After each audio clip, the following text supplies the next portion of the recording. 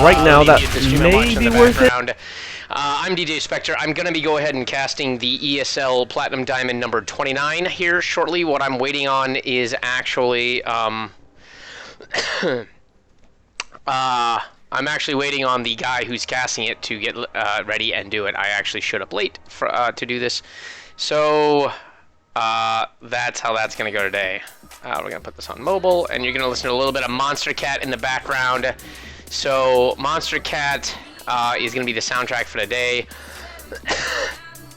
And we're just going to wait for the other guy's stream to sort of wrap up and see what happens. It's going to tap out. It's going to make...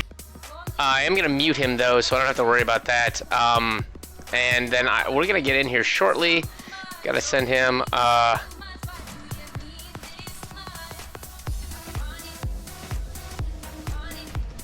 Alright, let's see here.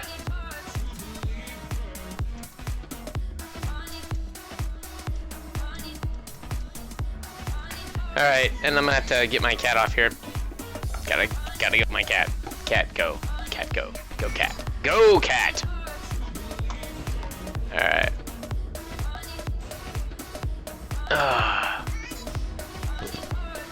And we'll wait for the Skype call to come in, and then we're gonna go ahead and rock out. That's what we're gonna do, bro. Alright, I'm being invited to a party. I don't know what's going on here. I don't even have the correct chat open, but I'm being invited to parties because I'm a party animal, apparently. A party animal, yeah, a party animal. We're gonna back that up. We're gonna back that ass up so I can get some gesturing going on if I need it.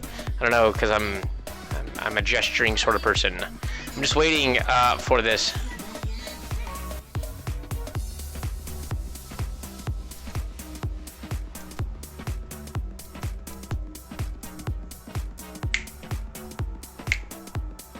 Alright, we're gonna do, I gotta update one other thing in my, all up in my Twitch chat. I need this.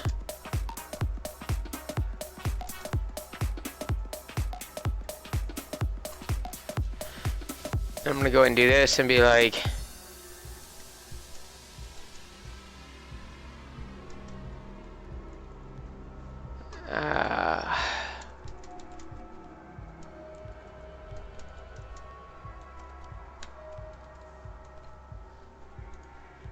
anyway, so we're gonna be joining them shortly here. Once this fool is online, we'll get rolling here.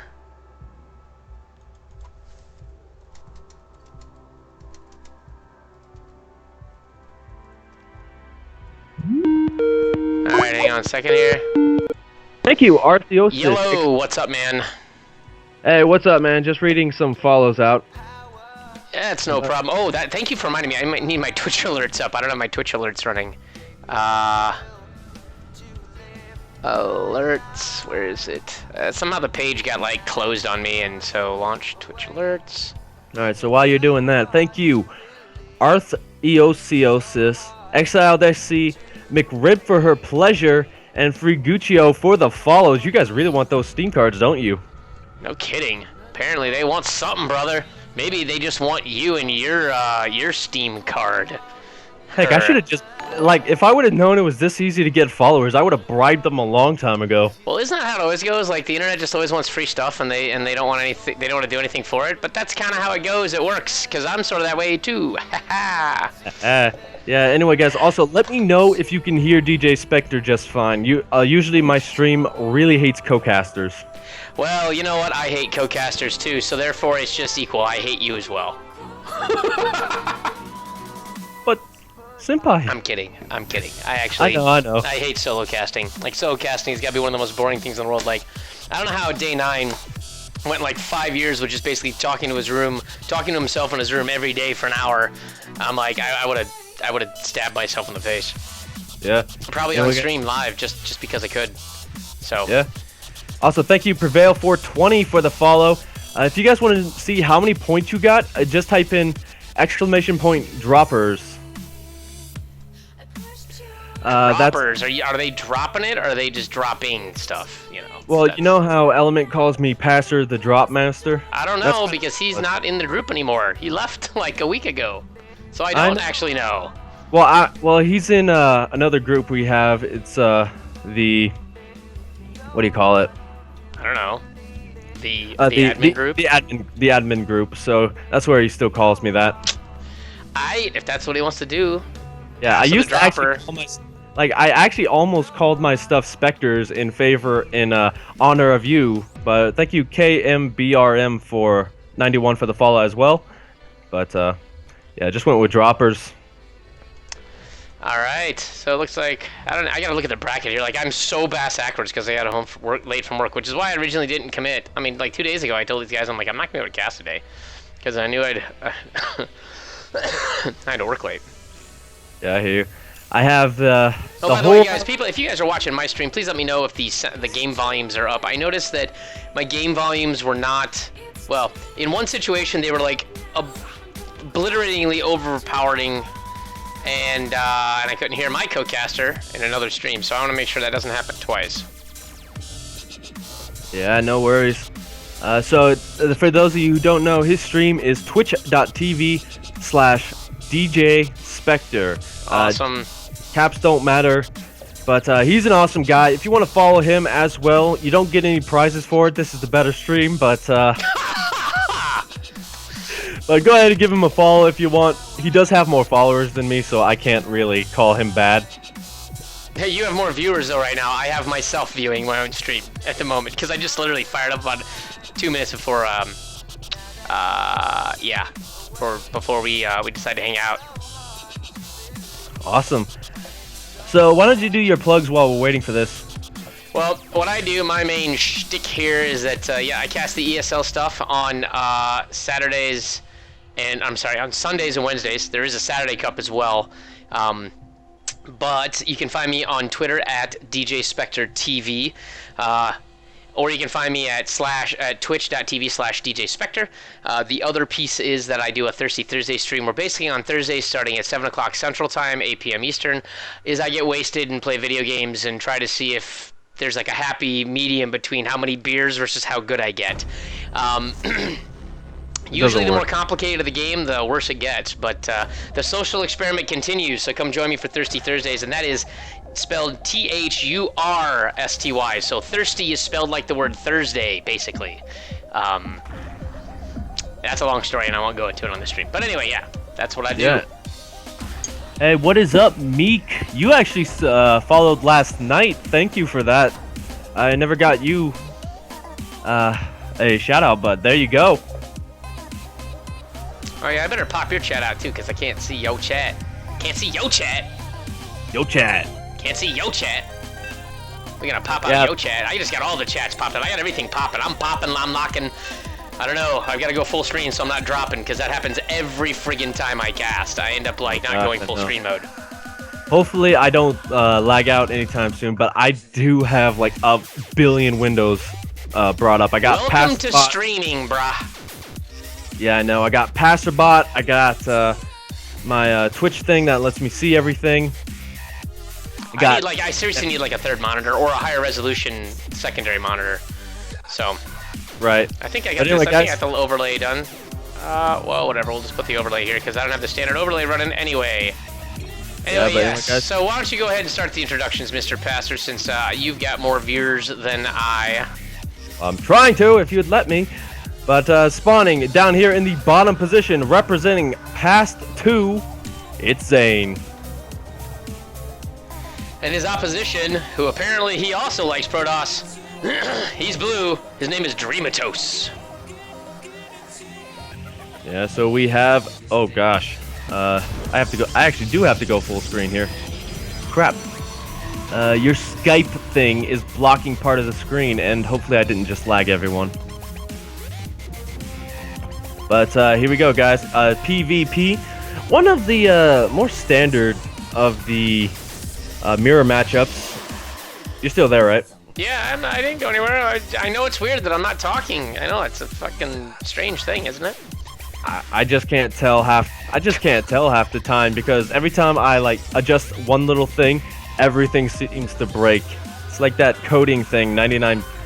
I'm not even gonna finish that. So cute. I don't even know where you were going with that, but you're gonna have to roll with it, my friend. 99 bugs in the code. 99 bugs in the code. Oh, that one. Down, sit around. 199 Bugs in the code. Bugs in the code. Yeah, I know. That's how it always works. I mean, I don't even do the development part of it, but trust me, it's like I used to code web pages like back when, like in college, and it's like literally, it's like, oh, I just want to fix the formatting on this one table, and then somehow now like your font is in like Arabic, and you're like, Yeah. what? Yeah, go ahead. Yeah, I actually took one class of computer science thinking I wanted to do that. Needless to say, I am not going to go computer science. You're like, by the way, I'm a plumber now. I'm gonna be picking up at Get Dual Screen or Tri-Screen Pro. Yeah, that's a suggestion from Alan for you. Oh, like the thing is, I don't have enough room on my desk. If you guys haven't seen my desk, like I have a better home theater system for my computer than my actual home theater in my living room. And the reason for that is because I've never actually, brace yourself for this, bought a TV in my entire life. Never bought one. Never, like I've owned and possessed TVs, but someone else has I've either had like a roommate that's had it or something. I've never actually ever Oh my owned gosh! Look in the bottom of the I map. see it, it's a little pylon. He's a little fuzzy pylon. And look, there's another little fuzzy pylon. And they don't see each other. Oh my god, there's so many fuzzy pylons on here. Neither player can see the other one. No. I think Dreamatoes actually got a glimpse of when that was canceled, but Nope. whole cow. Nope, there is no vision of any of that shit by anyone. Now, their vision is limited until the building completes and then the vision widens. At which point, then, Dreamatos, whose gateway is sooner, is going to see Zane's. But Zane won't be able to see his because it's just not going to overlap that way.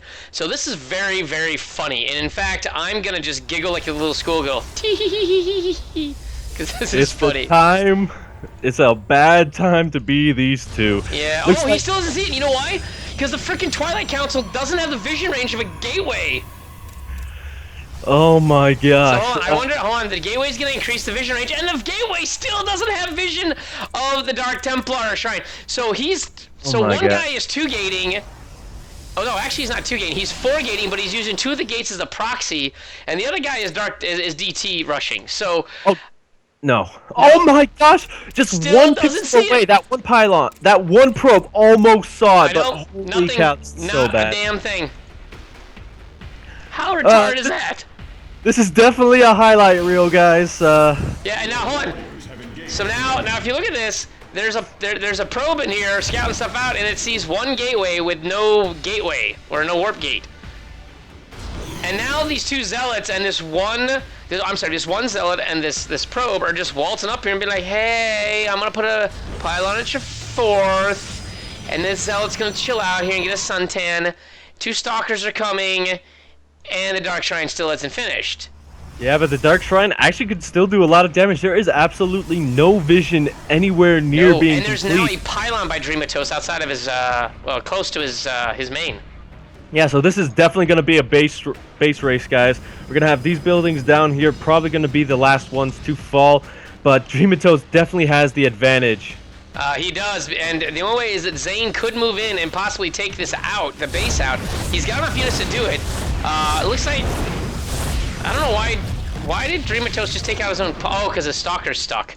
But here it is, there's the DTs wreaking havoc, and they are getting unlimited kills because there's no forge, there is actually no possibility for detection at any point here, whatsoever. Yeah, and these two will never...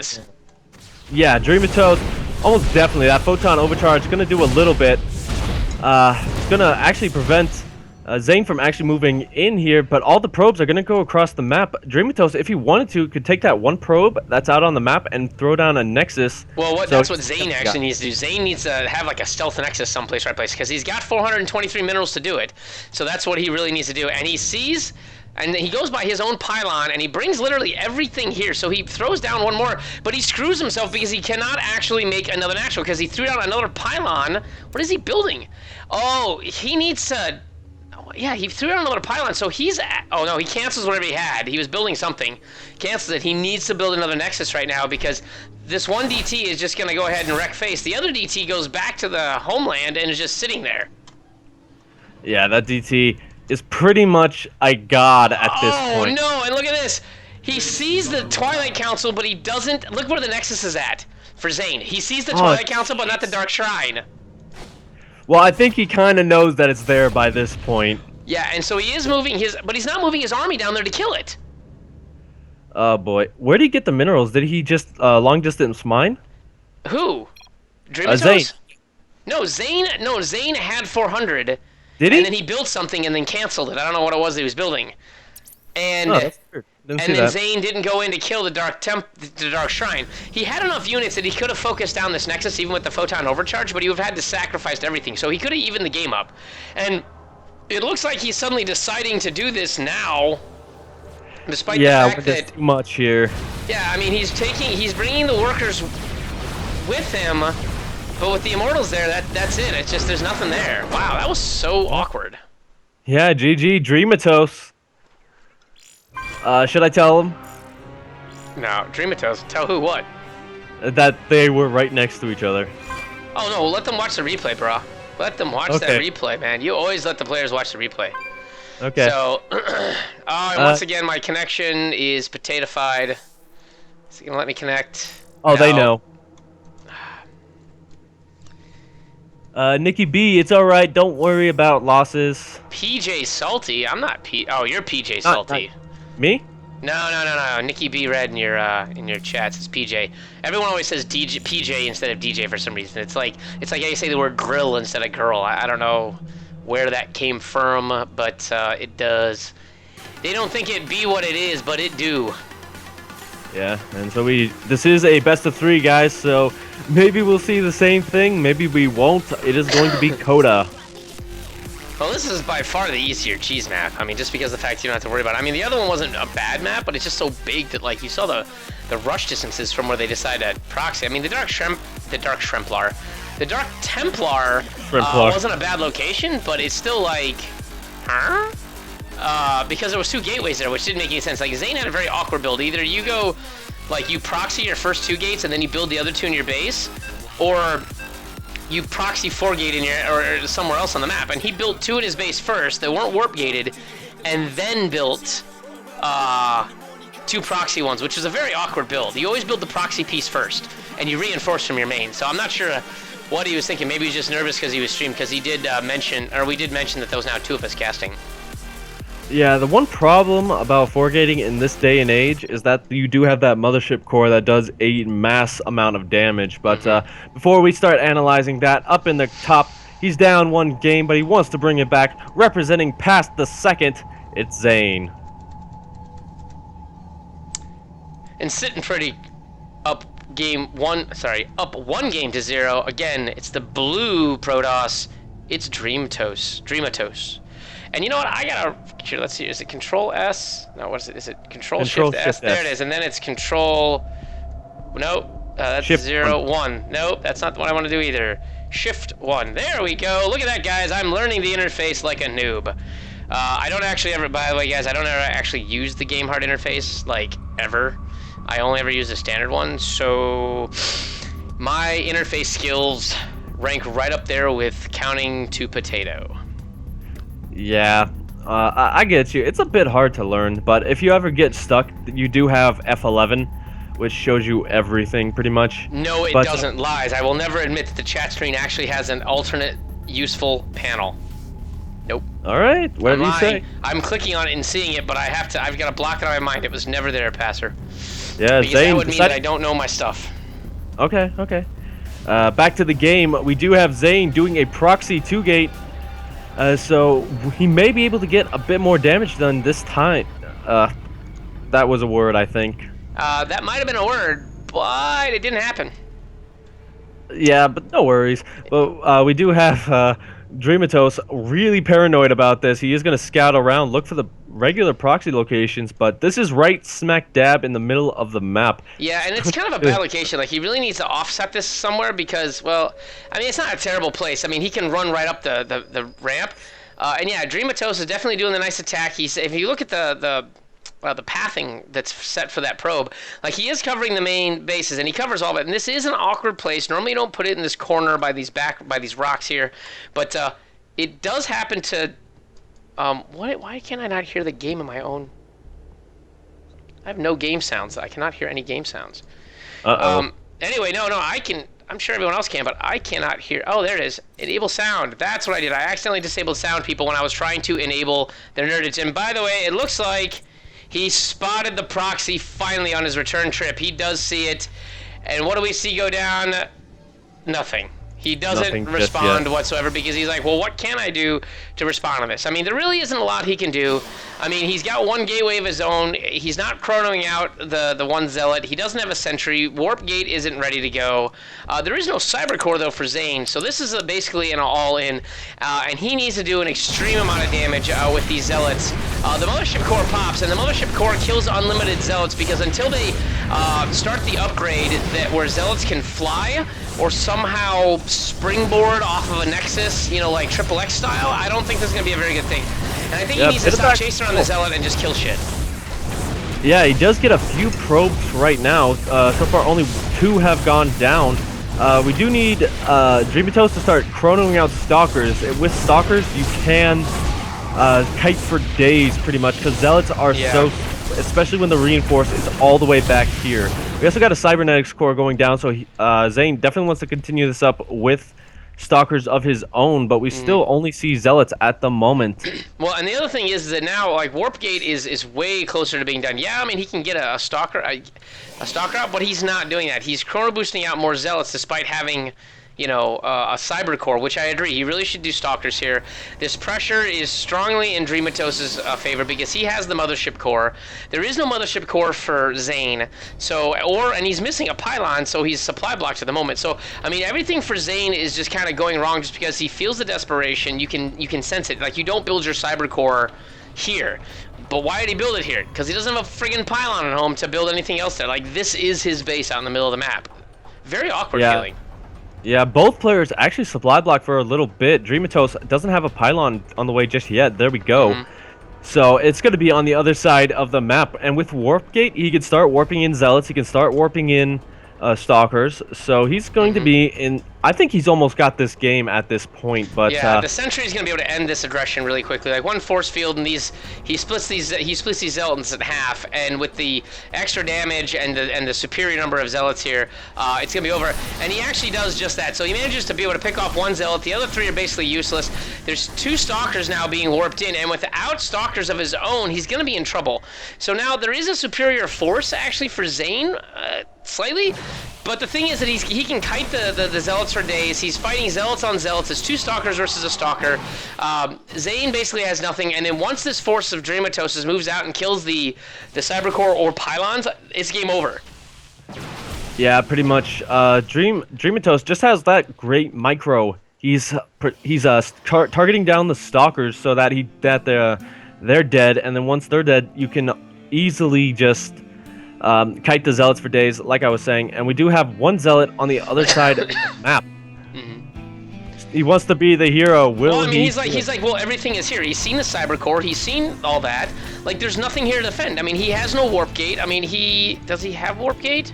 Yeah, okay, so he does have a warp gate. So once this gateway that's in the main finishes in the next 30 seconds or so, he'll be able to actually warp something in. But in the meantime, you know, he kills the Zealot. But I mean, there can be endless pressure from this pylon here.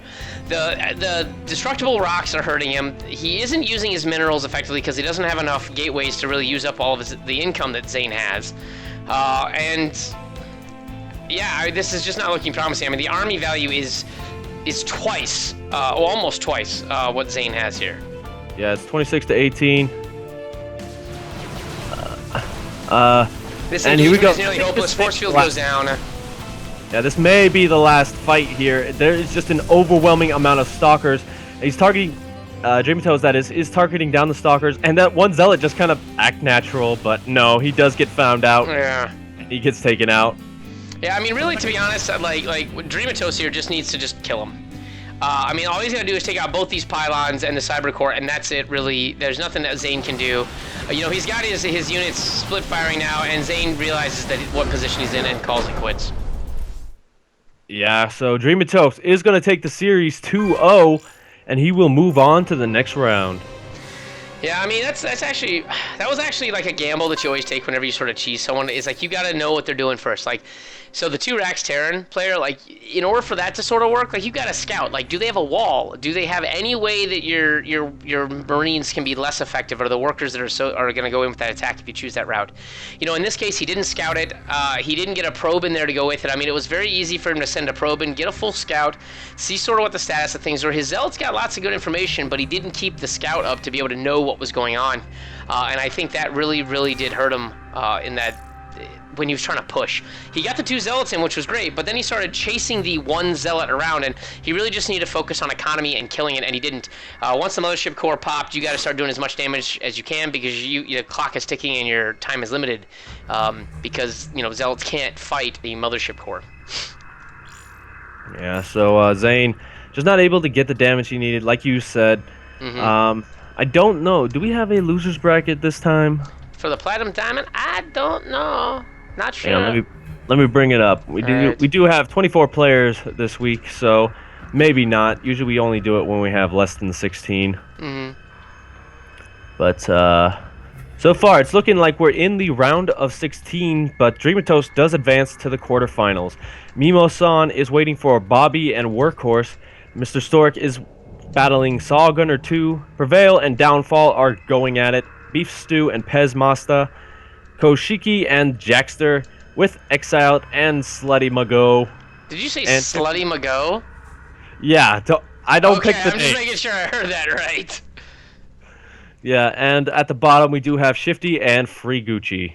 So we may have a couple of seconds here before we can get another game, just because our games have been going by so quickly. Well, let me do this in the meantime. What I would like to do is I would like to get your camera to put it on my stream so that people can see both of us, if you're down for that. Let me find the chat we're doing. I'm cool with that. I don't really do it just because it does lag me out immensely. Oh, it does? Okay, then I won't do that then. That's not a big deal. No, like it lags me when I'm when I do it, like when I bring someone else on, but it doesn't do it when it goes out for some reason, you know, math. All right, that's fine. Then why don't you go ahead and activate your camera, and I'll add you to the overlay. This may get weird, people, so brace yourself. Oh, I actually can't because I am using my webcam on my stream. Oh boy. You can't. Wait a minute. Whoa, hold on. If do you use OBS or XSplit? OBS. It takes no. There's no way. You can. Yeah, I know you definitely can activate it for. I'm trying, but it says can't start video because the device is in use. Program. Yeah. What? Oh, you know what? I wonder if you have hardware exclusivity set for your webcam. Do I? You might. I don't know. Like, this is just something to troubleshoot later. And by the way, for those of you guys who don't know or are just watching for fun, and if you guys just play the game and love the game, and you don't ever cast, and sorry, I'm stepping off camera for a second to turn my air conditioning on because I'm sweating through my shirt and I feel gross. There's so much stuff that goes into actually setting up like a good cast.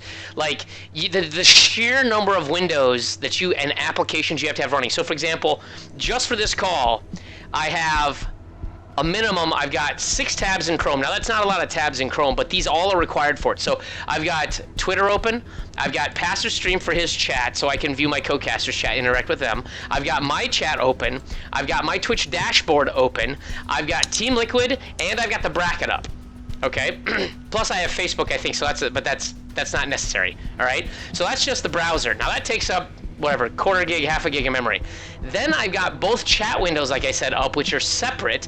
Then I have 2 different Skype chats up, one for the ESL tournament and then one for Passer, so I can talk to him privately about stuff without broadcasting it to everyone, particularly if there's issues with players or things like that we need to deal with, like on the side, because Passer's an admin for ESL also. Then you've got the game. You've got your broadcast software, you've got your webcam software running, because if you've got webcam problems, you can adjust that on the fly. Then if you're running things like Twitch or donation bots or Nightbot, you need to have those browser windows and programs running separately, you know? And then people are kind of like, well, why do you have PC problems? I'm like, it's a little complicated. So that's part of the reason, and you can see that obviously Password's having a technical glitch, and I have one where Battle.net disconnects me anytime I'm on a Skype call while I'm streaming. So Pastor can't run his webcam, and I can't apparently connect to Battle.net. So well, I am running my webcam. They're seeing my sexy face right now. Oh, you so sexy. So I think what it is Pastor, there's a in the hardware mode, there's a way. There's a checkbox in one of the tabs that says allow applications to take like exclusive control of this. And so what happens is that the very first application that gets access to that piece of hardware says, okay, no, you can't have this access to this device. So that's the problem. Well, it could be. It's one of several, but it's worth looking into if you want to troubleshoot it later. Yeah, I do use XSplit a little bit for just regular stuff, but I do like running this game at 60 frames per second just because it looks a lot better, and 30 frames really sucks. Yeah, and I agree. I do the same thing. Like, I did 30 frames for so long, and the reason why I didn't render at 60 is because I actually didn't have a stable overclock, as you know.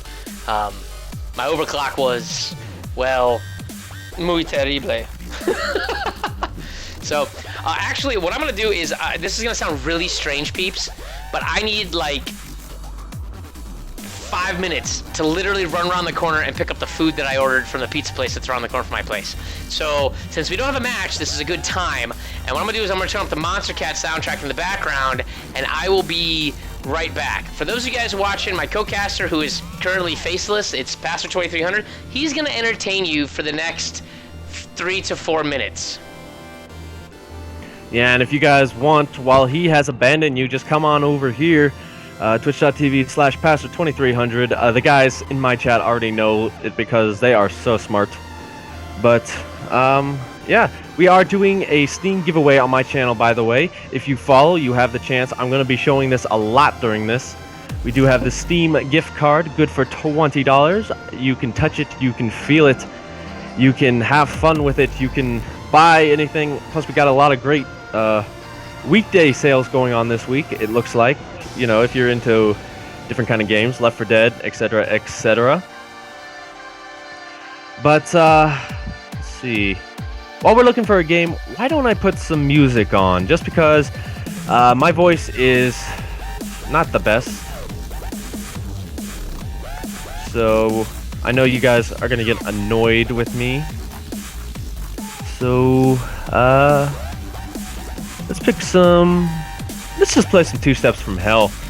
It's going to destroy my stream. That is an advertisement. Sorry about that. But we will be right back, guys, while I look for a game.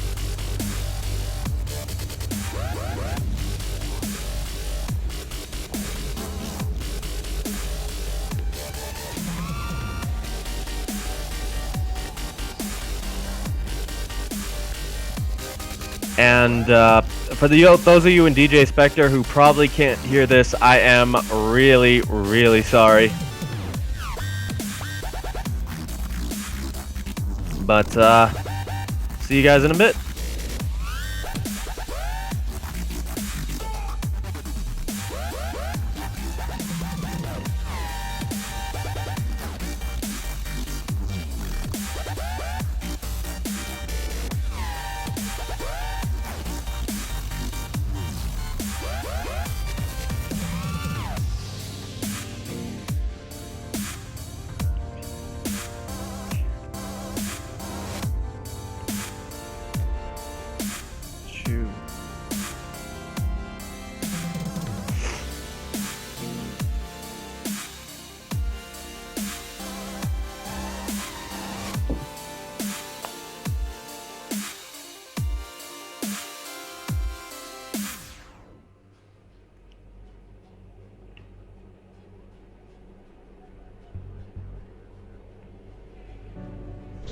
Alright, I'm back. Did Pastor leave? Pastor probably stepped away. I'm back. I'm here. Oh, you are. Well, welcome to the party. I was just playing some music. Nice, so am I. Actually, you know what's funny is I think this song that's playing actually reminds me a lot of the Mass Effect 3 theme song. God, words are not my strong point today. So, anyhow, sorry, literally that pizza place is like right around the corner, and I was like, I'm absolutely starving. Yeah, well, you actually came in at a good time. We got a game. It's going to be Dreamatos and Downfall in the quarterfinals. Nice. You know what's funny is that, would you like to know what I actually had for dinner before I started casting? What? A beer. Up here. I'm Singular. like, that's not gonna do much, but it literally was the only thing I had in my fridge that had calories in it. So I hate to say it, but I've done that one other time too. Not beer necessarily. It's a much longer story that I'm not gonna go into and is not really appropriate for small children and old ladies. Well, maybe the old lady part. No, definitely not the old lady part. Anyway, so let me go back to the bracket here. Yeah, so if you guys are watching, this is the ESL Cup ESL Platinum Diamond Cup number 29 for North America. Not that it's only North Americans, but you can Yeah, you can come in anywhere. It's convenient for North American people the time at which they hold the tournament, which is really ironic because most of the admins are Australian. I'm like, yeah. I never figured that one out. It's like I don't know. I think it's like noon or something where they're at. So whatever that's all about. But sorry guys, I am gonna eat on camera, and normally I don't do this during my casts, but I have to. I'm dying. I literally started casting as soon as I got home from work. Like, I fed the cat, I changed pants, and that was it. On the internet I go.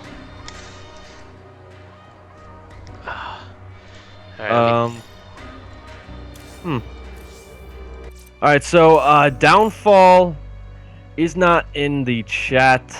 So there's so many of those people who do that. I know. I'm gonna go on a little bit of a hunt. Well, you're gonna stalk this guy? Only the ESL admins stalk people. Yeah, I'm gonna go stalk him. If you guys don't know, I stalk everybody, so I've probably stalked every last one of you at some point. Creepy thought, I know, but yeah, it's dude, all like, right. for real. Like, you're admitting that publicly? Just realize I do joke a lot. I'm not stalking him. I don't stalk anybody. I'm not allowed. But yeah, you know, you're not allowed to kill anyone, but Jeffrey Dahmer made a whole career out of it. I'm kidding. Anyway, do what you gotta do, bro. Let's get this going as soon as we can. In the meantime, I believe Pastor might have mentioned earlier, but for the people on my stream who did not hear him, the bracket is shaping up this way. Currently, that was the round of 16 match we saw. Other matches in the quarterfinal that are coming up, actually looks like Mimo-san gets a bye, actually. No, I'm sorry. He's waiting for Bobby and Workhorse to actually finish. And so what it is Saw Gunner 2 is actually... he's in the quarterfinals, but he's going to have to wait for this round of 32 match to actually finish. Part of how he got into the round of the quarterfinals so fast is he had a bye into the round of 16, and Mr. Stork took care of Ghoul in short order. Yeah, we haven't really won it yet. Yeah, elsewhere in the round of 16, you have Downfall that advanced to the quarterfinals over Prevail, which is kind of funny because it looks like Prevail did not prevail. It looks like Downfall was Prevail's downfall, or something like that circular reference. We just witnessed Dreamatos actually defeat Zane, so the American overcomes the Canadian in that case. Beef Stew and Pesmasta are still duking it out, as well as wait a minute, Koshki? I know her. If we should do her match. She's an amazing Protoss. She's also another fellow streamer. Well, yeah, she wanted to be casted earlier, but Stork got to me first. If you want, we can head over there. Let me see if she's still on time. It looks like she's... She was having a bit of a problem with her opponent. All right, well, I'm gonna ask her. All right, I think this is the guy she's having a little bit of a problem.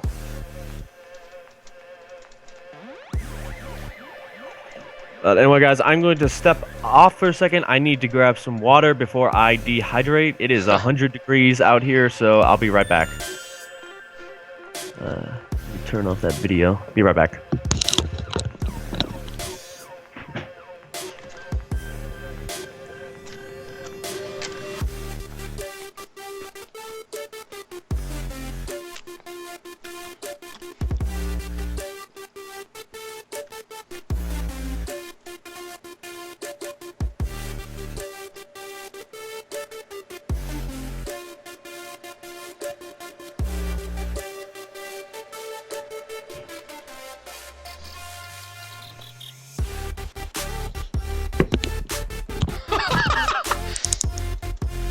Alright, there we go.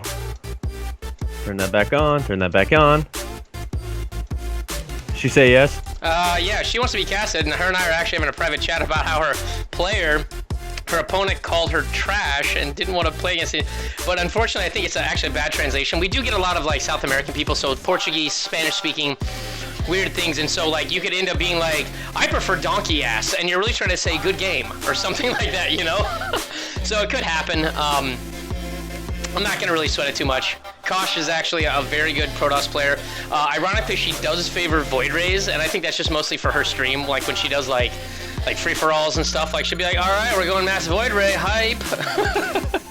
So it is kind of funny. I do want to see how she performs in a tournament, though. She was gunning for Masters because she's a high diamond player, so I wonder if she actually, like how close to the cusp she is.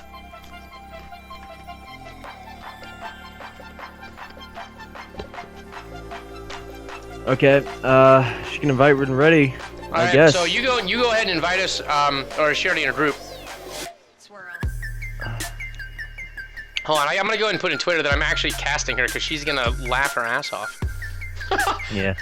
So let's see here. All right, so guys, we are still just waiting on Koshki. We did let Dreamatos know that we were going to cast DJ's friend.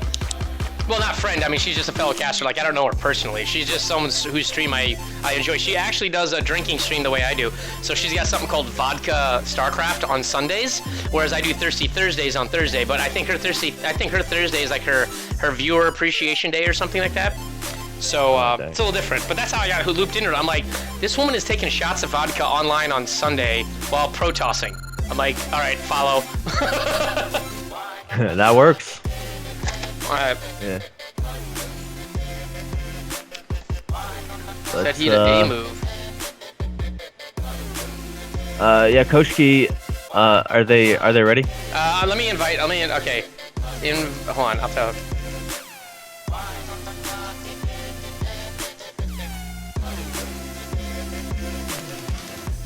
All right. Let me.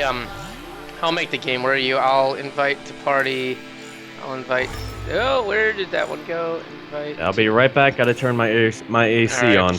No problem.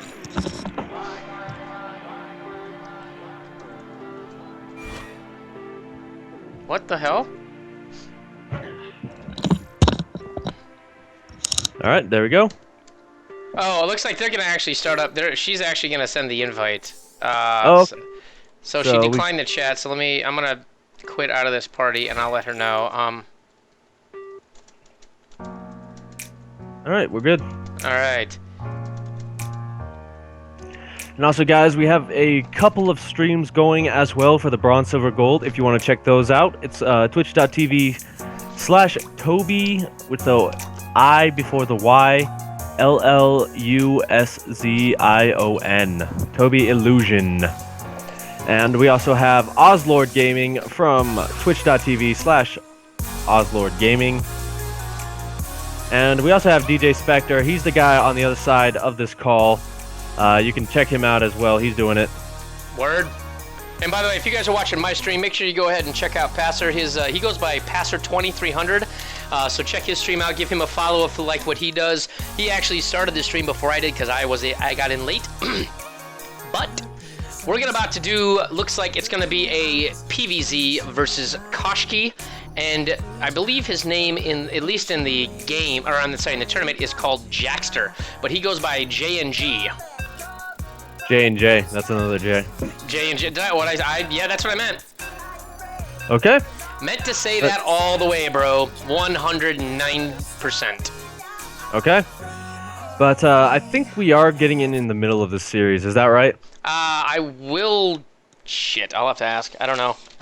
I forgot to ask. I didn't even know what map we were going on because apparently, like, the guy wasn't... Her opponent wasn't responding. So, there was some confusion to get this going. But I will ask if we're capable. Okay. If one of us is a ref. If not, I'll ask in the party. I don't think we are, but you can party it. I'll party hard. So let me do that real quick here. What? Oh, we're not in party. But go ahead. We were invited to the lobby, not the party. What is the series score right now? Okay. Alright, but anyway, guys, spawning in the bottom left position, representing rival, it's going to be Koshki. I should have let you do that. That's fine. No big deal. We're casters. We're indifferent. However, in the upper right-hand corner, her opponent, who decided that he was going to make a casually late entrance to this particular match, it's Jackster. So, some things we've seen out of Koshki. So she is a very proficient Protoss. I think one of her styles is that she's very good at avoiding being supply blocked, so I don't think we're going to see an issue with that here today. Sometimes you'll see even like high-level pro gamers will go ahead and get stuck with that, but it's almost like the mantra of probes and pylons, probes and pylons. That's very much her mantra. She does favor Colossus-heavy play, and she also does enjoy air play. Now, I don't know in competitive scene if she'll go the air route, but she is very proficient at going it. If she decides to go Mass Void Rays, we're going to see some Mass Void Rays, let me tell you. Yeah, hopefully. I haven't seen Mass Void Rays in forever, and they're only fun when you're not on the receiving end of them. Yes, yes. And so maybe we'll see that, maybe we won't. It's up to her. And she's actually part of Rival Gaming. Isn't that a pro team? I'm not sure if it's a pro team, but I do know that it is the clan that she's part of, and she does have like clan practice that she does on one of her streams. So if anyone's ever interested in seeing what her clan's all about, you should go ahead and check out her stream from time to time. She is another fellow streamer. That's actually how I know of her. So, oh, and it looks like we've been told in my chat by Bontame that this is a series leading with, and what is it? It's Control Shift S, and it looks like Koshki is leading. So that's. Okay, so yeah, it looks like Koshki is leading 1-0 currently in this. Okay, that definitely works. It looks like we are going to see a fast expand out of Koshki. She is throwing her cybernetics core down part of the wall. I actually don't really agree with that too much, just because if you lose that, you lose access to pretty much all of your later game tech. Mm-hmm. But it is a hatch first into spawning pool on the other side of the map. Gasless for now, but that is changing very rapidly. Yeah, I mean, it looks like I mean, obviously the pool's done, so he didn't go for fast speed, because if he had, he'd had the gas a little bit sooner. Koshki here does move her probe in, does see that there's only one guy in gas, notices that there's no fast quiver on the... Sorry, no fast quiver on the... spawning pool to indicate that it has started, and she does know that the hatchery has gone down. These two quick Zerglings are going to come out and just kind of hold position here at the front in case there's any kind of like, quirkiness, in case Kosh were to break out like, hey, yo, here's a pylon, I'm just going to stuff in your face. But that's not really her style. As you can tell, she's got her mothership core well positioned out front, and she's got her forge basically sitting in the front. Yeah, good night. Hey, good night, Nikki B. Red. Good luck with your internet. Nexus has been thrown down for Koshki as well, so this build is quite underway. Looks like she actually may be going for a fast immortal attack with +1. This is just speculation at this point, but that's usually why you get a forge that early, and she is walling off completely here. So maybe we'll see a really aggressive attack out of her soon. Yeah, I think one of these things is that as Protoss and Terran to a lesser degree, when facing a Zerg opponent, you've got to deal with the fact that they can go for, a lot of early Zerg harass. You can send 6 Zerglings across the map pretty fast without any real effect on the Zerg economy or drone production. You can also then go ahead and do a Bane bust. As you call it, we do see plus weapons going down. We do see a Warp Prism coming out, but we still only see one gateway. So at this point, like, she's gone for a very sort of static defense. The Overlord sees that one photon gain in there, knows that there isn't a ton there to really work against it, and decides, hey, look, I'm going to go ahead and take a third because it's safe. There's not going to be any aggression out of this Protoss player yet. Yeah, but I think I know what this build is. This is a pretty all-in, kind of. But what she's going to do is she's going to get 2 Immortals, put them in this Warp Prism that she made, and she's going to keep them alive for as long as possible while keeping these gateways, or gateway at this point, pretty much working overtime. I saw this on Pluto stream. That's the only reason I know about this build. Of course, Pluto would be the one to come up with this, right? Yeah, of course. So it looks like she probably Oh. try for an immortal drop. I mean, she's chrono boosting out 2 immortals. The warp prism's already out ready to go. Now she goes ahead and drops 4 extra gateways. Holy gateways, Batman. Yeah, so this is almost all in, but Mm-hmm. if she does a lot of damage, she can easily go into whatever the heck she wants. Mm-hmm. She can almost do that anyway, just because the power of Protoss. I say that with clenched teeth, but yeah, this is gonna be really, really Holy powerful. cow! No, no. You know what this is? What? This is an immortal drop into a 7-gate all-in. She now has 7 total gateways, 6 of which are still under construction. Holy crap! This is insane. Now the amount of Zerglings that are coming out to try to defend this third, there aren't a lot. The thing is that what she is going to be able to do with this Warp Prism is she's going to be able to basically snipe off this Roach Warren in no time flat and then move over and snipe off the the spawning pool almost as quickly. Now the Zerglings be able to get back, but still, that's a lot of damage to do. Yeah, and the thing is, J&J has no idea of this. He hasn't seen the gateways in the main base. These Immortals are going to be that DPS as long as she keeps them alive with the Warp Prism. She's going to be in a world of good spot. Yeah, We do and see she's that got a good Hydra composition too. Go ahead. No, I was gonna say she's got a really good composition too. Yeah, unfortunately, droning up behind this, that's not what you need to do at this point. The Immortals are going to come in, and the Warp Prism is going to... Like, this is almost GG right here. There's no units on the map. These two Immortals going to town. A lot of Roaches trying to defend this, but you really want Hydralisks instead for that DPS. Well, it's the fact that the Immortals have, like, unlimited shields. I mean, neither one of her Immortals has really taken any... I mean, has she lost an Immortal? No. Her Immortals haven't even taken shield damage yet because of this composition. And without a Queen to take out this Warp Prism is just going to continue to rain reinforcements on this Zerg army. And unfortunately, Jaxter, also known as J&J, is just not going to be able to hold it here. I mean, the Roaches come out and they're going to be able to do some damage, but I mean, versus the Immortals, they just evaporate versus 2 Immortals. Yeah, especially since they're not being rallied together. They're all just kind of attacking in small groups. So they are getting taken out so quickly. My gosh, I have never, ever seen a Roach die that fast unless I'm playing, but... Ha! HG. And Koshki manages to take, I believe, that at least that game, and very likely the series. Yeah, so GG Koshki. Awesome. And you know what the thing is, that was defendable with that. If he'd have gotten the Hydra Den out, which admittedly that would have been a super fast Hydra Den. Did have one. I mean, no, I meant like earlier. He didn't able to pick off the Warp Gate. I'm sorry, the Warp Prism, and that was the straw that sort of broke the camel's back in that fight, really. There just wasn't anything he could do to kill the Warp Prism and the reinforcements. But still, congrats to Koshki for taking game 2 of that series. And if her next opponent shows up, and let's see here who that would be. I'm sorry, I'm burping, guys. That's what I get for trying to cast and eat at the same time. It looks like her... Well, she hasn't reported her match yet. But it looks like whoever comes out of Beef Stew and Pesmasta, which, by the way, what is it with these names lining up being so ironic? Like, you've got Downfall and Prevail, and then Beef Stew and Pesmasta. Like, those are 2 food names, you know? Yeah, so we very, actually very plan it that way. If they have a funny name and it matches with another funny name, we put them right next to each other. Yeah, That's not true. That's not true, but, you know. Neither is our cast half the time.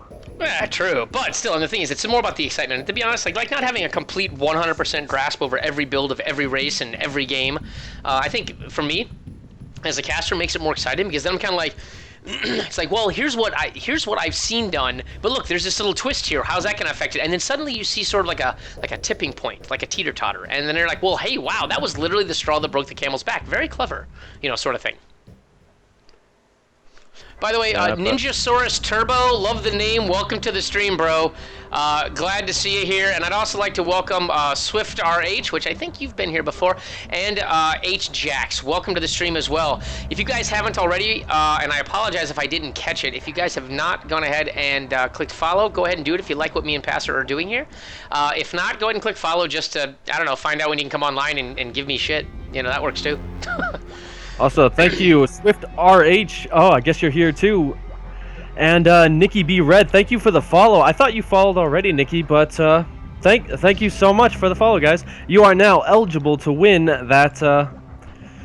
You are now eligible to win the gift card. Yeah, Pastor's bribing people, so you know, you can hang out with me because I'm just cool, or you can hang out with Pastor, who just hands out $20 Steam gift cards randomly on his stream. Yeah, I've gotten like 10 follows today. So if it works, use it. You know what? That's like really hot women like being like, well, I'm not gonna try modeling for a little bit. Like I'm still gonna go become like a brain surgeon, but I'm gonna do this modeling thing just for like a couple weeks. And you're like, well, if you got it, girl, use it. It's like dudes. It's like, hey, look, you're big and tall. Go play basketball for a season. All right, fine. I'm 7 foot tall and I'm in 8th grade. It's like, do it. You'll be fine. Trust me. Yeah. So I gotta go actually find out what happened with my... There's my dashboard. Okay, there we go. Things are working the way they should now. But yeah, if you guys don't know, Passer2300 is his Twitch ID. So twitch.tv/Passer2300 to check that out. We are still waiting on quite a bit actually in this bracket to update here, though, Passer. I mean, this is like those.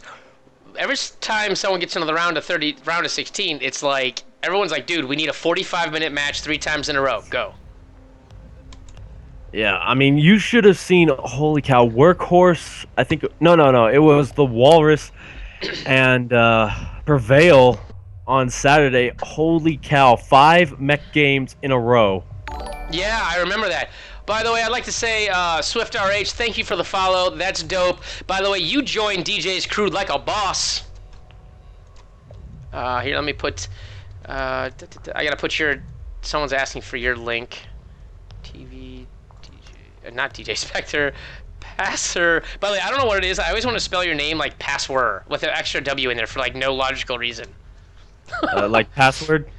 Well, yeah, but like, yeah, password, except for just there's no ORD on the end. I'm like, I don't know why I just keep wanting to do that all the time. It's alright, sometimes I do that myself, and it's really annoying. Ha! But, Bontame is like, so weird seeing you cast without a beverage. You missed it. I drained this one earlier, Bontame. I'm saying Bontame, sorry, I forgot your name's got like more syllables than I can pronounce in one slurred word. But yeah, I did drink this earlier, but you're gonna laugh. I drank this one because I didn't have anything else in the fridge, or in that apartment to drink, and I just got my food not long ago. So, I'm not an alcoholic, I was just hungry. I've never heard anyone say that ever. Oh, you know what, and no one wants to hear in-game music when you can listen to Monster Cat. So that's what we're gonna do. By the way, if you guys want to know, the music I use in the background is, and always will be, Monster Cat. You can check them out at twitch.tv/monstercat. Just those 2 words put together. They typically do EDM mostly. They do some like chill step and dubstep stuff, but anyway, yeah. It's DRM. It's mostly DRM free.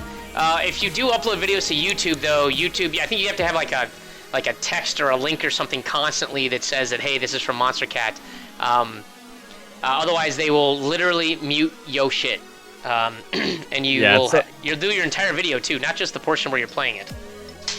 Yeah, that's the problem with YouTube. Like, I remember way back about like 2 years ago, someone was talking about Pokemon for like 2 seconds in one of their shows, and then they got like their whole stream muted for just 2 seconds of content.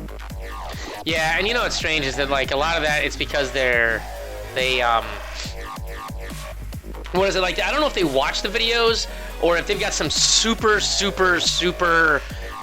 like way of knowing, because like the streams that I've directly mentioned Monster Cat in don't seem to, when I upload them to YouTube, don't seem to get muted. So it must listen for the term or the word or the whatever the sound wave thingy to do that. So let's see here. Was it at? Looks like Equilibrium is also now casting though. Oh, we're all up in the Spanish cast. Yeah, let me suggest you in here. I mean, my Spanish is okay. I mean, I can't do a whole cast in it. All right, this is quite a. Oh my God, how many? Oh, because we have the Spanish group in here, don't we? Yeah, that's Equilibrium. So at the end of this, instead of saying GG, all we're gonna hear is goal. I was talking about that last stream. Holy cow, that's funny. But yeah, we do have Exiled and Equilibrium. They are over on their channel. I'm going to post the link as soon as I can find it. There it is. So if you guys speak Spanish or want to catch up on your Spanish, let me do this for Spanish cast. Type that in chat.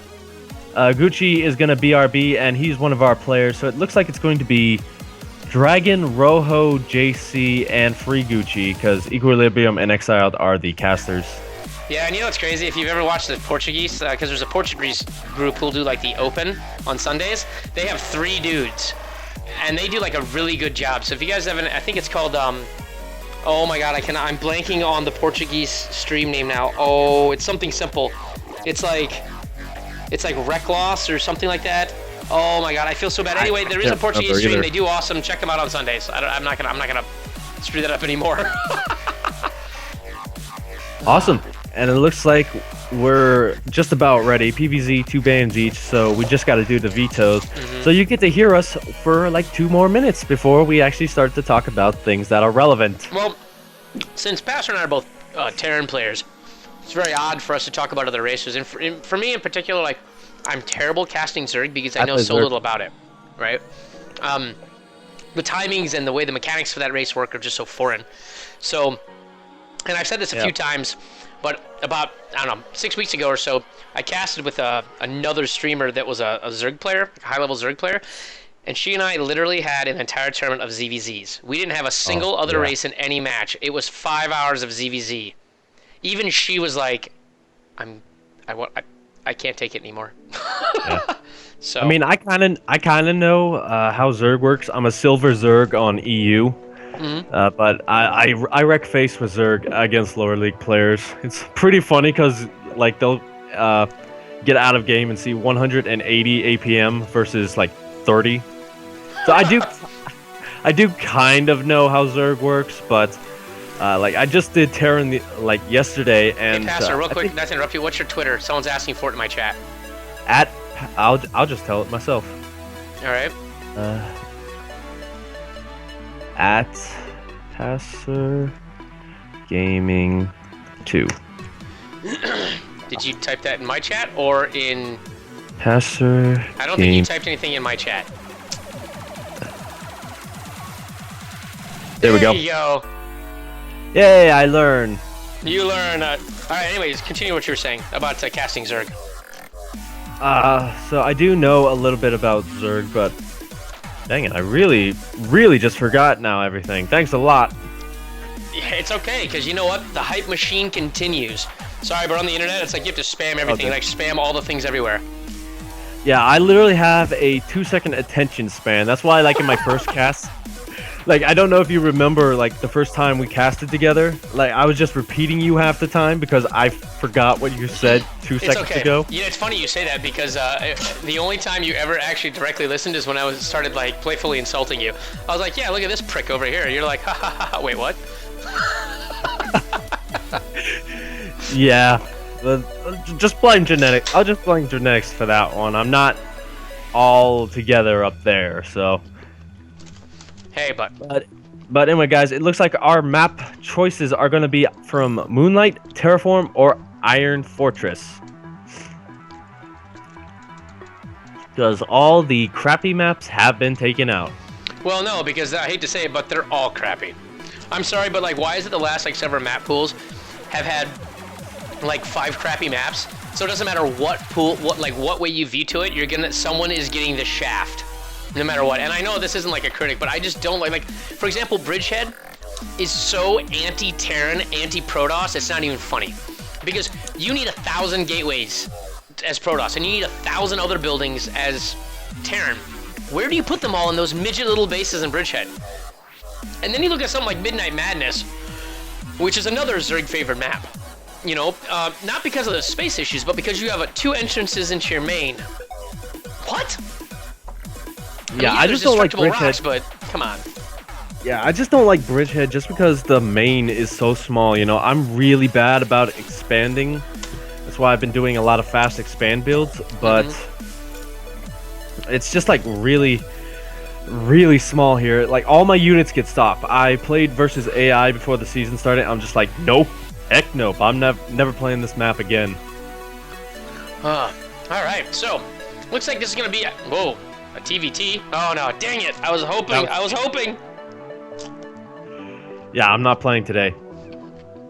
No, there was actually the winner of the Open, I believe, was actually a Terran, and then the winner of last week's Platinum Diamond was a Terran too. So, as far as the ESL tournaments are concerned, Terran has been on like a steamroll.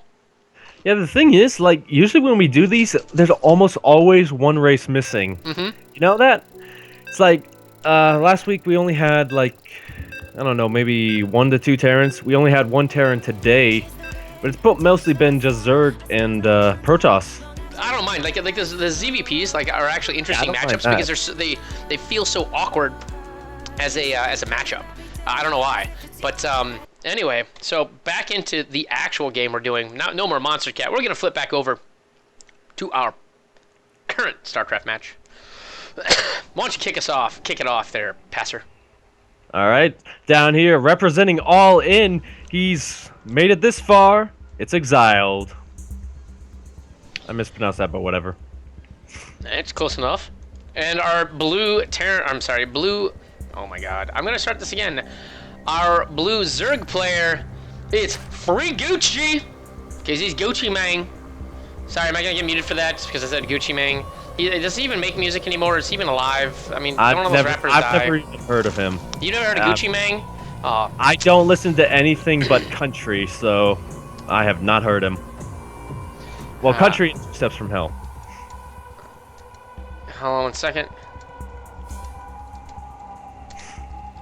Alright, so we are currently casting another match, though. I think the wrong one. Yeah, sorry. I meant to type it to... I got a message from Koshki, sorry, Alright, I think we just threw them off a little bit. Good, so we get some crazy builds now to make up for that. Yeah, whatever, sorry. That was my mistake. Don't forget your production tab, by the way. Yeah, you know what? I need production tab and I need names at the top. Well, I guess the names are kind of redundant, but I need to put Shift S. That's currently a 0-0 and a best of 3. I don't know how to change the best of 3, so if we get to the finals, you have to tell me how to do that. It's Control Shift and then either 5, 7, or 9. Ha! Nice, like it, dig it, awesome. So where's the best of 13? Best of 13, not there just yet. That's a whole tournament. What about the best of 69? Like, we need a best of 69 tag. You're gonna laugh, but but the interstate that went by my well, it actually went to my home state was I-69. Oh. I'm not kidding you. And since it's the interstate system, it's the only one in the country. It does cover half of the Midwest, though, but still. Anyway. I think I've been on the 69. I think when I was moving stuff. I think everyone's been on that highway just because they want to steal. Like, it's seriously the most popularly stolen interstate sign ever. Oh, did you see the probe? No, I guess he misses the probe barely. Where's the probe? There it is. Yeah, it's right here. It was out here scouting for somewhere. However, the Overlord is now going to catch sight of the probe. I don't think the probe can see the Overlord, though, due to the high ground vision issue. The Overlord, though, does... well, he doesn't quite see the Nexus, but it's kind of assumed with that probe just chilling out there that there's a Nexus. And I don't know what that ping was for. Was that you? I think they're trying to say what a third base is on this map. But this is a gasless opening out of Exile. That's going to allow, not Exiled, but Gucci. So this is going to allow him to get a lot of units out pretty quickly here. He's already got those 2 queens. Mm-hmm. And that is the Spanish cast telling you where those third bases could be taken. Guess there are always... blah blah words in the same order, not good. But I guess they're trying to say that he needs to take a base soon, just because he wants to stay ahead in this point. Yeah, and by the way, Bontame says that Bridgehead is Zerg favored as opposed to because there's a ridge for the tanks in the margin. Actually, I don't think you can. I'm not sure if you can put tanks up there. I guess I haven't tried, usually because I get wrecked on the map. So I've checked. I don't think you can either. Well, no, I think you're talking about the ones in the corners, but in the middle of the map. I think there is one you can put in the middle of the map. However, I'm not totally certain, but I still think that it's Zerg favored. It is definitely not, as far as bases are concerned. It is not favored for Terran or Protoss due to the claustrophobia, and the Muta harass on that map can just be absolutely extreme. Oh gosh. Yeah, it looks like KBRM is going to root for Gucci, Oh, and we do have that third base. oh, we Go got ahead. a Gucci Mane fan. Yeah, but we do have Exile being the Protoss he has always meant to be. He's got those 2 pylons going out near that third base. Honestly, Gucci should probably just cancel this and try and defend on 2 bases. We do have that evolution chamber coming out pretty early, but no units just yet, just queens. With those sentries, this is going to be a really hard hold unless he can get that out now. Yeah, I mean, right now, looking at it, it's just queens. The army value for Protoss is behind, but it's going to quickly catch up here. He has 1 sentry here to help, but there is a little tiny hex between the southernmost pylon and the lower of the 2 gateways that is natural. So if there is a Ling run by, they will be able to get in unimpeded. Yeah, so this isn't fully walled off.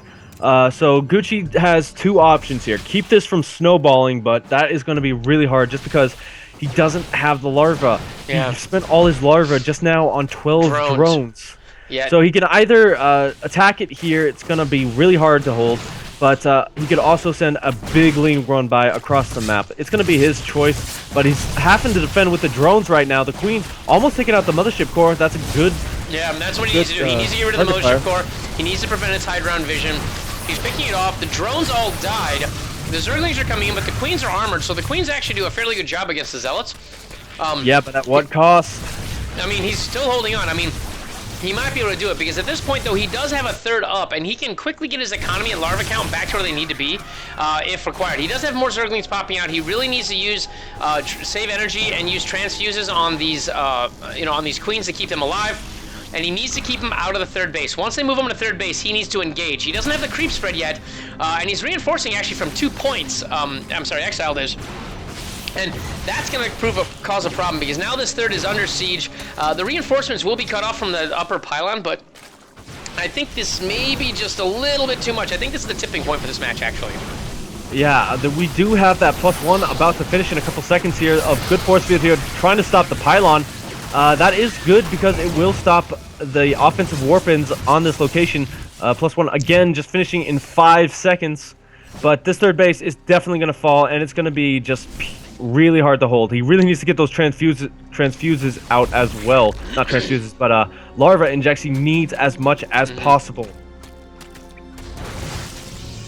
But yeah, this is pretty much snowballed almost to the point where he can't really hold it off. Yeah, he doesn't have a Roach Warren to be able to do it. He's got a couple of Spine Crawlers, but unfortunately they're going to be picked off quite easily with the Stalkers and the Zealot and the Mass Zealots, because he's got almost over a dozen Zealots here, and it doesn't matter what the... Oh, and he recognizes it too, GG. Yeah, so Exile taking the game in great fashion at the 10-minute mark. We'll have to see if he wants to go for that aggressive style in the next game as well. And once again, my stream goes full all up in your face, crazy. Let's take that off, let's connect. I will not be typing my password accidentally into my username field. We will re-add StarCraft here.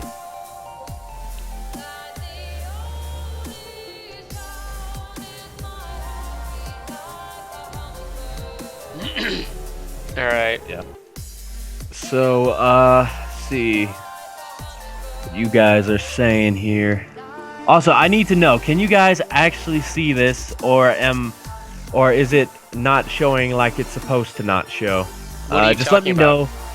Like, I have this Twitch thing up from my Overwolf, which lets me see Twitch chat, but it's supposed to not be seen just because I have it set to never stream it. But sometimes it kind of you had your chat visible on your stream, and it's like right in the middle of the screen. Oh, okay, so you guys can see that. I could earlier, but I haven't looked at your stream because it causes lag on my end when I'm watching, like, quad HD streams. Yeah, it's like streaming. Yeah, it's not a big deal. It's not showing anything just because it's pretty translucent. Just good to know what's shown so I can adjust where I put my cursor. So this is going to be game number 2 of this PvZ series, guys. Apologize about the eating. I was absolutely starving. Thank you for putting up with that for the last hour.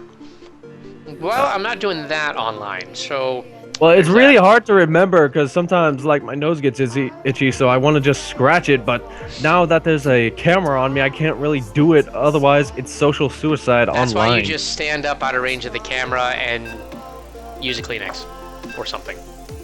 Whatever. We are hopping in the game right now, guys. All right, this is game number 2 in our epic PvZ series, and we're gonna go ahead and turn music on. We're gonna go ahead and take and get rid of, well, not get rid of, just mute Monster Cat. Go back to this game. Oh wow. Yeah, and here we go. He's down 1 game. Will he be able to bring it back? Representing 1F Academy, it's Free Gucci. And the Protoss taking the last match in convincing fashion. He's teal. He's in the upper right. His name is Exiled. So I think that the Achilles here was that there was no early aggression from Gucci at all. He didn't move out of his base whatsoever. He saw the fast expansion from Protoss, but then decided to take what I would call a late third in response to that. Like, it was an early third, but it was late based on the response of what we saw there. And I'm still looking for a good place to put this. I'm going to put chat up here, I guess. So, I think in that sense, I think the Gucci man needs to take his 2 bases. He needs to attack. And I think he needs to keep the pressure on Exile. Why am I burping like a newborn here? Oh, good God. All right. So anyway. Right. So yeah, I think that that's what he has to do. I think he needs to delay. Okay, I give up. I'm hiccuping. So you have to cast until I fix my hiccups. Okay, so I'm supposed to cast anyway. It's my channel, but we do have Free Gucci going for that gas style once again. This is actually pretty good against Protoss, just because you're able to get those units out as quickly as possible. It gets your economy steamrolling, and this is going to be a hatch first. Again, this build allows you to go for that 3 base rather quickly. And on the other side of the map, we do have a gateway. Looks to be maybe a fast expand. He does throw down that pylon on the high ground, so maybe not going to expand just yet.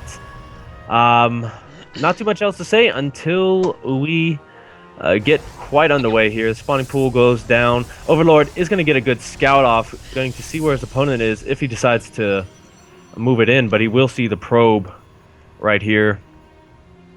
All right, so now... And I think that this is a safe move by Free Gucci. Free Gucci now, he's got a spawning pool like 40% finished. And, you know, his natural is going to finish here about the same time the pool does. He'll be able to get a decent amount of lings out. And with only 1 zealot and, you know, no mothership core out because the cyber core hasn't finished, there's a potential for him to be able to get some units in here before the mothership core pops. Yeah, we do have the gas being taken for that early, not really early, but we do have that speed ability to get that there. Kind of want to see on this map, maybe go for the faster third, just because it's a bit easier for a Zerg to take. Maybe not as so much to hold because it is so far away, but with creep, it is a bit easier to hold on to it, and it is pretty far away from the regular attack route that Exiled would take. We do have the Queens on the way to start those injects as well, and 100 gas is on the way. We'll have to see if he decides to go for more than that to get those roaches out quicker, or just go for a faster layer.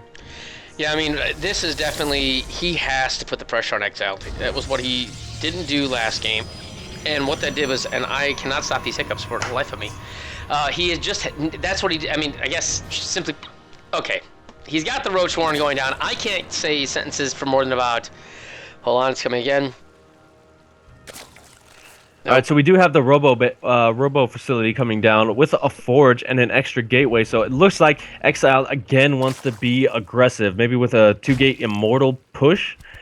Just put on the pressure, and with the Roach Warren down, it's going to, like, it may not do a lot of damage. It's hard to tell at this point, just because it is, you know, Zerg ZVP. You can never tell what's going to do damage and what's not. But we do have that 3rd base coming down for Gucci. We have +1 weapons for Exiled. And no Evo chamber this time. We do have the lair, though, coming out for Gucci. Yeah, but I think at this point, I mean, without the immortal production, I mean, there's gonna be. Let's see here. Oh my gosh, he's doing the same thing that Koshki did. So he's probably gonna do an immortal drop, but the roaches, if he can get the roaches in here, he'll be okay. Now the probe is being spotted, so right now why is he actually sending the probe down to the third? Did he not know? Or oh, he didn't know. He's just now seeing it, yeah. He sent a late scout out, so he didn't even know he was gonna send that warp prism. So now he is sending the warp prism. It looks like he's aiming, like the rally point for this is looking at the third and then going to where the fourth would be. Oh, these hiccups are killing me, Smalls. He actually photon overcharged on the Overlord. He really does not want this to be scouted. The Overlord did see the +1 attack being made, so that kind of tells him that an attack is on the way, but he doesn't know about the... Well, actually, he may have just seen that Warp Prism go way too close to the third base. And the other thing is that he's getting burrowed, so, I mean, these roaches will be able to hide. There won't be any detection out there, so the roaches will be able to heal from this. Even with the Immortals out on the field, like, I mean, you get enough Zerglings, you're not going to be able to hold this. Yeah, so don't you're not die. Gonna hold this attack up. God, I had to stop before I hiccuped again. This is insane. I've never hiccuped on stream. Hiccuped on stream. I can scare you if you want. No, that's not it. That won't do it either. Yeah, as the Spanish casters are pointing out, we do have that one area not covered by creep, which is a pretty good place to drop those Immortals and just get all those units on. He's clicking on this for some reason. I kind of wish he would stop pinging. It's really, really annoying. But it's okay. I mean, it's not a huge deal. I mean, as far as like these two Immortals, they are going to go down. It looks like they're going to go snipe the third because he doesn't feel comfortable going into the main. Oh, he changed it. I mean, I don't know what he's doing with this Warp Prism. He keeps zigging and zagging and zigging and zagging. Yeah, but he is going to go for that. And he has the minerals to get a lot of Zealots right now. And so he warps in 5 of them, actually. The Roaches are sitting down here, and they'll be able to deal with the Zealots. But the thing is that right now, the Zerg doesn't actually need this third base, so he can still go down. So as long as he holds and sacks the third base, he has a way to be able to sort of like get enough units to deal with this Immortal push. Yeah, it looks like he is going to try and save it, get on top of those Immortals, but good Warp Prism micro here, going to keep him alive for now. The third hatch goes down, Telling Claws is about to finish, and he has revealed Burrow at this point. He has not revealed Tunneling Claws just yet, but oh, there is actually detection here, so he doesn't want to burrow. Well, he doesn't know that there's. I mean, he has an overseer. He's at the overseer. Sorry, I didn't see that. I can't focus when I'm hiccuping and trying to move. It's all good. But yeah, he does do another warping of Zealots, but there are more than enough Roaches here now to deal with this force, including the Immortals. He's not going to be able to drop the Immortals because there's just simply too many units here, and all he's doing at this point is just simply sacrificing units. If he gets yeah, nice trying to get burrow micro there. Yeah, so he does get all the Zealots, a bigger warp-in coming in with more Zealots, but honestly, this attack almost dead in the water. The Immortals need to stay alive, but actually the Zealots going to town on these guys. The good burrow going back, but there is that detection, so the Zealots can still attack. Yeah, I mean, there are more Roaches. I mean, he's probably going to go ahead and take up to Hydra at some point here if he gets a chance, but right now he's just relying on sheer numbers of units. I mean, if you look at the units lost tab, I mean, it is 23 units to 32, but remember, 20 of those 32 units, like 8 of them were drones, so it's not as lopsided as you think. I mean, to be honest, like, Freed Gucci is taking the much better engagement of this. He gets a good surround. The Warp Prism's out of place. He's gonna lose one of these. He loses one of the Immortals. So this fight is actually over. The Queen actually is picking away at the Mothership Core, and Gucci has held and retakes his third. Yeah, but now we do have a lot of sentries on the way trying to defend this, but guess what? Tunneling Claws goes right under that. So if Gucci wanted to, he could probably do a bit of damage on the other side of the map, but he's just deciding not to do that at the moment. The second robo facility on the way to double Immortal production. No Colossus play just yet, but we do have +1 armor as well, and a double expand out of Gucci. He wants to take this game, but he doesn't want to do it at this exact moment. He is going to attack, but it's not game-ending damage. Yeah, and this right now is the moment that he can do. He can go ahead and take down this wall with this with this amount of roaches and really have zero threat to them. I mean, there are there's no detection here at this wall. So these, he goes right up to it, snipes one of the zealots.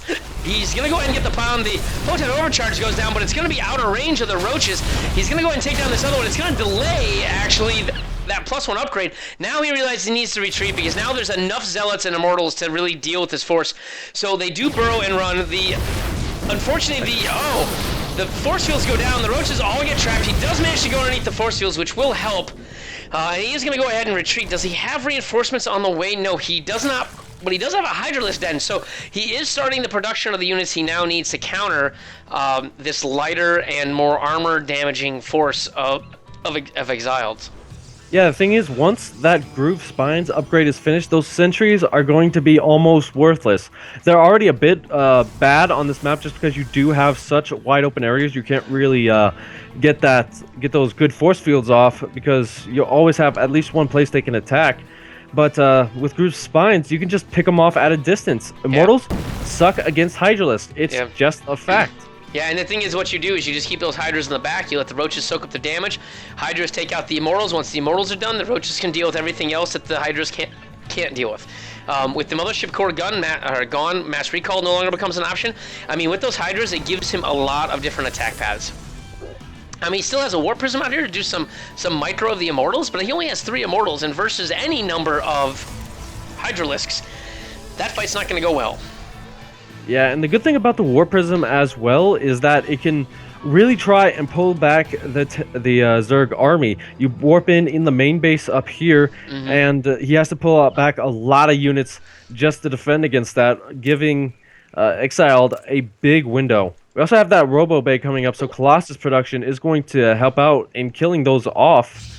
But we'll have to see. At this point, it's still a bit too early to see who's going to win. Yeah, and this is really a timing attack issue. I mean, if he can get the Zerg army up here to attack this force of Zealots and Immortals before the first Colossus gets out, he'll be in a really good position. Colossus production has not begun yet because nor has researching Thermal Lance because he's waiting on Charge. So when Charge completes, along with the armor, the +2 armor upgrade, he is going to be... Gucci's going to be in a lot of trouble because Charge is going to basically stop those roaches in place, allow the Immortals to close the distance, and basically shut down the roach play. Yeah, this armies are pretty big right now, 130 to 73. Yeah, but the Zerg army value is way higher. I mean, indicating that... I mean, and the Zerg is maxed out. He's at 200 versus 131, 160, versus 133 and 166. I mean, there isn't even any... I mean, he doesn't even have a supply maxed out. Yeah, we do have that third base as well going for Exiled. He needs to start putting something down right there. For now, he's way oversaturated. Yeah, and this is Gucci's moment. He needs to move now. He's way behind. The army value is so insanely lopsided. He just has to take the attack. He's got to take this engagement. And now there's a Colossus out. Ugh. Yeah, we also do have that Dark Shrine and maybe a Mutalisk switch after this fight. That's actually a really good because there's no anti-air in this army, just this one Stalker. Yeah. And that's all there is. Oh, and this one Colossus is out of position. He totally goes ahead and gets the free pick-off, and that was pretty much the only defense against the Hydras. So, you know what? It looks like he's going to do like a split here because now he thinks that there's more Colossus. But he's going to go ahead and pick off this pylon. He's going to move a primary set of armies in here, hallucinate Colossus with an actual real Colossus. You can't tell what you're actually fighting, but he decides to try to burrow out, but that's not going to work with the Observer there. They're caught in time warp, so they go extra slow. Meanwhile, the secondary part of Gucci's army moves in and attacks the third. This fight is going terrible for the primary attack, but Gucci's going to get this third if he does this properly. Yeah, unfortunately, it looked like he wanted to set up a flank attack, but he was not able to, just because his units were attacking that rock.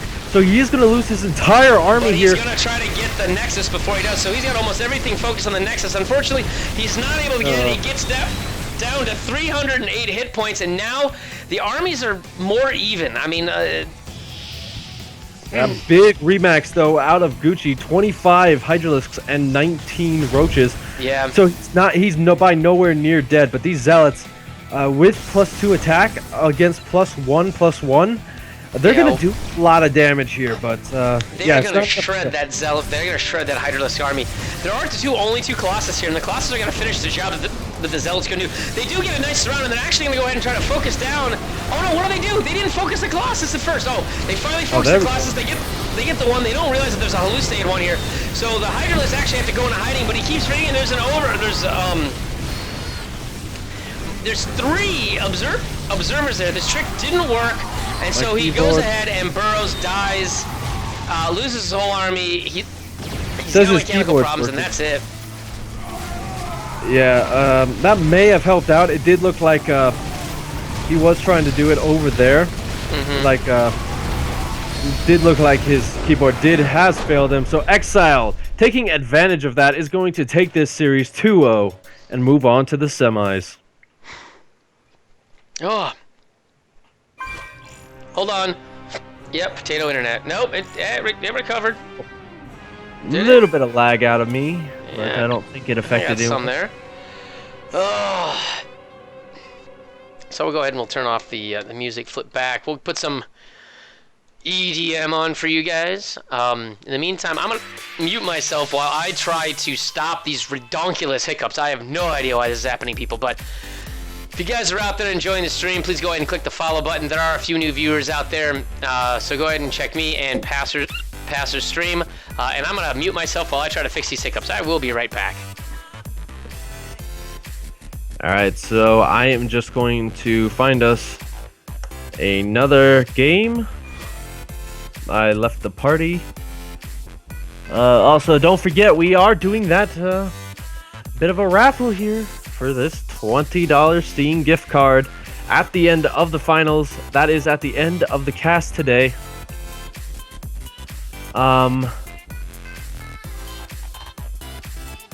Need a match. Alright, how are the brackets looking, actually? Let's see, because I think that's the first semifinal in existence, but... It's the first one ever in the history of ever? Oh, amazing. Yeah, magic has been made. Not magic, but... Yeah, so it looks like Exiled defeats Free Gucci. Dreamatos actually made it into the semis as well. However, he's still waiting on a round of 16 match to finish, so that the quarterfinal match that precedes him finishes. So Dreamatos should just go take a nap, have a beer, and get a PhD, because it's going to be a while. Yeah. And we're also waiting on Pesmasta versus Koshki. So if we don't have any other match, let's see what's going on in the chat. Looks like Koshki and Pesmasta are both in... It might be Pesmasta. I'm not sure. He could be a Pesmaster. Yeah, he loves Pez. That is one way to become famous, is to eat all the Pez. Not some of it, not just one little container, but all of it. Do you like Pez? I'm still on the fence about Pez. I kind of like Pez, but not recently, you know? It's just kind of one of those things, you love it when you love it sometimes, but you don't like it the other times, kind of. Well, it's got that, it's not like a weird chalky, like, first of all, it's chalky, that's fine, right? But it's got like this weird, like threaded texture. It's almost like it breaks in, like, okay, you know how like slate rock is like sheets of rock? That's kind of how Pez tastes. It's like when you crack it and you break it on, it's like you're getting sheets of chalk. Like, I don't know how else to describe it. Like, it's just odd. I kind of just get it for the Pez dispensers. Those things are cool. Well, that's what the big thing is. Like, there's people that collect those, you know? Yeah, I actually went to a Pez museum once. Stop. Yeah. The worst thing ever, because it's just like a little museum in the middle of nowhere, basically, that just has a whole bunch of limited edition Pez, a little bit of it was just like, let's just say the worst thing I've ever done. No, I'll tell you the worst thing. It's insane. So when I was a kid, my parents and I drove out to Yellowstone National Park, which is in Wyoming. Okay, and when you're driving from the Midwest out there, it's like a 2-day drive. All right, and so one of the things you notice now, like what Yellowstone is in the northwest corner of Wyoming. The park actually spills over into parts of Montana, right? So you gotta drive through like all the Dakotas. You gotta drive through like all these. You gotta drive through like all these like kind of very remote states. You have to drive through the Dakotas? Yeah, you gotta drive through South Dakota to get there. So from where we're at, because you gotta angle northward from the Midwest, right? So I mean, because Anyway, so yeah. Hey, what's up, Black Knight? Welcome to the stream. Thank you for saying. You'll hear this message in 90 seconds because I'm on a 90-second stream delay. However, yeah. So you had to drive out. We had to drive out there, starting somewhere in, I think it was Iowa. Let me real quick look at a map of the U.S. because I think Iowa touches South Dakota. Let's see here. Does not. I don't think. Let me see. Maybe. Here. Yes, it does. It does touch South Dakota. Okay. It touches mostly Nebraska, but it does touch the southern edge of South Dakota. However, right as you're about to leave Iowa, you start seeing billboards. Because there isn't, like when you're out there, like there's actually like stretches where they're like, your next rest stop is 60 to 80 miles or more. So they're like, stock up here for water and gas. Because if you don't, you're going to run out and there's nothing around you. I mean, like South Dakota is a barren state, right? So anyway, starting in the extreme edge of western Iowa, you see these billboards for something called wall drug. Now, do not confuse this with Walmart, okay? Because Walmart at this time that I'm telling the story was not nearly as huge as it was, as it is now. So you see wall drug, and it's like, okay, fine, and it's like a very simple billboard. It's like, buy bread at wall drug, and that's it. That's all it says on the billboard. There's nothing else. That's all it says. No exit, no location, just buy bread at Wall Drug. Then it'll be like, buy pop at Wall Drug. And then it's like, buy tires at Wall Drug. Buy this. And before long, you've seen, now, you've driven through 2 friggin' states. And every couple of miles, there's another billboard for this. Now, South Dakota is a really wide state, okay? Yeah. And so I counted something like 150 to 170 billboards, like in a row, with nothing else in between it, advertising just this place called Wall Drug. All right? So by the time you get close to this thing, which by the way, it's in South Dakota somewhere, I don't remember where. It might be South Dakota, maybe the edge of Wyoming, the border between Wyoming and South Dakota. It's like, what is this place? This thing better be a whole friggin' city. It must be like a multiplex. It's like the Mall of America for like groceries. Oh, that's pretty cool. The marketing is so insane for this. They tell you 4 exits ahead of time, which is something like I don't know, like 60 miles before you hit this thing. Oh, by the way, only 3 exits to go before Wall Drug. Only 2 exits to go before Wall Drug. Then they say, this is the exit for Wall Drug. When you go past it, there's another sign that says, oh, you missed it, get off at this exit and go to Wall Drug. So 4 exits after the place, they're still telling you to go to Wall Drug. Now, you know what Wall Drug is? What is it? A gas station. Oh my god. It's like a convenience store that's the size of it's like a service station mixed with like a convenience store. But that's all it is. So whenever you see people with these bumper stickers that says, I've been to Wall Drug, it's for that reason, because they're like, screw it. If you're putting up literally 150 billboards in each direction, east and west, because we saw the billboards when we drove back from Wyoming, we saw them approaching, or from Yellowstone, we saw them approaching the same place where Wall Drug was. So they put 150 billboards like in each direction, and it's insane. Like, yeah, holy cow. Yeah, so I mean, it's right up there with the Pez dispenser. Yeah, I remember like North Dakota's pretty close to Canada. Yeah. Well, I mean, you'll have. I mean, I'd say it's not pretty close. It touches Canada. Yeah, well, like where I am is about 2.5 hours from Winnipeg, which is where Element lives, by the way. So I could go get a beer with him if I want. He's Canadian? But, yeah. Oh, I'm sorry. Yeah. But yeah, basically. Oh god. Yeah, basically, there's absolutely nothing in between you and the border. So you have about 100 miles from where I am. And then you get one gas station that has kind of like what you were saying, last stop till Canada, get everything because there's nothing. And then you cross the border, and then once again, there's nothing till you hit Winnipeg. So how far is Winnipeg from you, like time wise? Do you think? About 2.5 hours. Oh, straight through. So it's like an hour to the border, and then an hour and a half or an hour and a quarter to the border, and then an hour and a quarter past the border. Yeah, then just about 20 minutes for them to search your car and make sure So you're you know, not. so funny you mentioned that. And sorry guys, I know we're waiting for a game to actually come up. That's the problem. That's why we're having this chit chat here. So it's funny you say that because I went to a bachelor party that was in Canada, but it was a 2-day bachelor party. It was like a whole weekend thing. So on like Friday night, we drove into Detroit, and then we had like the first half of the bachelor party at like the bars and clubs and whatever there. And then the next morning, we were gonna go over to Windsor, which is literally right on the other side of Detroit, right? And like literally there's like the Detroit River, which separates the US from Canada there, and then you have Windsor. And so we get to Windsor, and so the groom is a TSA agent, so he works for like all the super airport security, right? So there's 4 carloads of guys. It's like, I don't know, like 11 dudes or something. So no, it's less than that. It's like 8 or 9. So anyway, we get over there, and I'm the last car to go through of the 4 of us. So I get across, and first of all, I'm also the only one at the time that didn't have a passport, but I brought like my birth certificate and like my state ID, like all this other stuff I could do to make sure that I'm. I think you're allowed to go in if you have like a special driver's license. Well, no, you not don't need anymore. You're not. At this, they have something called like the passport card, and the passport card only works in the U.S. and Mexico. But you can't go over with just like a driver's license and like all that stuff. You have to have it. So, hey, what's up, sitting in space? Welcome to the stream. So what happens is this TSA agent is in the car with me. He's the groom. So I'm the only car that's pulled aside and inspected. They let the other 4 people, the other 3 cars go, but they pull me aside. I'm like, okay. Like they didn't ask for a passport. They didn't ask for like a birth certificate. I just handed my driver's license. They're like, why are you going up there? I'm like, bachelor party. It's like, this is the groom. Because the groom is in the passenger seat. So we get there, they search my car. Now I'm an IT guy, like that's what my job is. So what happened was that I had my nerd pack, which is my laptop, it's like basically like a server triage kit in a backpack, right? So I had all this ridiculously odd-looking equipment to the average person.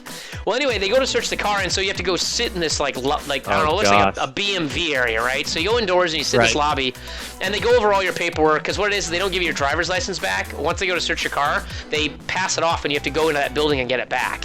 So you go back and get your identification, and while you're signing the paperwork to prove that you're not there to like, I don't know, like sell narcotics or whatever, they let you go. But I get interrupted in the middle of it with the guys coming out. Like now there's 2 guys, 1 with gloves on and 2 with guns.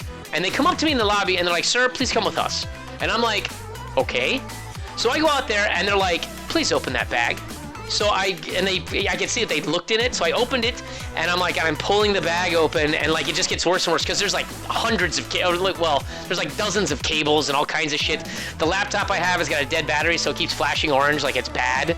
So anyway, it was this long ordeal, and they thought I had like built a bomb in my backpack, is what it was. And so they finally let me go. Yeah. So then we finally get gone, and everyone's meeting at this casino because what it is, there's this one strip of bars right in Windsor, right after you cross the border. And the strip of bars is anchored at the end with this giant casino. And so in Canada, you can bet on all the college football and NFL games there, right? So we were there on a Saturday, and if you bet on the sports book, which is like whatever, at the time it was like whatever, like all 32 Division I football games, then if you put $5 down, but if you win something like $1,800. So, the guy wanted to place his bet, and you have a certain amount of time before you can place that. Like if the games start, you can't place the bet. So you have to place the bet right when it starts. And because they were waiting for us, they couldn't place the bet. We get in there, and all of our bank accounts are frozen for fraud because we all tried to access an ATM in a foreign country when 8 hours earlier we were in the U.S., even though we were literally 25 miles apart from where we were the night before. Oh man, I remember that. I had to go to an ATM and in Winnipeg when I was up there. Of course, to get drunk because I'm only 20. But yeah, we went to an ATM. Me and my friend who was with me, and I get like 3 calls that night, and I have my phone off because I don't want roaming charges. But I have my phone off because of that. And when I get back over the border, I get like just some bank guy calling me 3 times saying, oh hey, we froze your account for a minute just because there was some really suspicious behavior. So not a cool story, but you know. No, it's funny you say it because when I was over there, so I don't get international roaming either. So if you stand like the way these bars are is that they're really close to the Detroit River. Well, the Detroit River actually has like both Rogers Wireless, which is the Canadian provider, and it's also the Canadian equivalent of AT&T. So when I wanted to call someone, I would have to run down to like that side of the casino or that side of the street or that bar or down by the river, wait until my phone picked up the AT&T tower from the Detroit side of the river, make my call, and hang up before it switched over to the Rogers Wireless. That's funny. it was like the nuttiest thing. I'd literally be in the middle of my beer and I'm like, I got AT&T, and I'd be in the middle of the conversation with like the cutest girl or whatever, and I'm like, sorry honey, I gotta go call someone, bye. And they're like, what was that about? And like, sorry, AT&T just came through. And they're like, but I'm right here. And I'm like, yeah, but whatever, just give me 5, honey. It was so That's bad. funny. Yeah. So I definitely recommend Canada, just not in the winter, guys. Like, you probably don't want to be up there during the winter. All right, Winter. looks like Saw versus Mimo is about to start. Oh yeah. Hold on. We need a game. Hold on. Wait. So. Oh, they haven't started? Oh, Dreamatos. Oh, he's still waiting. No, it looks like Saw versus. Yeah, Saw versus Mimo is about to start, and Zeratul and Equilibrium might be casting. You guys started yet? Alright, I'm gonna get him. Because it looks like Exiled is going to end up playing the winner of Koski versus Pezmasta. So. Yeah, so we'll probably get them next. They're in game number 3, according to Ban, I think. Who in is? your chat. Bantame. Oh, you know, I wonder if Kashi's actually streaming her chat. That's very possible. She could be streaming her matches. Hold on. There it is. Right. Let me see if she's streaming her match. Let me see. It looks like Mimo's just doing the vetoing. Yeah, she actually is streaming her match right now. I'm guessing this is a 2-minute stream, so it looks like they might have. Yeah, it looks like they just started maybe game 3 here, because they're just saying they just started like good luck, have fun. So they are just starting their 3rd match. So thank you, Bantame. Appreciate that. That makes sense. After confirming from Kosh's stream, yeah, that is game 3. So if we do get Saw versus Mimo, that would be a nice time killer. We got him. We got him. Let's do it, mother. Can't swear on this too much. There are little children and nuns watching. Maybe I just don't do it because usually there's someone around me Like who me? can get me in trouble. I'm still at home for another week.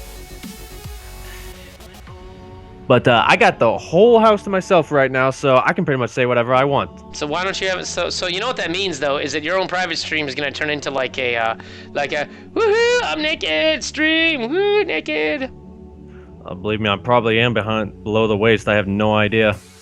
You have no idea if you're even wearing pants. Like, I've heard of forgetting a person's name, but forgetting a pants is considerably more important than forgetting if you're wearing your own name. All right, I'm gonna get you suggested. All right, so Ban, basically what's going to happen is at the beginning of the finals of this stream, what's going to happen is I'm going to open a raffle using Passerbot that you've seen, and when I open that, you're going to be able to buy tickets for 2 droppers a piece. There's going to be no limit to the number you can buy, and I'm going to select from there. If they're a follower, boom, they win. If you're not, you lose, pretty much.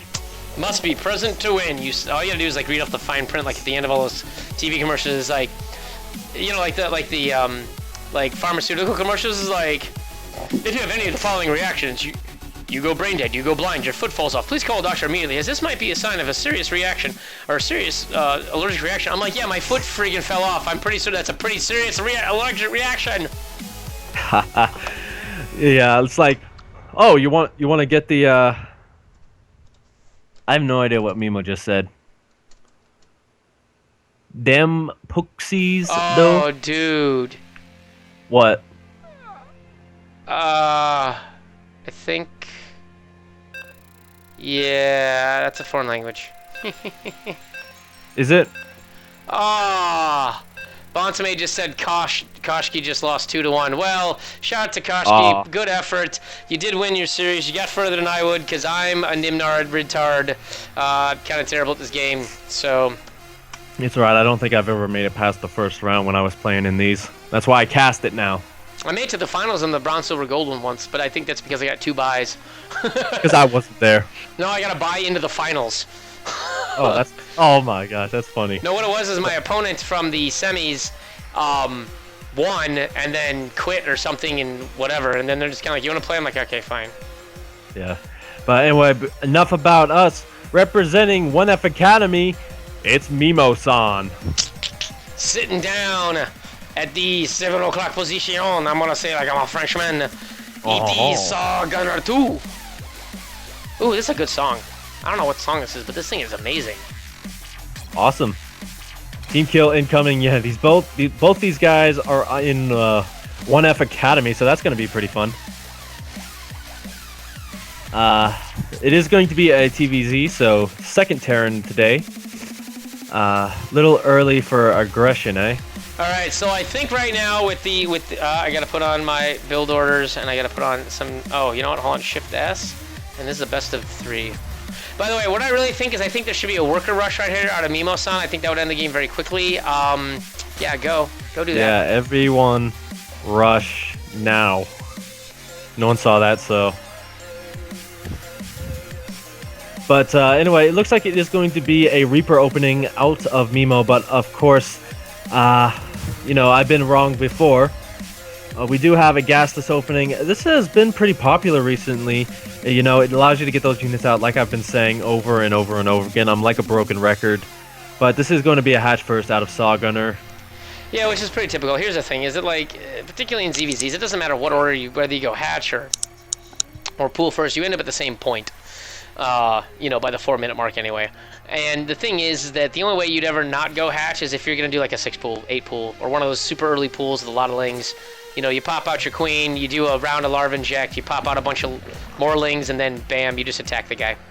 So, yeah, that's the only thing that I think would, you know, that you really could do different here for Zerg, because the big issue is Zerg has one opening. You can make Zerglings.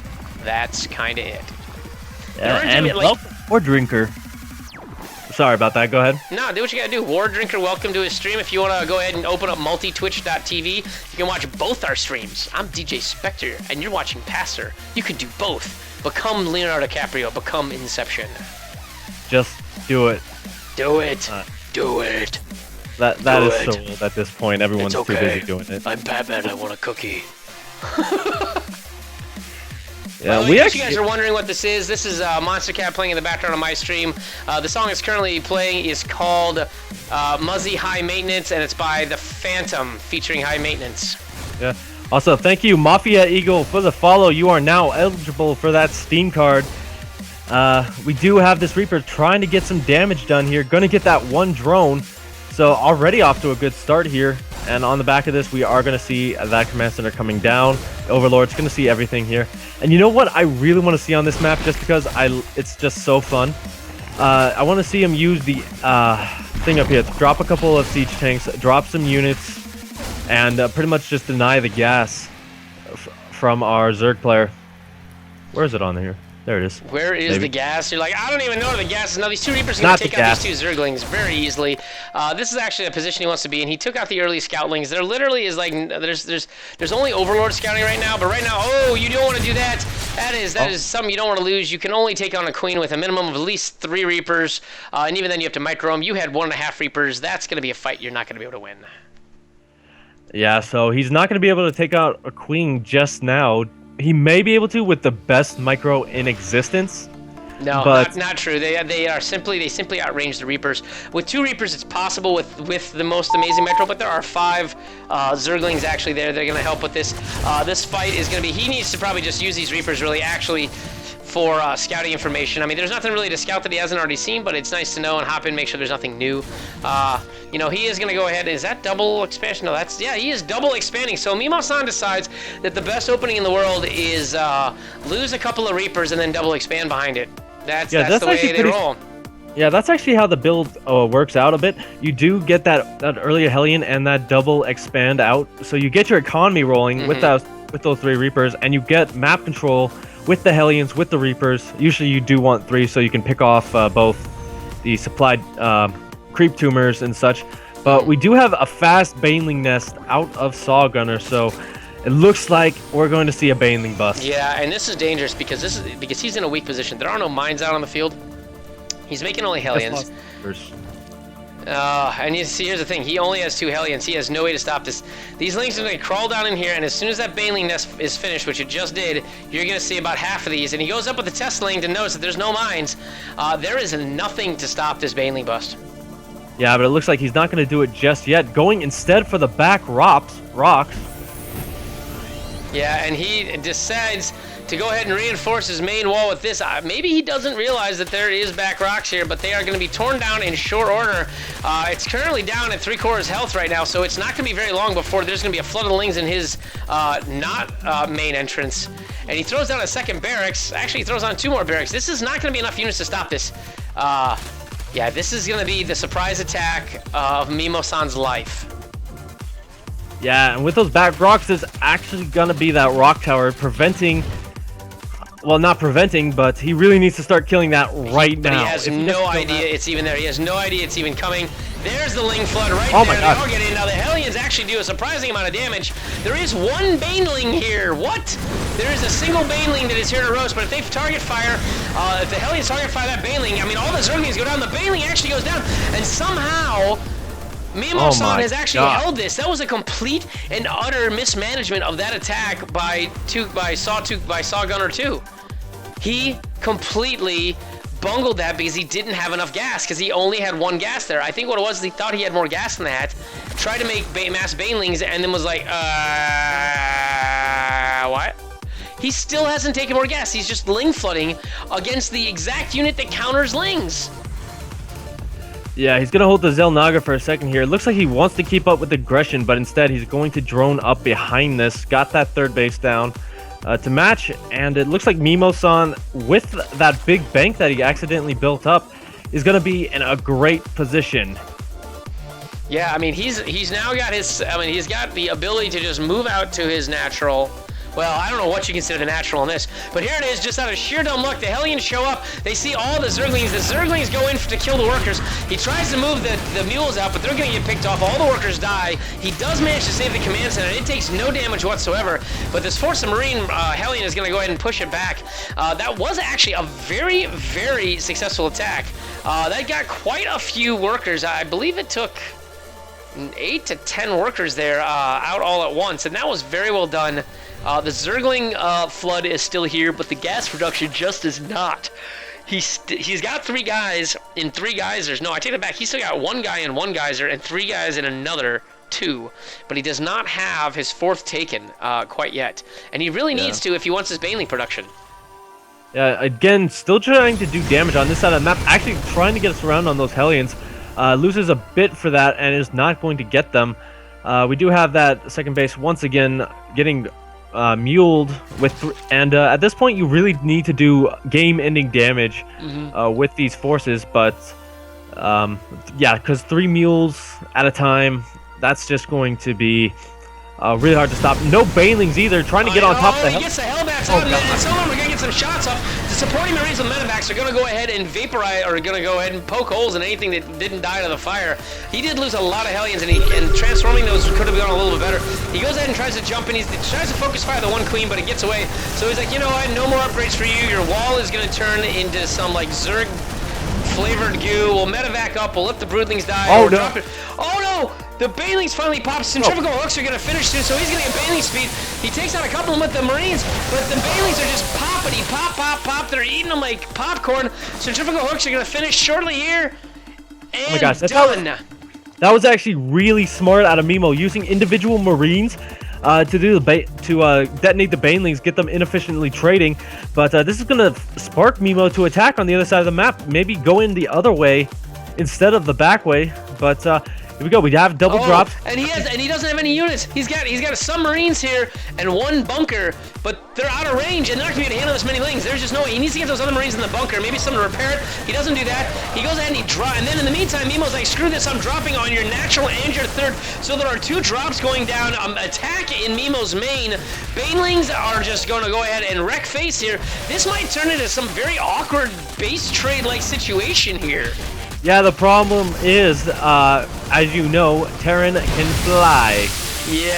So there's nothing that can shoot up for Saw Gunner. So it looks like Mimo may actually take this game. He's focusing down the Zerg cocoons right now, not what you want to do.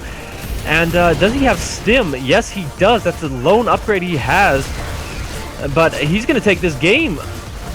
Yeah, there's no way there's no way he could lose here, because he literally can just simply float a building off, and without the production to make a spire to deal with the floated buildings, I mean, this could go on literally forever. And he has a massive bank. I mean, he's got 2,000 minerals that he's, sorry, 1,500 minerals, so he could make money, but these Zerglings are flooding in. They're going to go ahead and chew up some of these Marines. They'll be picked up into the medevac and be forced to retreat. The rest of these Marines actually can die here, so he'll get a free pickup. And as long as he has his Zerglings follow these Marines, he can actually sort of hold this off. In the meantime, there's one base worth of workers from Mimo-san, and one base worth of workers there. They're somehow even on workers with 17 to 20, and I don't know, Pastor. This whole thing is just awkward. Yeah, I mean, Mimo definitely got the better end of that. You have a one-base Zerg. He does have the, not the economy, but he does have the minerals to remake. But, I mean, Sagan is still doing kind of the right moves, but there's just way too many Marines here is the problem. Yeah. In that point, the Zerglings can't get where they need to be, and he just doesn't have the economy to really... to end it, basically. Yeah, he does have all his tech buildings, though. You know, that is one thing I kind of wish Mimo would have sniped. That would have helped him out a lot. Yeah. But on the back of this, we do have double Viking production for some awkward reason. Well, I don't know. Maybe you thought the guy's going to go Mutas, but right now, if you look at the worker production, you know, somehow magically Saw Gunner 2 has got triple the number of workers, because he managed to get those Zerglings in and wipe out everything at the natural. So literally, there is only 7 work, and now there's 8 workers. Actually here, there's a 9th being produced, or sorry, an 8th being produced, and here comes the Zerglings and Banelings again, and they're looking to wreck some face. There's nothing there to actually stop, so he's going to flood in these Banelings. The Banelings are going to destroy everything. Even with the splits, they are going to take out this Marine force, and that is it for the Marines. There is quite literally nothing left here for him to do. Most of the, oh no, there are some more Marines that did pop out. There are a few Banelings here. The Vikings are effectively not doing anything. All the buildings get lifted, which means, again, there's no money, and the bank that Mimo-san had is gone. Yeah, we do have the other drop maybe getting cleaned up, but it's pretty close. Instead, it does survive. That third base is definitely going to go down. We do have the secondary, but nothing. And on the other side of the map, Saw Gunner's entire force is dead. Oh, and the drop gets cleaned up with Banelings because he wasn't watching. There's a single Marine left that's over there doing some work, but this lone Zergling, one Baneling. Did he just get all the Banelings with that? He just killed all 2, there was 2 Banelings there, so yes, he did. One exploded and he shot the other one. That is not the kind of trade you want. And somehow now the worker count is almost even again. I mean, the mules drop down. He drops 4 mules on his natural, and the worker count is 10 for Mimo-san and 17 for Saw Gunner 2. I mean, the good news is though is that Mimo-san has like a few units. He's got more medevacs than he has actual combat units on the ground, though, I think, which is kind of funny. So the army supply is only 36 to 34, so dead heat there. You know, I mean, this is just so weird. Even with mules, it's not really going to matter because all he's doing is making Marines. He goes ahead and he kills all the Vikings off with the Zerglings, and he manages to get a few more kills. I mean, this is ridiculous. Yeah, I mean, he really needs to transition. Saw Gunner, that is. I mean, you know, these guys are good with +1. They're almost cracklings. They just need a few more upgrades. But, I mean, you can't do much else with them. He needs either Mutalisks or he needs Roaches, Hydralisks. You need something that shoots. Yeah, what he needs is, I think what he needs right now is, you're right, I think what he needs is he needs Roaches. He just simply doesn't have the ability, and he's got to keep the pressure on Mimo-san. If he doesn't keep the pressure on Mimo-san, then this is over. Oh my god, these Banelings are going to get spotted. He runs the Zerglings in to try to pick it off. One of the Banelings, no, neither one of them gets that, neither one of them gets in there. And so what he does is he just simply doesn't have the gas production to actually keep up the Banelings he needs. Meanwhile, the Mules are allowing the Terran to come back into this game, and now he has doubled the army supply of his Zerg opponent. So, I mean, as awkward as this is, I mean, the main being mined out is okay, but there still is no third because there's an overlord over here puking creep. However, there are 3 fully functional well, not fully functional bases for Saw Gunner 2. So while the army is bigger for Mimo-san, he's not capitalizing on that. He throws a scan down. He does see that there's a third there. But yeah, I mean, we're looking at, what is this, almost 48, what is this, 40... 39 Marines, and yeah, another drop is being prepped. Yeah, I mean the thing is, Mimo-san has the production. You know, you as the Saw Gunner, he really needs to get that drone production where he needs it to be. I said needs twice, but whatever. He does have all of his bases saturated at this point, so that is good for him. He's about to mine out in the main. Who's doing that? Me. Okay. I was wondering if there was someone else here. Coming in. Yeah, I see him. Man, But yeah, I'm just trying to make sure you all involved. And here it is, once again, a double medevac moving drop comes into the natural. Zerglings flood over here. The workers do leave. The Queen's gonna do what it can to go ahead and hold it off. But all they're doing is just they're focusing down the Queen. They were going for the extraction. The other one comes into the third here, and this lone Queen needs to just GTFO, and that is it. It looks like Mimo-san forces the hand of his Zerg opponent. Yeah, so that's pretty much. Like, Mimo pretty much won that single-handed, not single-handedly, of well, course he obviously did it single-handedly. I mean, where was it? He didn't have a team. Well, he does have a team, but yeah, I mean, that was wow, 170, 134. Yeah, but if you look at this amount that these two guys are supply capped. This is telltale just how ridiculous those exchanges were. Because the workers died, now this is a 22-minute game. You don't ever see someone's supply cap time at 6 seconds. Look at that, 6 seconds. And 53 seconds for Mimo-san isn't bad either, but they just kept wiping out each other's workers. They always had supply available because they just never had any income. Yeah. We'll have to see what happens in game number 2. Yeah, I mean, that was very interesting. I mean, resource collection rate was briefly even up until Mimo-san used like all of his mules, so he dropped 8 of them down at one point. You know, workers active. I mean, Mimo-san did lose some at one point, but he recovered again. Like, I mean, just these graphs are just insane. Upgrade spending. I didn't even keep track of upgrades. I had no idea what was going on. There was just too much Ling Bane. I'm running out of CV's action. Yeah, well, what happened was. Hold on, I'm getting back in here. Hang tight. Yeah, I got you. But yeah, Saw Gunner. Really, if he was able to use that big bank that he had saved up, he had all his production buildings, so he could have gone into Mutalisks. You saw that there was nothing on the other side of the map that, in terms of static defense for them. Yeah, I mean that was really, really odd that happened the way it did. I mean, still, just like I said, it was shaping up to be a base trade, and then ended up not being a base trade. I'm like, all right, dude. That's just crazy. By the way, I'd like to welcome Lepsid to the stream. Haven't seen you around. How you doing? Hey, what's up, Lepsid? I missed you.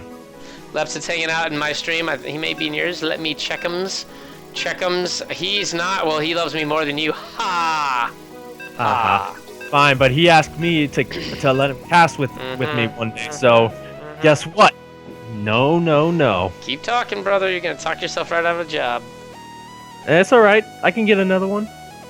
I'm just kidding. We love you, Lepsid. You're awesome. A good player. Yeah, but I love you more.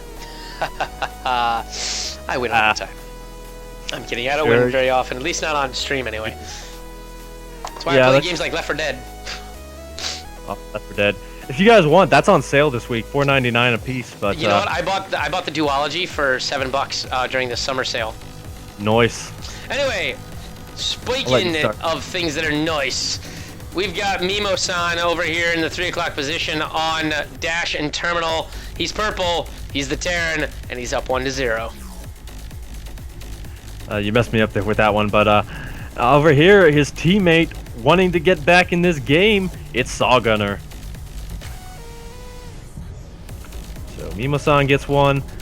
So let's talk about this map. I think at this point, everyone should know about this map, if at least veto it if they don't like it. But what do you think? Okay, so this is one of two things. This is either Zerg's Nightmare or Protoss Heaven. And for Terran, it's kind of, I don't know, meh either way. And here's the reason. It's Zerg's Nightmare because they've got lots of units that have to be funneled down these little tiny ramps, right? So you can have one Widow Mine that covers every single ramp in this entire game. So a Widow Mine radius covers every ramp with the exception of the ramp that's down here, and that's it. Every other ramp in this game, which the one I pinged is the only, oh no, I guess this one. That one. These two are the only ones that a Widow Mine does not cover in its entirety with its standard radius. Every other ramp, it covers it. Now, does it cover it fully? No, but it does cover it, so there's a small window to get it. Why? Why does that matter for Zerg? Because even if you have Overseers, you're going to end up overrunning this stuff and losing units, right? So what happens is, you end up being funneled as a Zerg. As a Protoss player, the same thing happens with Colossus. Anyone tries to micro down any one of these tunnels or charge through it, you just back your Colossus up and point and laugh. You know, there's also very little room to spread your Marines during Baneling busts, so this map is also difficult for that. However, it does have this upper path here where you can send a whole lot of Reapers between the main base. So it is favored for Terran in the early game, but it is definitely favored for Protoss in late game. Oh, I can't let him know that we did see everything. But I don't know what epic micro he was talking about, but last game he lost all his Reapers. Oh yeah, that was fantastic micro. I believe that his Reaper micro was second only to God. I'm pretty certain God. I'm like on MasterChef, like all the chefs see everything. He does manage to go ahead and get his Reaper in here. Ooh, wow! Long before that, I mean, he's. Oh my gosh! How did he manage to lose that Reaper? That was hysterical. He lost all of his Reapers right here, like literally right there. See that little dot right there on the ground? That's where the Reaper died. Literally, the Zerglings popped out and the Reaper died. Like the Reaper looked at it, had enough time to crap its pants, and then die. Yeah, that was not good at all. The second Reaper is going to come in. Let's put up the production tab as well. I need that. Win, but I'll get on the highlight reel. Yeah, that is I'm definitely highlighting that. That was probably the single worst way a Reaper could die. That's I don't know. That's like in the movie Aliens where like the chest burster comes out. I mean, like that's like the worst way to die. Yeah. So this one Reaper, lamenting the loss of his buddy, gonna try and go for that drone. Not going to get it, and may actually lose this one. Oh no! If he loses this one too, I'm gonna laugh. Oh, he doesn't. By the way, Bontame, yes, this is an embiggened strap station. This is literally strap station without the little Reaper path to the north, because strap station was a giant U shape. You either landed on the island in the middle, or you took the long way around. There was nothing between it. But yeah. Def might win most early Reaper kills. Yeah. Yeah. No. I think you're gonna get the fastest Reaper kill ever. Like it was at full health and then just dead.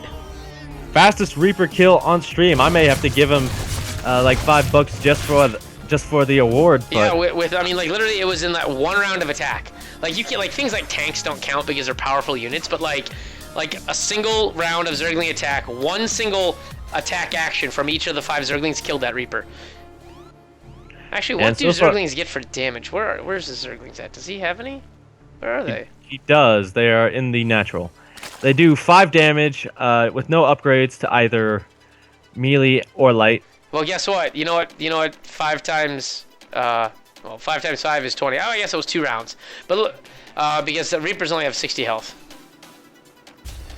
Yeah, so 4 Reapers do 80 damage, I thought. No. No. They only have 60 health, which means I guess it took 2 rounds for that Zergling thing to kill it. Whatever, it was still darn fast. Never do math on stream, guys. It's bad. Don't do math either. That's what I said the first time by accident. So he's going for... so Mimo-san is going to go ahead and take a third. He's got a third...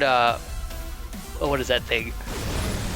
That other... Oh, and the Hellions all get trapped. They got nowhere to go. They trapped the Reapers, and now this is looking like trouble. He needs to go ahead and raise that depot. Raise the depot. Okay, oh, no, he didn't raise it. Oh, and he brings the workers over, and he puts them on hold position, but he puts them on hold position next to the ramp. Not again. They didn't block anything. Oh, no, and those Zerglings flood all in here. He has no combat units left. He lost all of them with the Hellions and Reapers. That's game in post. He finally raises the depot. He's got one Marine that is being escorted around the map by, oh, there it is. So he's using the workers as a buffer, but now there are Banelings in his base. Oh, that's gonna be trouble. No. And they're definitely gonna get up here. There's nothing that can shoot him. He's gonna put all his workers on top, and they're about to pop. Oh no! I mean, he's got one Marine there. He's only Marine. His only defense. Oh! Oh my gosh, oh man, I wish you and could. he gets the rest of the replay. Oh my god, he loses nearly all of his workers. He loses how many workers in that? Oh, you didn't start with game. There are 26 units that were killed in that attack. Sorry, not 26, 22. And now the natural is in trouble of being lost. He lifts that. What units does he have? I don't even know what units he has. He has 3 Marines, that's it. He really needs to make this And he long. accidentally overstims with one of them. Oh my gosh. And really, just a few banelings. I don't know why Sargonner's not making them just yet. Hold up. I guess he's gonna pause the game. In a second here. Do you not get any of that lag? Lag? What lag? I didn't get any lag. I can't tell him that either. I always have lag. It's not us. We are fine. It's not us. Yeah, we're not getting any lag here either. Okay. Literally 27 stalls a minute. I don't know what that is. So he must have some fancy stalls over there, and I don't have that. So they can pause it and let it go, but he chooses not to pause it and decides to push forward with this, which may not be necessarily the best idea. I mean, when you're talking, and I gotta undo it because my headset's telling me that my headset battery's gonna die. He does advance back with this unit out here. He's gonna be able to retake his natural again, which is good. So Mimo-san sort of stabilizes in a very dangerous position, mainly because it looked like there were not enough banelings, which seems to be the problem for our Zerg player. He has all of his gases. Does he have all of them now? He's got all of his gases taken, so he definitely is not having a gas shortage this particular game. But still, yeah. he's not taking advantage of his baneling advantage, basically. Yeah, I mean, the one big problem about that attack is it didn't kill him. You do have 3 orbitals dropping mules at a time, and just look at the income. It's actually in Mimo-san's favor. So he's going to be able to take his 3rd pretty soon here if he's willing to. But this time, the game's going to be a bit different because you do have that Spire coming up. And there's absolutely no defense in the main just yet. Also, no combat. Oh, yes, there is combat shields. I was about to say. He's got a nice spread of Marines and Hellions, and the Sylvia would do somebody really needs mines because there's no Overseers in this. I mean, he's double producing Hellions, but he's got no Hellbats. Oh, and and everything just gets surrounded. I mean, the Hellions are doing what they can, and he stims his Marines, but without Medivacs, there's no point in stimming Marines. Yeah, there are enough banelings here, I think, to take down the wall, and they're going to do a little bit of damage, but GG has been called. Mimo-san taps out, and we're going to head to game number 3. Yeah, you know what? In that match, I think what would have saved him was a mine or 2, or even Medivacs. He just didn't have either of those. I mean, he was building more barracks. He had a factory with a reactor on it. He should have swapped the factory. Or no, I'm sorry, he should have moved one of his barracks to someplace else and built the starport right on one of the abandoned reactors, and I think he would have been fine. But that did not happen, my friend. Yeah, I mean, it's good that he left the game then, so he didn't get on tilt pretty much.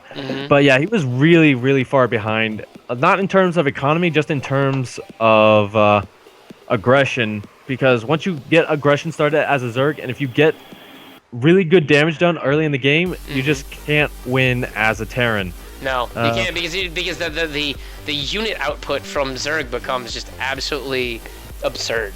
I mean, because they can remax almost. They can get back to the point they were supply-wise as fast. I mean, like faster than you can because they can do it in a single round of production, whereas you have, as a Terran, have to wait for all your reactor buildings to pop them out. I'm gonna go ahead and take one super quick restroom break, so don't let these players start. I'll be back in 1 minute, guys.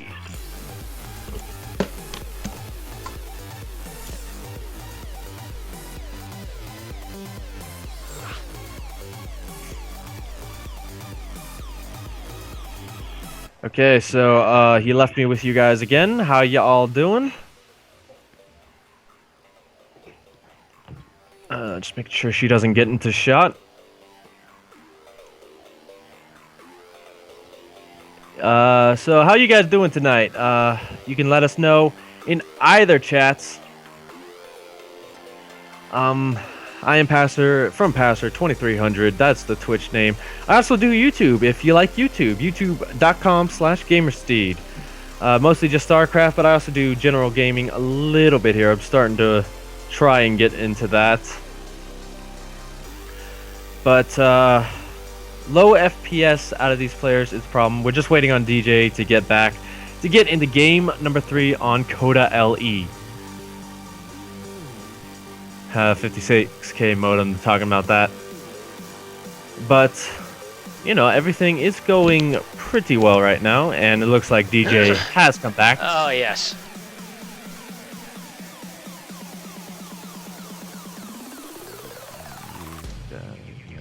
Okay, so we're gonna hop in. All right, make us refs. Who's the fucking group leader? Host. Help. Also, by the way, if we become refs, we can't ping on the screen because they can see that then. There we go. We're both referees now. Hype. All right, guys. Sorry about that. You probably saw me screwing with my headset earlier. It's because the battery in my headphones was dying, so I had to recharge it. And I was trying to fumble around for where the charging port was on the headphones. So there was that. Okay. Better make it of the first game. Yeah, I'm just gonna call it Reapers. Reapers. The way not to use them.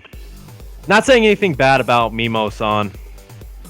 Yeah, no. I think what it was, he just got really unlucky. I mean, like, I hate to say it, but that first Reaper was just hysterical how it died. It was like literally like, "Hey guys, are these flowers? Nope, those are zerglings. I'm fracked." And then he just died. Yeah. So we're just waiting on them to start up. We're just kind of talking shop in the chat. You can see me, so I can't really do too much here in terms of moving, and I probably should look at the camera, but... Yeah, you should probably look at that camera. Make those viewers... You gotta be like this. You gotta flash them like a big, tiny, or a big, massive cheese. And here, this is how you do it. Where's my camera option? Hold on, where's the camera controller? It's like, what you do is you gotta like zoom like all the way, and you're like, "Nyeh." Where's it at? Will not zoom that way? It's like... Ready. You zoom like all the way in, like give him all the way, like that. That's how you do a cheese. Cheese. I don't want to see my face that big though. Please, no. But anyway, back to this game and people looking at less at my tonsils and more at this match.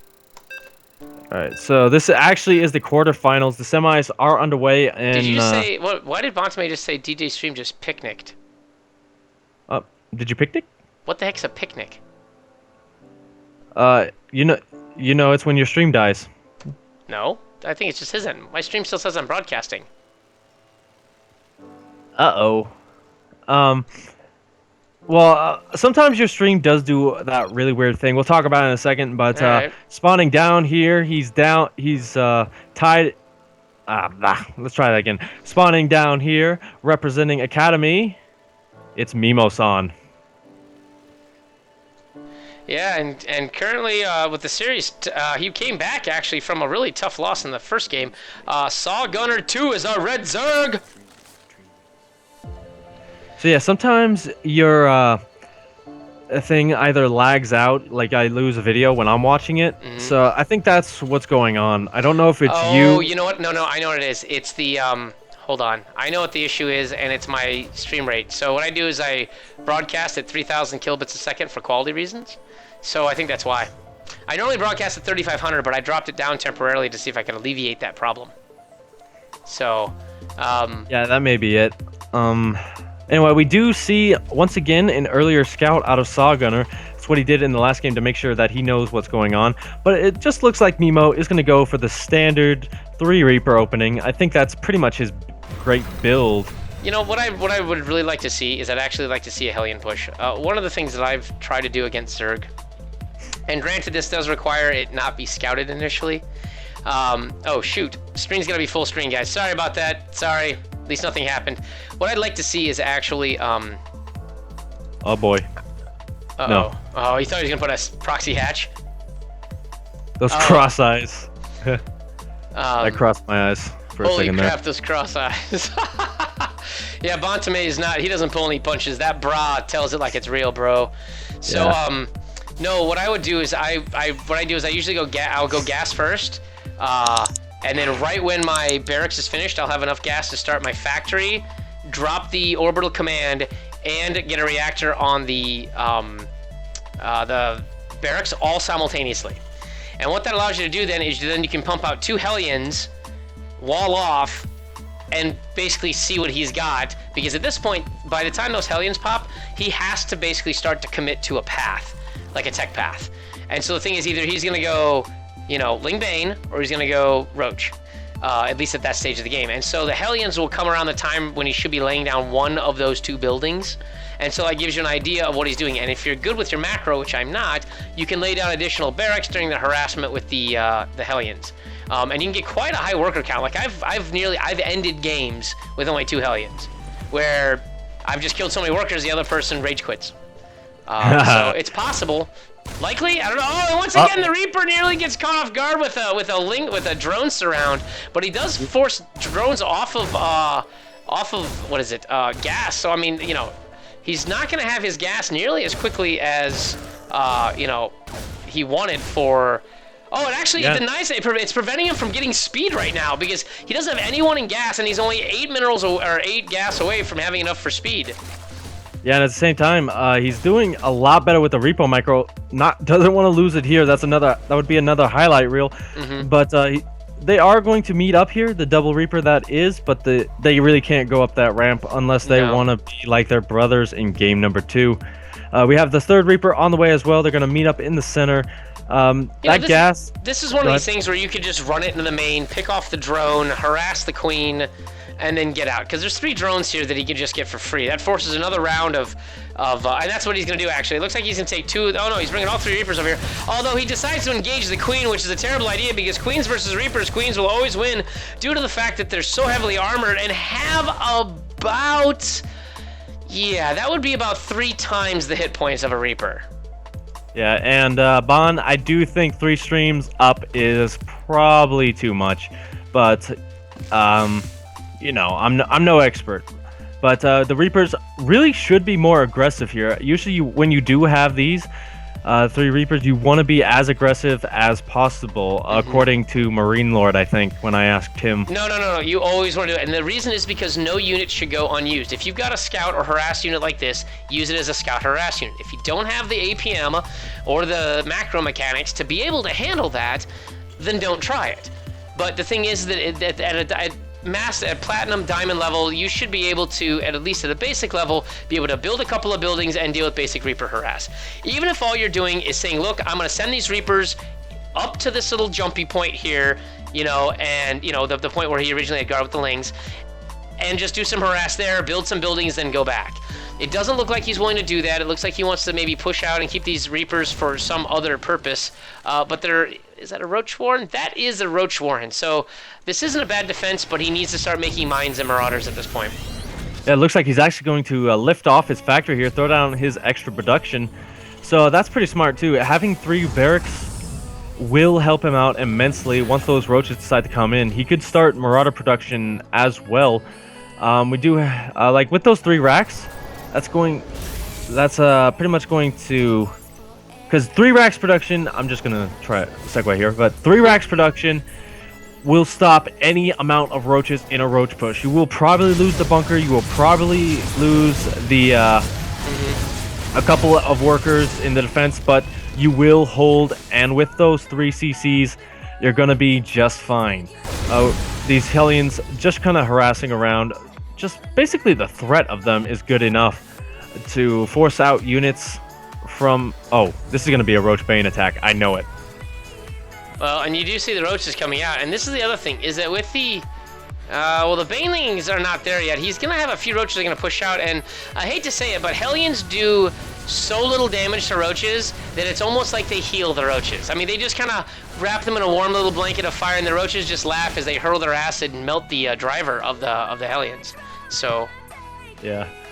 So far, no Hellions lost just yet, so they are going to actually, no Terran units lost at all this game. Oh wow, perfect game so far. Yeah, except for that's gonna end right now as these roaches come in, and they're gonna get a pick off of some. They do get a Reaper for free. The Zerglings do come around and try to pick it off. They're trying to pin in the Hellions. And but the Hellions are gonna get all picked off because these roaches, like I said, you don't do any damage versus roaches with Hellions. I mean, like, look, these roaches are the original roaches he first popped with, and those Hellions are dead. So there's that. Yeah, so he basically loses map control with that as well. We do have these 5 roaches and 30 lings on the way. So definitely going to form those into banelings and push up this ramp. That one orbital command is in the crossfire though. So this wall may hold, but not if Saw Gunner targets down the supply depot. And with that supply block, that may hinder him a little bit here as well. It's not terrible, but he's got more than enough roaches to deal with this. I mean, there's a Marauder in there. You know, I mean, if he decides to lift off this command center for any reason, I mean, you just flood one Ling in to land it, and you're good. Now, the medevacs are here, which was something that Mimo-san did not do very well last time. The Lings poke up real quick to go ahead and see if they can, if there's any mines up there. Boy. There are no mines. But Mimo-san's gonna go ahead and decide to drop. But this is a really bad timing to go drop. He's got a Ling Bane Roach push coming at his front, and he's gonna decide to go drop. Like, 16 or 15 Marines is not what he needs. He needs the units here at the front. So the Banelings do come up. They go ahead and they wreck against the bunkers. They get the depot, mostly. These units are getting surrounded, and then, oh my god, the Banelings collide and take almost everything. The Roaches sit here, and the workers come up to try to support it, and they will eventually be able to push us back, but in the meantime, it's not looking very promising because he lost a lot of his combat units there, and he's not producing out of his natural. So I mean, yeah, but at the same time, there's nothing across the map. Sorry, go ahead. No, you're right. I mean, these Marines are over here doing a good job. They take out what's in the third. The Queen is going to die here after injection. Good timing on getting the ejection down. But, I mean, look in the production tab. I mean, there are 32 more Lings coming. Without a wall, Mimo-san is up a creek, man. Yeah, he does have the minerals to throw them down, and honestly, he should do that right now. Stop chasing with the SCVs. Pull them back. And that third base did go down. That drop's still a big issue here. With all the units going across the map, it looks like we're going to be a bit of a wonky base trade here. Well, I think it's going to end up last time, where I think these players have played each other enough that they do these sort of like, I don't know, like awkward teenage puberty years sort of like attack. I mean, that's what this feels like right now. I mean, it's like literally, it's like two teenagers using deodorant for the first time. That's what, you know, it's like, oh my god, with this stuff so sticky, do I hang my arms out? You know, in the meantime, you see this attack over here. This base goes completely down. The workers clean up a few workers, but here the Banelings are like here to wreck face, and they do just that. They chase down these Marines. They get in there. They get all the Marines. Oh my god, they all go down. Now the big problem with this, Sargoner did put a lot of units into that attack. Has nowhere near killed Mimo. He really needs to retreat now, get his units back up. The drop on the other side of the map still working in Mimo-san's favor, and with 3 orbital commands dropping mules, dropping pretty much everything. Mimo's just in a wonderful position here. Sargoner really needs to spend his minerals, but he can't because he has 1 base. Yeah, and that's the thing. I mean, like, even with larva injects, which he's keeping up on, thankfully, I mean, he could produce an additional queen here to go ahead and get some extra defense, but he's only able to produce Zerglings right now because he doesn't have the gas production. He is long distance mining from his natural, so that's going to give him a small boost, but he needs the larva. And he did re-expand to both his natural and his third, and they're probably going to pop around the same time. In the meantime, Mimo-san now has managed to maintain his economy. If you look at the econ tab, he's actually ahead by 10 workers, which is very important for Terran in TVZ. It's 2 grand to 700 in terms of that. This drop will get cleaned up, however. Like, it's not even if it's going to be when it gets picked up. But yeah, I mean, with the production of Mimo, he could probably push across the map, do a lot more damage, clear some creep. But he's just going to continue with that drop play. You know, and that's fine. I mean, and the thing is, it's even supposed to be spotted here by Sargoner too. I mean, he's got like look at his vision here. I mean, his vision is insane all over the map. These overlords. He doesn't have the path in the middle, and he doesn't have a full path for the whole drop area.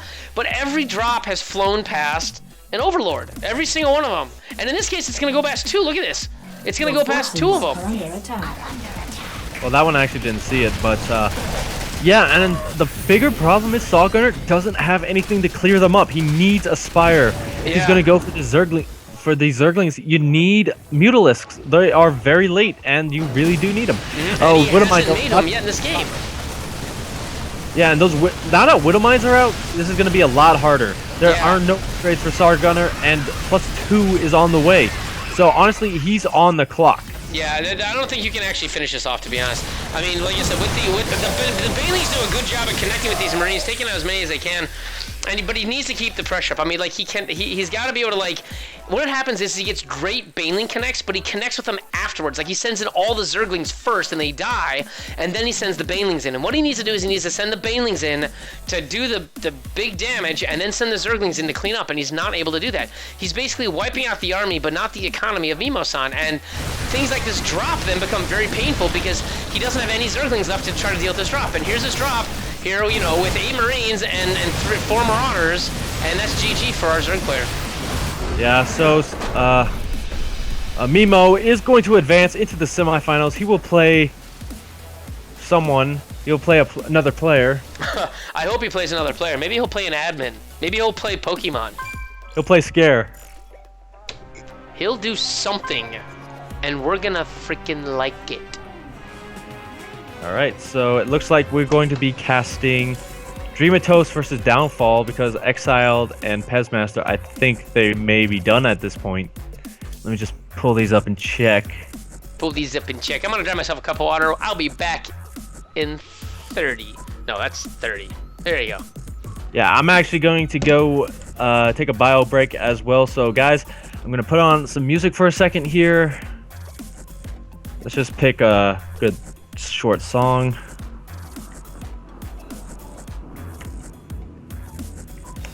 And we will be right back. Where is it? There we go. Be right back, guys.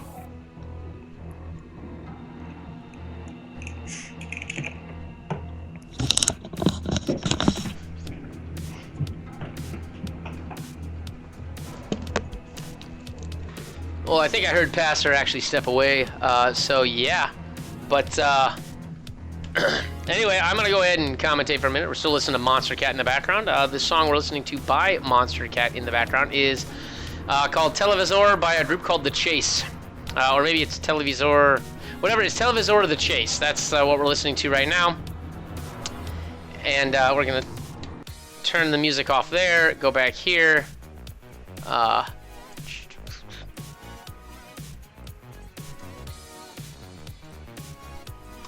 And we're gonna just do some quickie checky. Dreamatos, welcome to the stream. By the way, if you happen, I only mention this because Dreamatos is here. If you like either one of our streams, that would be me, DJ Spectre, or Passer2300 here. Go ahead and click follow. It lets us know that you guys at least enjoy what we do, whether or not you won or lost. It's not what matters. It's did you have fun. And in case you guys are wondering, this is the ESL number 29 Skill Cup, I believe. Yes, that's what this is.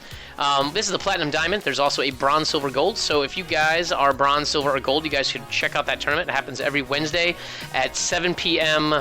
I'm sorry, at 8 p.m. Eastern Time in the U.S. There's also the ESL Open on Sundays, and there is the what we call the Triple Threat Cup on Saturdays. And what that does is that is actually bronze and silver in one tournament, gold and platinum in another, and then diamond and masters in a third. So, but yeah, let's see, my Twitter, in case you guys are interested, is at DJ Spectre TV. Passers is Passer Gaming 2.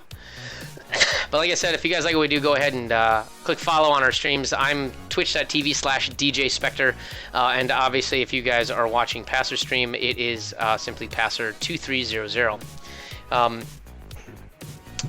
We're waiting for Passer to get back because apparently he had to step away for a while. Okay, that took forever. Never get up when someone wants to ask you a question. Not my parents. You know what you do? You run with your fingers in your ears and you're like la la la la la la la la la la. You just run right past them.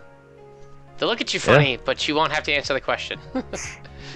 Yeah, I probably should have turned off my webcam while I do that, but... Well, at least were you wearing pants?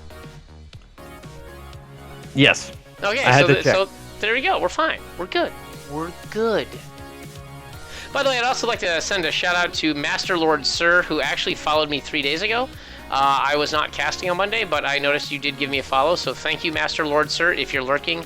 Oh, that's another thing. If you guys are just watching the stream, but you don't have a Twitch account, create a Twitch account. It's just your email address and a password, and that's it. You don't have to do anything with it other than click the follow button for people so that you can do that and then interact with us in chat too, because if you don't have a Twitch account, you can't type in the chat. And we like being heckled. Us streamers like the interaction. It's almost borderline narcissism, but we're actually out here just because we want to meet other gamers.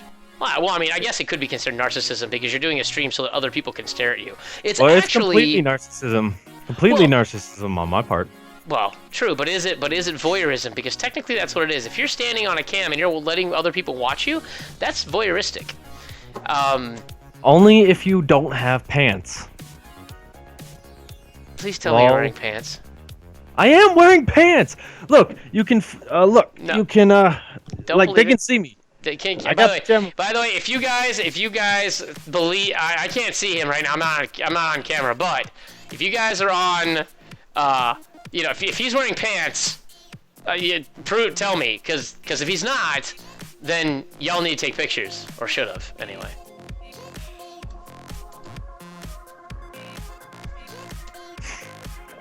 All right, so I'm talking to Mimo right now. Looks like Pez beat Exiled.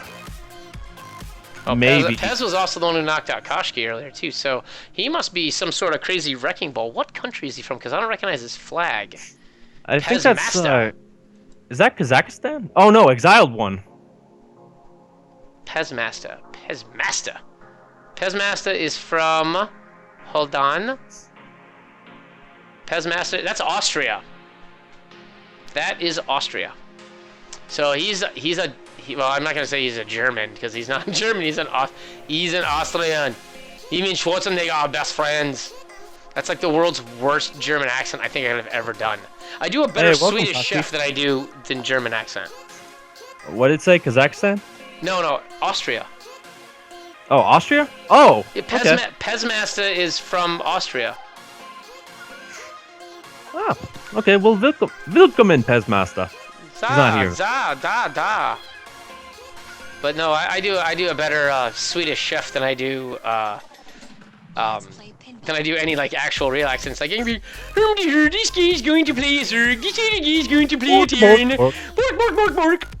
Like, if it's all right, it literally sounds like that to me as well. Actually, I didn't do it. It's like, we're going to make the squirrely stew. Today we're going to get the squirrely. We're going to put them in the pot. Then once you put them in the pot, make it the meatballs. Bork. There you go. As long as you don't catch me slipping. All right, so Mimo doesn't. Mimo. You know what? I once knew a guy named Mimo. He stabbed me in the face. He stabbed me in Mimo's face. No, believe it or not, that's actually what I thought Scarecrow sounded like until he actually went on your screen. Oh, until he casted? Yeah, but this is a British accent. This is not an Australian accent. I can't actually do an Australian accent unless I hear it first. Like, if I hear it, I can do it. But, like, I can't, like, just, like... That's not one of the accents I can just, like, pull out on the spot. I can do Peter Griffin, but I can't do an Australian accent, you know? It's like... Yeah, that's pretty funny. Yeah, I can kind of do accents, but only if I'm speaking the language they're in. Like, I can't do English, like, Japanese accent. I can't do English, Korean, Well, my girlfriend is Filipino, so she always does, like, this Korean accent all the time, and it's hysterical. Because I'm like, you're Asian. Are you allowed to make fun of Asian people? She's like, yeah. And I'm like, that's German. She's like, whatever, I don't care. But she does this really great Korean woman accent, and then she's actually mimicking a character from an anime, I think, is what she's doing. But, yeah, I one time, so when I first moved to the city I'm in, I didn't live in the city itself. I lived in the suburbs for a couple of years. And I lived in this really crappy neighborhood in the suburbs. And like, literally, it was like former, like, government housing that they'd sold off to private owners. So, like, a lot of the buildings in the housing complex still were government owned. So, like none of the doors had, like, proper security locks on, like, the bottom of the building and everything. So you could just walk into a building and come right up the stairs and just knock on my door that was attached to my living room. So anyway, some guy, and there was, like, this crazy looking Mexican dude with, like, baby blue chaps and a matching baby blue, like, 10-gallon hat. And he came up and he had, like, this garbage bag with him. And it's, now keep in mind, this is the middle of July, and he's wearing leather pants in baby blue, and he opens up the garbage bag and he wants to sell me, like, winter coats. I'm like dead up, like here's a frickin', you know, like, ski parka. I'm like, it's July 3rd, okay? It's 100 degrees out, and you want to send me a jacket that if I put it on, I will start sweating and lose 10 pounds. And to be honest, that's actually the best time to buy those, just because they're so cheap. Trying to get rid of them. Oh, no, I agree. My point is, though, why do you show up at my door wearing a cowboy outfit and selling them out of a garbage bag? And then... Oh, yeah, don't buy them there. Yeah, and the thing is, I'm like, I looked at this combination of things, and I'm like, this is so screwed up. Like, this is weird, because I used to live in a small town before I moved here. So, like, this was one of my first, like, big city experiences that I'd ever had, right? So, I looked at the guy, and I didn't know what to say. So, you know, I told him in Spanish, because my Spanish was much more proficient then, with a French accent, that I don't speak English, and then closed the door. Okay. I was like, no habla inglés, or something like that, and then like close the door. That was like a British accent. But I did it with a French accent at the time because I was so confused. Like I just blurted it out and then shut the door, and then I realized after the fact what I did. And I'm like, what the hell? I don't speak French. No habla inglés. Maybe I don't know. No habla inglés. That's what it was. That's what I did. It was something like that. Yeah, the funny thing is, like mainland Spanish, aka Spain, it kind of sounds a little bit like French. No. You know what it sounds like? I hate to, and this is not to insult anyone. It sounds like gay people. Like it sounds. I hate to say it, but like a lot of gay men talk with a very light touch to the words. It's very enunciated. It's a lot like this. There's nothing wrong with that because they're very, very articulate. However, when you listen to a Spaniard speak Spanish, it's like that though, because they don't say S's the way we say an S like this, like S. In Spaniards they slur it. It's like using like the TH sound. So instead of like saying sassy Sammy, it's like sassy Sammy. So so when you're saying like Spanish words, it's like no hablas español. It's like literally like they're slurring their words and it makes them sound like they're gay. All of them are like that because that's the way the Spaniards pronounce their S's compared to Latin American Spanish here in the Western Hemisphere. It's so weird. Yeah, just waiting on Mimo-san to invite us. I think they're doing vetoes right now. Well, they should invite us so we know the map pool at least. Yeah, and Bon Hunt Tome said this a while ago. Gather resources, make units, go kill the other guy, and that is pretty much it. Yeah, you know, there's not too much out to it. That's literally how I explained it to my girlfriend when I first started dating her. She's like, "What's StarCraft?" I'm like, "Gather resources, build an army, kill the other guy." Even though we all know that it's more like make the other guy tap out, because you don't completely wipe him out. Like it never gets to that point, right? So, well, I have been recently. They've been just the BM. If they force you to beat them like that, then they're BM. Oh, I know. Did I tell you I got a tie, like an actual game enforced tie, about a month ago? Oh, cool. So I want to, hold on, I'm going to actually post this on my stream and I'll post this in the chat if it able to. Where's my screen? I'm going to bring up the screenshot for this. But I actually had like never seen this, like since they implemented stalemate detection back at Wings of Liberty, and I remember when they did that, I had never actually gotten an actual tie. Let me see if I can find where that's at. Here. Okay, so I'm actually going to go ahead and show you guys this. Let me add this to the stream. Let's see here. How do I add this? Media, image file. Okay. I've never had this happen in my entire life, and I had this happen where basically it came down to the fact where he thought he still had a Viking left, and I had a Viking. Here, look at this. I'm gonna full screen this for a second, guys, just so you guys can witness this. This is what the screen actually looks like when you tie. Like it says that, and what it does is actually in the replay. So if you watch the replay, the game actually says stalemate detected in 2 minutes or whatever. No, what was it? In 5 minutes. This is more units because he couldn't make any more workers. So he had a base and just parked his army there, and then accidentally built more turrets than he could really afford, and wasn't able to make any more workers because he was out of minerals. And I kept picking off his depots, so he couldn't build any depots. So it's stalemated. Yeah, only in a TVT would you get that kind of ridiculous stalemate. And it was after like a 35-minute game or something insane. Like I wanted to kill the shit out of that guy. Okay, yeah, I get you there. Are these guys done with vetoes? I mean, this is the longest veto They're process. they just finished. I'm talking to Mimo right now. They just made the lobby. Tell them to make it with the Game Heart mod, though. They already made it. I don't know if they used. Well, I guess that's fine. It's only the semifinals. In the finals, though, the admins make it. And this is a long tournament, by the way. Everything's been going 3 games. Yeah, I mean the first game was pretty short. It only took like 2 seconds or like 6 minutes. But yeah, it's starting to even out here. You're getting the players who really know their stuff going in and doing pretty good. Let's hope, or I'll send you haterade. What are you saying? What are you posting in my chat? The thing is, like, it's okay. You can't ban me because I'm a mod. Maybe I can kick you out of your own chat. I dare you. I've never actually tried that. Hold on. Where are you at? Let me see if I can find one of the things you sent. What can I do to you? I'm curious. What can I do to the guy who made me a mod? Hang on. Let me put a message. I can ban you. Can't ban. No, I literally, it's one of the options. I'm gonna see if I can time you out. Yeah, do it. No, don't time me out. Ban me, because if you time me out, I can't type for a while. Yeah, I know. Oh my god. I can't time out the broadcaster. I can't ban the broadcaster. I spammed your chat because I didn't think it was gonna send those messages in your chat.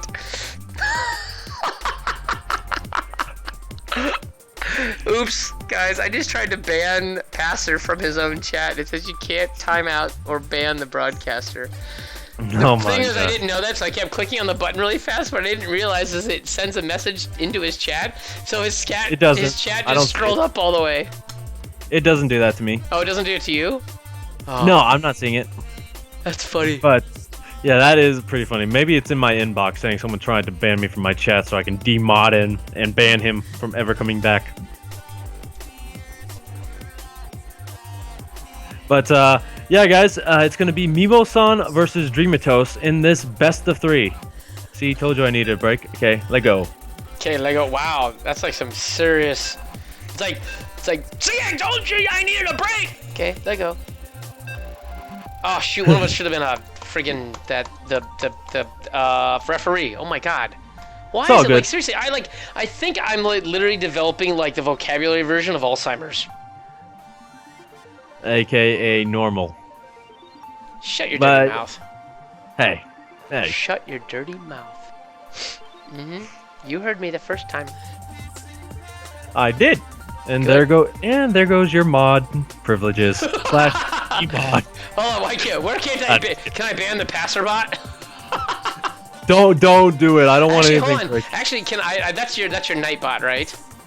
That's my. Well, no, I have Nightbot as well. What is Passerbot then? It's a second, like, it's the way I can do the droppers thing. It's my second channel.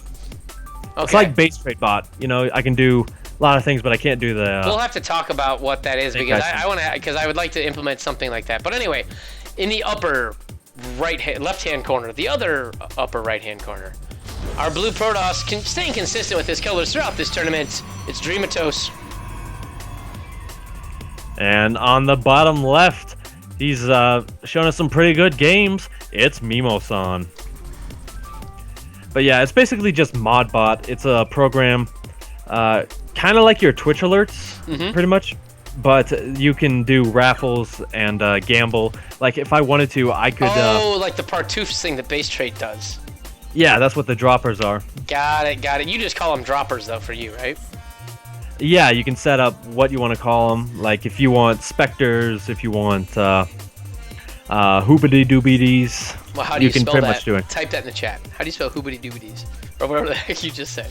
Yeah, if you say it, you gotta spell it. Doobuti. And no one right now in the chat has any idea what we're talking about for another 90 seconds. That's good. Oh, Pastor, I like getting you to do my bidding. It's so funny. No, there's no explanation for this. We're just morons. We're morons, and the ESL handed us the keys to their visual reputation for the American Open chat streams. Yeah, we are must never doing IEM ever. Because, you know, they hold the WCS and the IEM on ESL. They host it. So we're never going to be able to do it. And if you look at this, this is so cute. They're making, like, patterns and drawings with their pathing on the as they search for each other. They search for true love. And love means violence and war.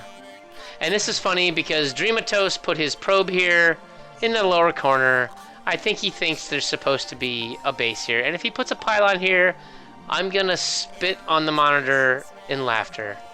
Well, he knows and where... He did!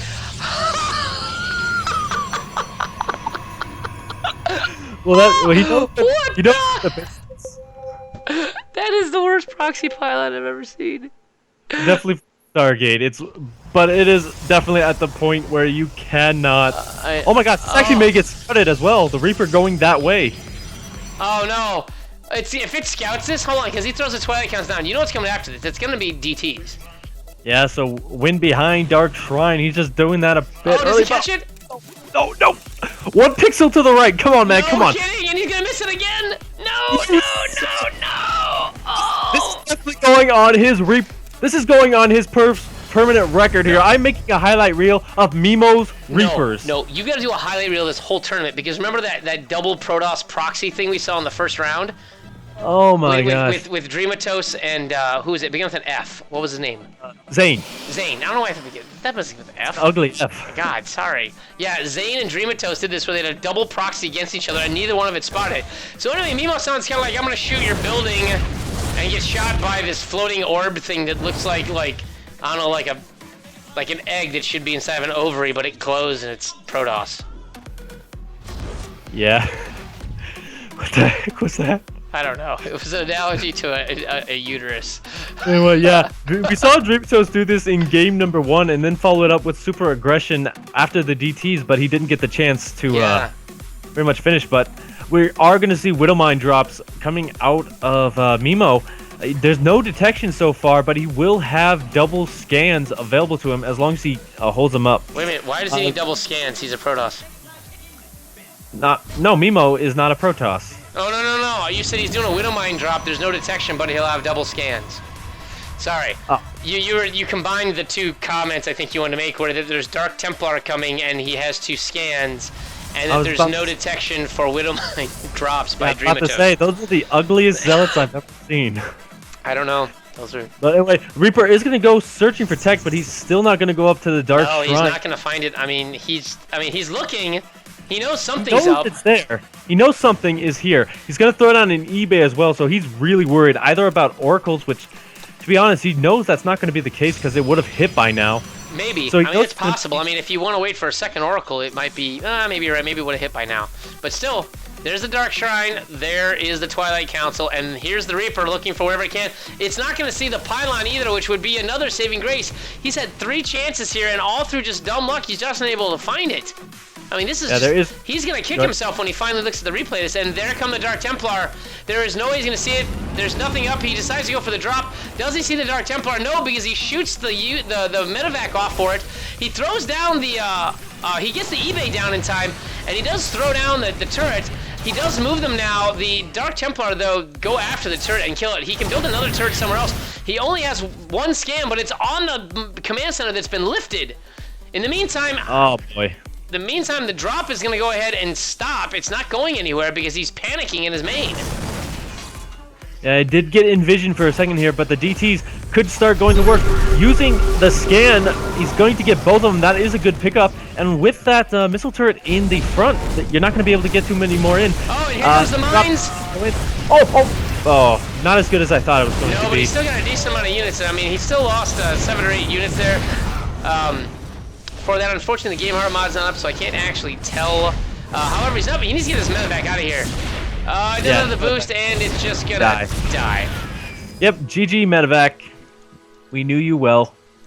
Yeah, and he now has turrets and bunkers up in places. So he's got a bunker in front of the turrets. So, I mean, he's gonna be able to handle at least the initial aggression. He's got a mine also sitting in his main to deal with any more craziness, because mines will one-shot DTs. Yeah, again, those DTs now are going to be pretty worthless, but if you wanted to, if you had a lot of minerals but not a lot of gas, you could turn them into Archons. I don't know if that's a waste or not. Where are his? Actually, where are the? He doesn't. Oh no, he doesn't have any DTs left. They're gone. They've all been killed off. Dead. They went back to Ire or wherever they're from. They went back to get the hell out of here, land. And then we do have the Robo Bay coming up, so Colossus production will start soon. He does need to get those assimilators in his natural up if he wants to do it, though. You can't really do Colossus with only 2 gas. They're way too expensive. Yeah, I do think it's funny that they have the robotics facility and the robotics bay. They got rid of the robotics support bay, which is what they used to call it, I believe, in Brood War.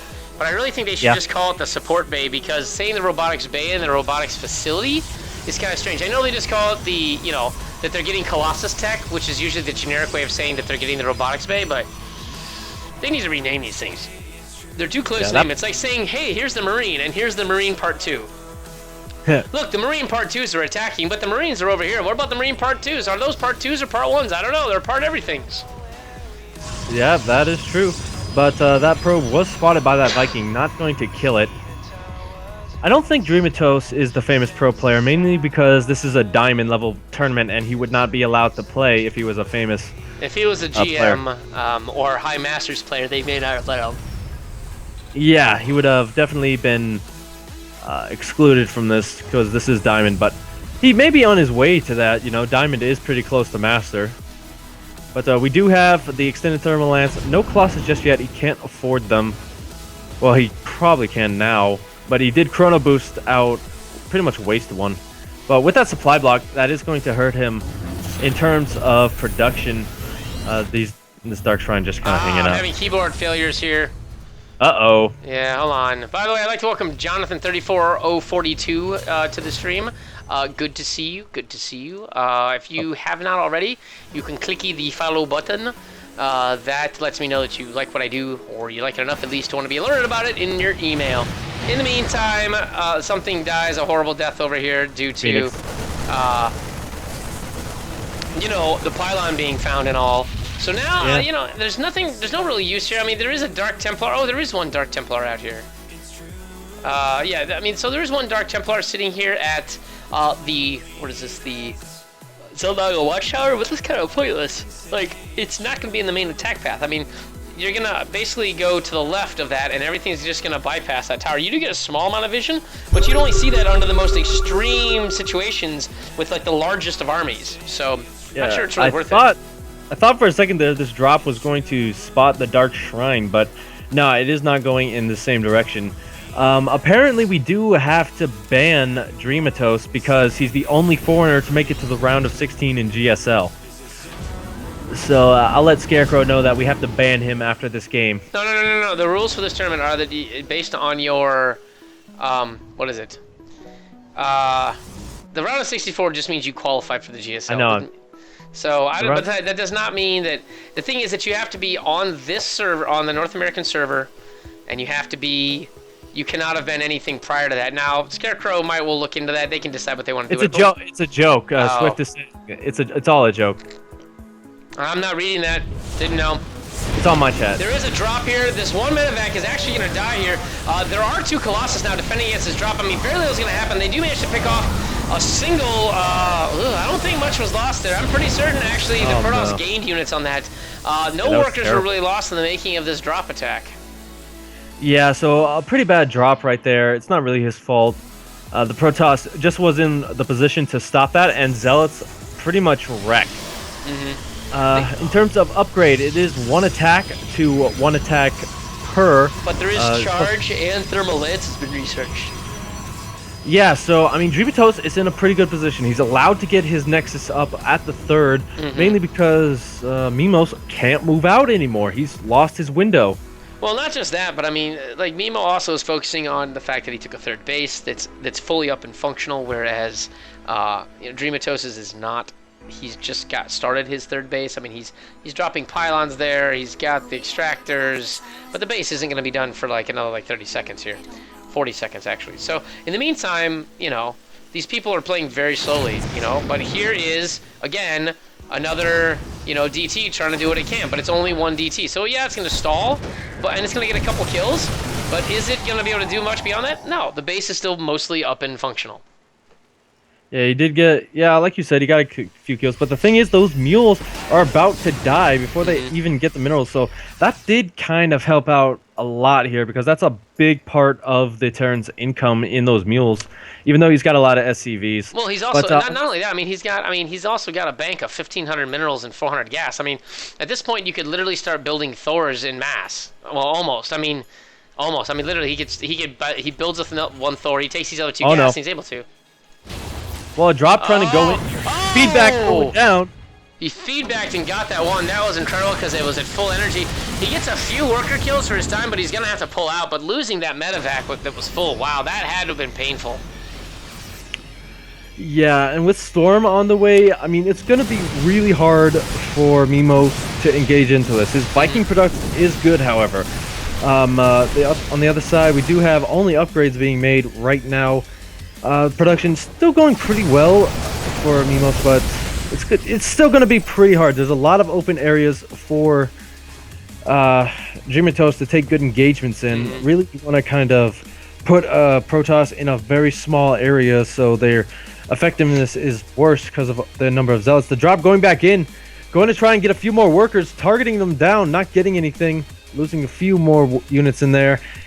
And I think he needs to get out of there. You need as many medevacs as possible at this point, just because you're focusing purely on Viking production. You're not. Oh my god! Someone just pointed out in my chat that I was not full screen for the first part of this match. I just went full screen. Yeah. Who else but DJ? Just kidding. This happens all the friggin' time. I wish I could do it, and the reason is because I was looking at a Facebook post, and so my browser covered up the window. That's what happened. So we're gonna close that so I can see my stream. Yeah, and you know what, when you look at the army value here, I mean, it was once heavily in Mimo's favor, but now, you know, Dreamatos is catching up. He's got the right tech in the right place. He's got 3 Colossus. You know, he's got Templar. Does he have Storm? He has Storm. He has feedback. I mean, this is just going to be a dangerous situation for him where now, you know, he's scanning everywhere, looking for where the army is. He finds it down in the center. He knows what's coming. I don't know if he sees the Templar because they're kind of buried in that mixture.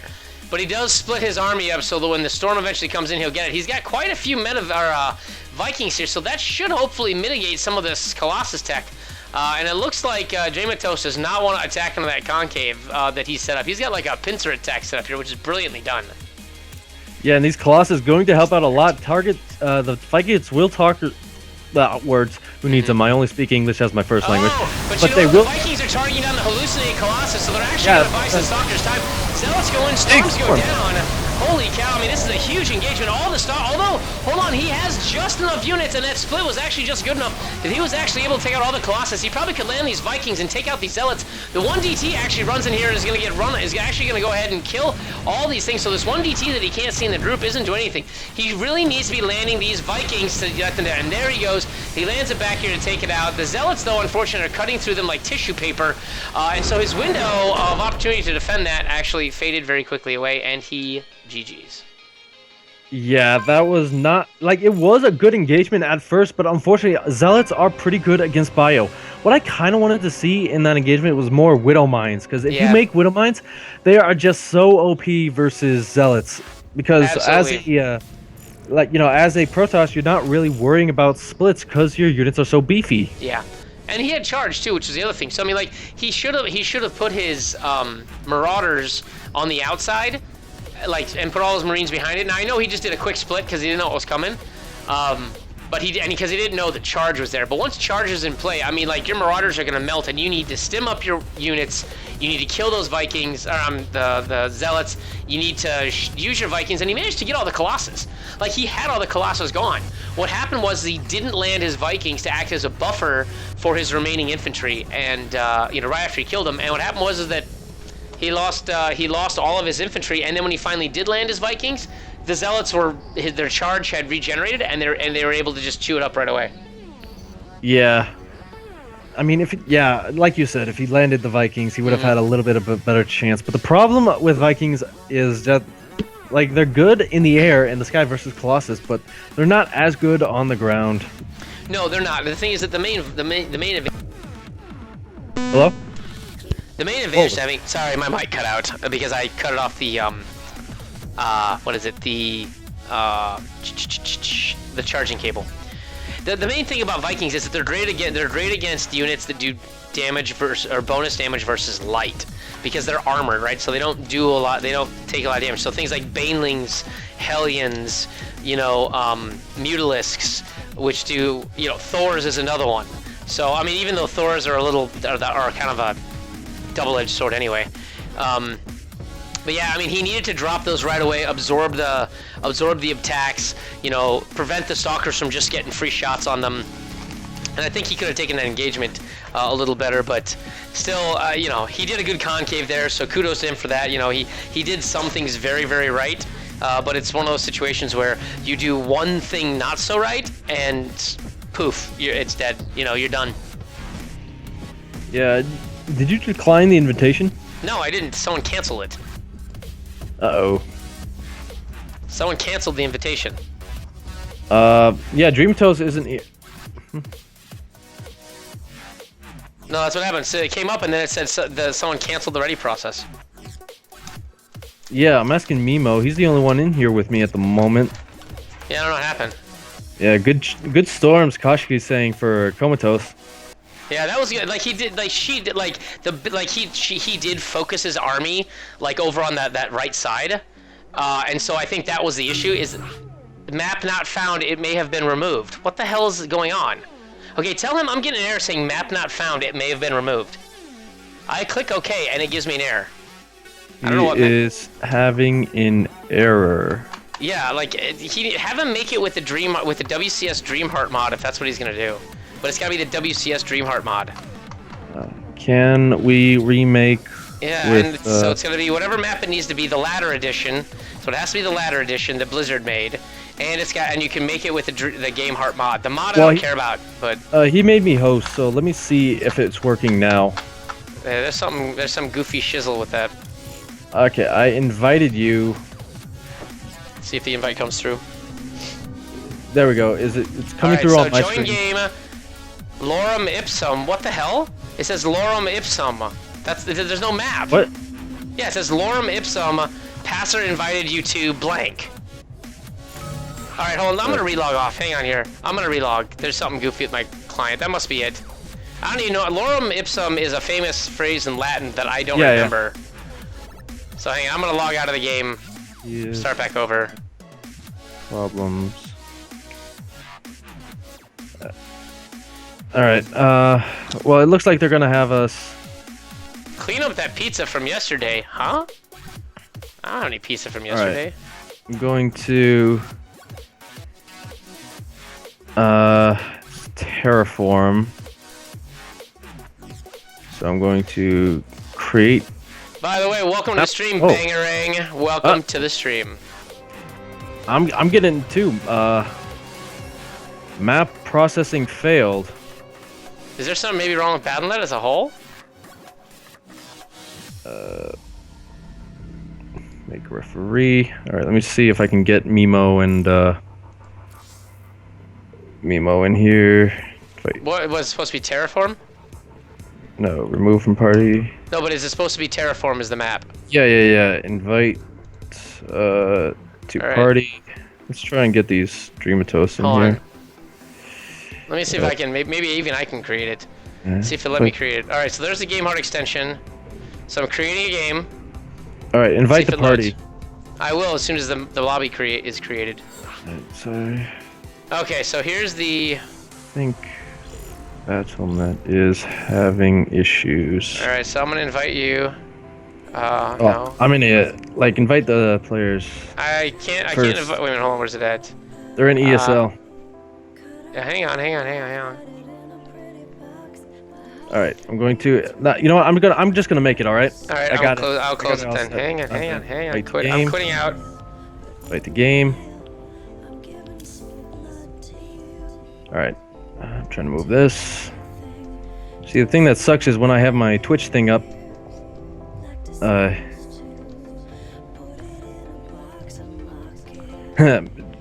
Perhaps it's God telling me to quit. Mimo-san saying that. Alright. Alright, so now it works. Now I see it. Passer invited you to Terraform Game Heart mod. There, now it's working. I don't know, I just closed my client. I started the game all over again. I just refreshed it. Okay, we are all good. Players ready? All right, both players say go, go. I'm going to make you a ref as well. And we are going to start this game number 2 on Terraform LE. I'm what?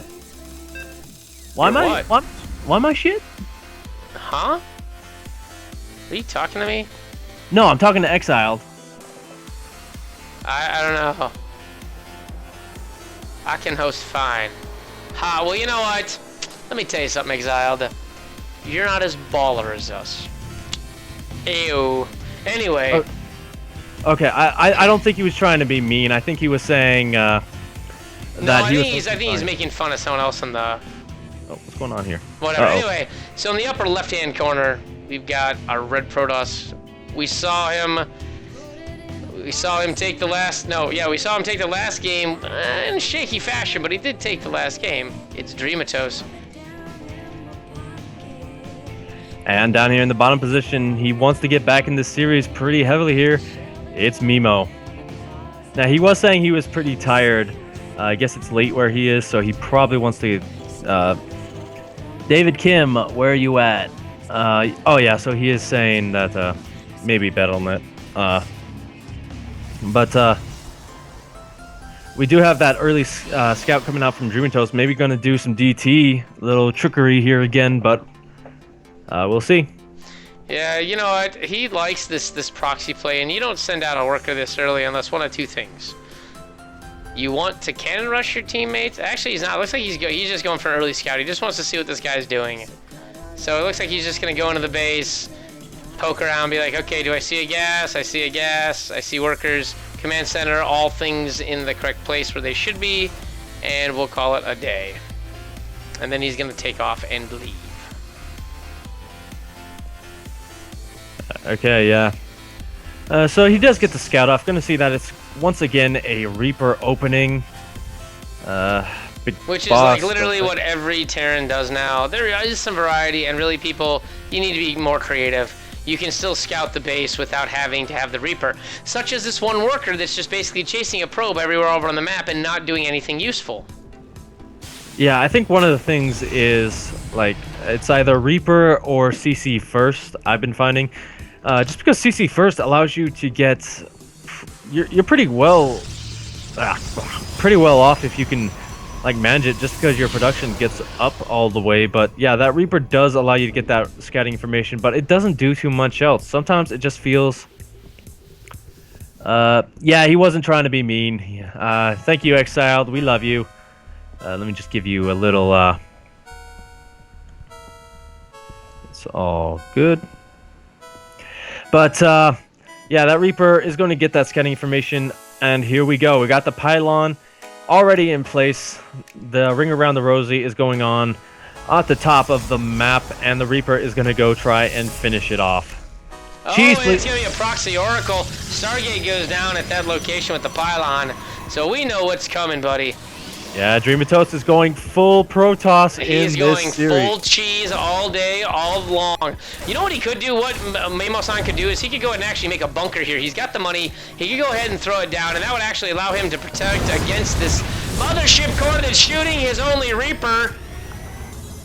Oh my gosh. And the thing about it is, this is going to be so powerful. Why? Because that Rax is only going to be able to pump out 2 at a time. You can chrono boost out faster than you can get 6 Marines. Then you get a second Oracle, and it's pretty much GG unless he throws down that eBay and does that.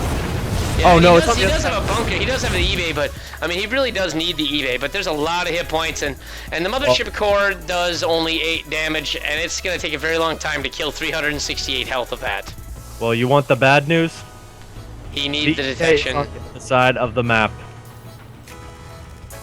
What's on the side of the map? The engineering bay. It's actually not making anything because it's not even finished. I know.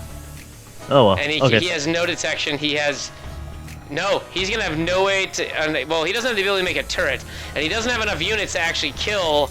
Because you need 7 Marines to kill an Oracle. Otherwise, it will win. And here it comes. The Oracle's gonna fly in, and Mimo-san's gonna find out just what it's like to not have an economy. 2 workers, 3 workers, 4 workers, 5. 6. It's like Sesame 7, Street. 8. 8 workers. Oh my god. The pain, the suffering, the death and destruction.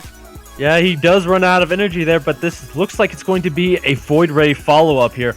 There's going to be enough Marines out for it, but with the Widow Mines, I think actually he holds this. He doesn't have economy now, but yeah, you so know. I mean, the Widow Mine will one-shot an Oracle. So, because the Oracle only has 160 hit points, and I think the Widow Mine does 180 damage. Yes. Maybe. I thought it only did 135 plus splash, but I know it one-shots an Oracle. I've seen it. I've done it. So here comes the mine. If this mine actually gets in here, it can take this out. The turret actually is almost finished. He needs to just move this workers over one more second. Oh, come on! Gosh! Oh, No! That thing is literally... It is 1 second away from completion. There. Oh, boy. Yeah, too bad, though. You're looking at 15 workers killed. 15 workers. The worker count is only a 7 worker count difference, mainly because of the fact that Comatose is only one basing it here. And he's really hoping for this Void Ray follow-up. He's going to send in a Sentry along with his Stalker to do what, I'm not sure. But the Reaper's going to scout all of it. It's going to see the pylon, the whole shenanigans. Yeah, and Mimo's actually going to move out, catch the Sentry off guard. That's a big pickup here. Probe goes down as well, so I mean, these Marines are out of position here. If he, Mimo Dreamatos wanted, he could go in here with the Void Rays, but he doesn't want to risk running into those Widow Mines here. But the pylon gets picked off, so this attack is going to be a lot less powerful unless Dreamatos wants to bring another probe across the map. No, and it looks like there's a Reaper in his base now, but the Reaper's on scout patrol only. I mean, the Mothership Core is going to try to hunt it down, but the pylon here is actually is being used now for a legitimate purpose to where he needs that pylon to continue his supply. So the Reaper doesn't see a natural. There is a small force coming his way. The Stims, the Marines, they don't have Stim yet, but they can still take out these Void Rays. So they do go ahead and engage the Void Rays really quickly. They pull back. He doesn't have Stim, like I said, so he's going to put some in the bunker. That helps. And then he's just going to go to town. He's going to bring the workers out to repair the bunker. The force field goes on actually to prevent it, but it's not enough to stop the workers from repairing it. So these workers are going to get all the credit for saving this. The hold is real. That was awesome here. You saw the Sentry, not the Sentry, but the Oracle actually was focusing on the bunker, so it got taken out before it could really do damage. If it was focusing down the Marines, this attack would have been a lot more powerful. But you know what? Just didn't happen. And Skype, shut up. I'm trying to cast. Yeah, by the way, Bangarang, you might be right. It might be 6 Marines, but I remember someone else saying it was. It is. I think it was 6. 7, but I don't know. I thought it was maybe like 6 to kill it, 7 to. I think it's like 6.5. What? Oh no! He forgot to get Stim. He just started it. So now we've seen it officially, guys. It's the 11-minute, 15-second Stim timing. Yeah. Oh, that's gonna hurt. Not having Stim with the Stalker Force is gonna be brutal. Oh, using the Widow Mine, trying to bait it into his buddy, but didn't work there. Gonna try and come out here, but that is a really bad idea. You really cannot afford to lose a single Marine in this position. Oh, great force fields. Oh boy. That is it for the Marines. He's got 4 Marines. I mean, he's building another medevac. What he really needs to do is build a Viking and more mines. What is he building? He's building Marauders, so that's not a bad thing. I mean, he's just stalling until whatever, till Stim finishes and Combat Shield finishes. I mean, the Combat Shield will help, but I mean, he lost way too many Marines in that engagement. I mean, like if you look at the production tab, I mean, there's only workers coming out because right now, like Dreamatos just doesn't have a lot here. You know, he's got a half saturated natural, whereas there's a whole saturated natural for Mimo-san. Where is the eBay? The eBay is researching +1 armor, so that'll help as well. But right now, there's like a soft contain. Like, I mean, Mimo-san could just drop somewhere on the map and do a lot of damage. Yeah, I totally agree, but that is very risky here because it would kind of turn into a base trade, but one medevac of base trade does not equal. No. I think, yeah. And that's what I'm saying, is that what you do is you take just the Marines and you get them across the map. The Stim timing is going to end soon in like 25 seconds. So you load up 1 medevac of Marines, you drop in the natural, wipe out all these workers, and then pull out once stim hits. And you still have all your Marauders left here to deal with this massive Stalker and this Colossus. Oh, a hallucinated Colossus is actually going to take the hit. Yeah. But the Mine Widowmine actually does a decent job. He does damage a lot of the Voids. The one Void Ray is actually going to fall finally. He pulls some workers. The Marines are there. Stim finally finishes, which perfectly timed. He pulls right into this. Oh my gosh, that was awesome. And that wasn't even the best engagement for him. Oh no, pull the workers back. Oh, what are you doing? Get the workers out of there. What the hell are you doing? Yeah, that kind of hurt him a little bit, but that was a bad engagement for Mimo-san. I have no idea how he held that. Half his units weren't. I don't even know what to say here. Here comes the boys. Yeah. Oh, he's pulling everything. What? No, This that's could not. actually work. Oh no, he's not gonna be able to pull us off. I mean, like, granted, I mean, the Templar Archives has still got a ways to come down. He scans, he only sees these zealots. Yeah, the workers will actually be able to act as a buffer for this. So all he's gotta do is throw the workers in the front, and he can take out this Nexus. There is not enough gas to do anything at all. And Dreamatellis is now Photon Overcharge goes down, but it's not gonna really matter. He can basically focus down the Nexus to kill it and get rid of the Photon Overcharge, and there it goes. Now he can throw down another Photon Overcharge once he gets up the ramp. The Nexus goes down. This is an overcommitment. I think it's too much. Like, pulling all the boys was just way too much. Yeah, does he get the mothership core? No, he doesn't. But yeah, he does take out the secondary base. He could send all the workers back. He does have enough here to really take the fight up the ramp. There's no more. There's like 1 cent energy, but you can just drop on the other side of it. Yeah, and all he needs to do is like from this vantage point, pull out. And like just drop in the back of the main, and then when the army's pulled up there, run all your workers and remaining army up the front. I mean, he's getting charged now, which is gonna give these zealots a hell of a boost. But now he's going cross map. He's not keeping the pressure. Like, leave your army down there, send the workers back. I don't understand this strategy. Also, please take out the Stargate. I really hate it when you can see it, but. Well, I mean, the thing is, he doesn't see it. He hasn't seen it. No. But oh my gosh, he could have probably taken a lot more. Oh yeah. There, but he decides not to do that. And this Oracle got to be really careful here if he wants to try and get any damage done. Those turrets, Widow Mines. Yeah, it's not just the Oracle either. I mean, now Storm is being researched, and it's one of the longer upgrades. But it's at 40 seconds almost now. You know, he needs to go ahead and do something about it. He needs to end Storm. He needs to get in that base and kill that Archives. I mean, now there's what, 4 more gateways going down. There's what is this? These are just pylons. But I mean, and his National's going down. Like, yeah, Diamatos is on the back foot, but he could be on a lot bigger. He could be dead, and that's what you really want in this. Yeah, I mean, the production for Mimo, again, pretty good, but who won the first game? Dribitos. Okay. So we do have that second Nexus trying to go back up again. Dribitos cannot stay on 27 over 21 workers here. Oracle trying to go in. Oh, he lays down Revelation on him, so he knows exactly where that army's at. Yeah, that was really good here. Scan going down. Doesn't see the Templar Archives. Does he know it's there? No, I don't think he does. He does. No, he does see it, and he's got to assume that Storm has been researched. I mean, Storm is going down now, and with 3 Templar here, I mean, that's gonna, once Storm is ready to go for these, that's a good amount of defense. Like the AoE, force the Terran army back. I mean, once again, we've seen another player miss a window of opportunity when he could have basically ended it.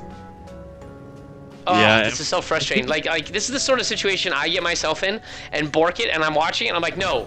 When you feel like you have the advantage, you probably do. Yeah, but that is a lot of zealots here. The difference between this game and the last one is there's Widow Mines. Those Widow Mines going to do a lot of damage to these zealots. There's no detection. None. The Oracle that has detection is where? It's dead. No, it's right here. Where? Or it's Oh, I see it. Yeah, the Oracle. The only thing, there is no robotics facility. There are no. Does Photon Overcharge grant vision? I don't think it does. It does not. So I mean, like, there's no vision. The Widow Mines would be a killer here. Hell, even one Banshee would be killer. And once again, we see this completely unnecessary worker pull. Like, I don't get this, dude. Why are you pulling all the workers? You're gonna go into Storm with workers? This is gonna be a massacre. Yeah, that's the part I don't like. And And actually, now he's Mimo-san's... pulling back. This Oh, is, I don't know. I've given up trying to figure out what Mimo-san's doing. I don't know if he's just well, I'll tell you what he's doing. done some crack or something. I don't know what's going on here. I mean, he does have the What? superior army value and army supplies, so there's that. Yeah, but I really do like this. He's going to drop Hellbats right on top of the Zealots. Either that or he's going to go and I drop don't them know on what the he's gonna bases. do, but Storm is gonna ruin his day. Yeah, feedback says, well, could really hurt here. But Oh, honestly, feedback and Storm. Look at this, they're all cramming down the corner. They're all, look at this. One Storm wipes out all the workers. 2 Storms takes out half the infantry. 3 Storms ruins his day. 4 Storms. oh my gosh, he actually 5 still has a lot of storms! fire here, not into storms. He's actually going to take this game, it looks like. I don't know how that's even possible after 5 straight storms to the face. Oh my gosh, the power of Terran. Actually, it's the power of 2-2 upgrades. I didn't notice that till just now. Oh snap. Holy cow. That was beautiful. What? I'm taking this game and I am studying it till I didn't realize that the armor upgrade helped against Storm. I thought Storm was bypassed upgrades. It doesn't, I don't think. But anyway, also, thank you, Exiled Gaming, for the follow on Twitter. It's always nice to have people know the bad stuff I Twitter on there. The bad stuff you twatter on there. That's the past tense of Twitter. twatter. You twatter. You twatter. Let's hear. I haven't checked my own Twitterage here. I'm not as big a fan of Twitter as most people are. Twitter. I have it so I can whore myself out when I'm about to do stuff. I'm less of a whore, more of a person who see, instead of me whoring myself out, people whore themselves out to me. They pay me to have sex with them. Oh, you're a man pimp. Yeah, not so much, but I like to try to think of myself as one because I have a stream that 4 people watch per week. Well, you did have that big 150 stream. I did. I will admit that I was the 4th highest streamer on all of, or 4th highest StarCraft streamer on all of Twitch for one night, but that was due to a Dutch viewer of mine that went on to another Dutch viewer who actually knows the Dutch viewers, or the Dutch streamers for Wardy. She knows Wardy basically, and asked him to host me. So that was pretty dope. But yeah, and we're just waiting for Mimo. He had to go to the bathroom. yeah, you know what? I'm going to go ahead and break the seal as well, so I will come back in a short second. I'll be right back, gentlemen and ladies. Okay, just waiting on the map as well. So, GG, Koski says, and that does trigger Night Thought. That's one of the hidden commands if you guys want to look for any others. But I know some of you are just here so you can get your hands on this bad boy. $20 Steam card, which is going to go to the winner of the raffle. I'm going to explain it a little bit better once the finals begin and I open up the bids. The bids are going to be in droppers. It's $2 a piece. Well, not $2, but 2 droppers a piece. I think I said that first time, but so yeah, two droppers a piece, and we're gonna have a good time. Wait it. Yeah, Exiled is in the finals. Alright, I'm gonna walk my way back. You guys get to see my disembodied head, my stream that does not have a face, and now you get to see me in all my glory for whatever the hell that's worth. Alright, so I'm in the party. It's a party in here. And we're listening to some very atmospheric Monster Cat music. This Monster Cat music is brought to you by, well, Monster Cat, and looks like it's Mitchell Claxton. And I think the song is called Vyuxia. I'm not sure how you pronounce it. It's Vyuxia. Maybe that's Russian. No idea. Yeah. An escort. Yeah. So basically, Exile, let's see. Apparently, I'm an escort. Yeah, that sounds a little bit better than a man whore / gigolo. Dude, Deuce Bigelow should be watched by every man in the world. I think I saw it, but honestly, I can't remember. If you saw it, then you would know you saw it, and you would be proud of having seen it, and you would have pictures of his leopard print underwear on your wall. Okay, that was really weird and not necessary and probably not true also. But whatever. Intermission time, right? Yep. Yeah, I mean, I don't think I could put half of this stuff in my stuff just because That's okay. of what At least we've we been didn't talking go full about. potato like in Control did during like whatever was it DreamHack or whatever where he literally like flipped his shit like on live television. I was like, all right, well whatever. He gets paid to do this. I don't. No, here's a clip everyone should see. Just look it up. It was in Control and someone else casting, and there was an admin eating pizza, so they just focused on him, and In Control's just going crazy, just saying, "Take a damn bite!" That was really loud. Sorry about that, guys. We're loud people. But that was hilarious. So if you guys see that, it's on SC2 HL. But anyway, here we go, guys. Took it back into game number 3, representing 1F Academy. It's Mimo-san. And I'm in the wrong one. Oh, I was not in the wrong one. And currently overwhelmed by the power of 2 base Terran over 1 base Protoss. Hoping to bring it back here. It's Dreamatos. Why does music keep getting enabled? And by the way, what is the command? What is the series? It's 1-1? Yeah. Oh. Alright, 1-1 it is. And the production tab. The production tab looks really crazy here, guys. It's a depot, a probe, an SCV, and a pylon. Most interesting production tab I've ever seen. I've never quite seen a production tab look like this ever. OMG. Yeah, I know. Like, okay, like time to just, you know, all of us go home. We're done. We've seen it all. There's no more left to see here. That's it. Yeah, but we do see that probe moving out to the watchtower. Kakul, welcome to the stream, buddy. Of course, Exiled, he is rooting for Exiled, but unfortunately Exiled is not in this game just yet. Does look like we're going to see a gateway, maybe for a fast expand, but it's yet to be seen. We got the barracks, we got the refinery. Win for the Fomali. So I'm guessing Kakul is related to Exiled. But yeah, pretty standard game so far, guys. You know, you don't really see too much, especially now that everything is on the line. Mm-hmm. Yeah, what I'm really hoping here is less of the cheeky maneuvers and more of the let's just go straight up and kill the other guy stuff. Mainly because I'm starting to get tired here, and we still have another series to cast after this. Yeah, but do see the gateway, the pylon. No base just yet. He doesn't have the minerals for much, but he's just going to throw down that cyber core, block off that Reaper that's going to come in. And once again, Mimo is doing ring around the map with this probe. Yeah, unfortunately, that's the benefit of having the grass here. You lose sight of it, and that breaks off the follow command. Yeah, that works.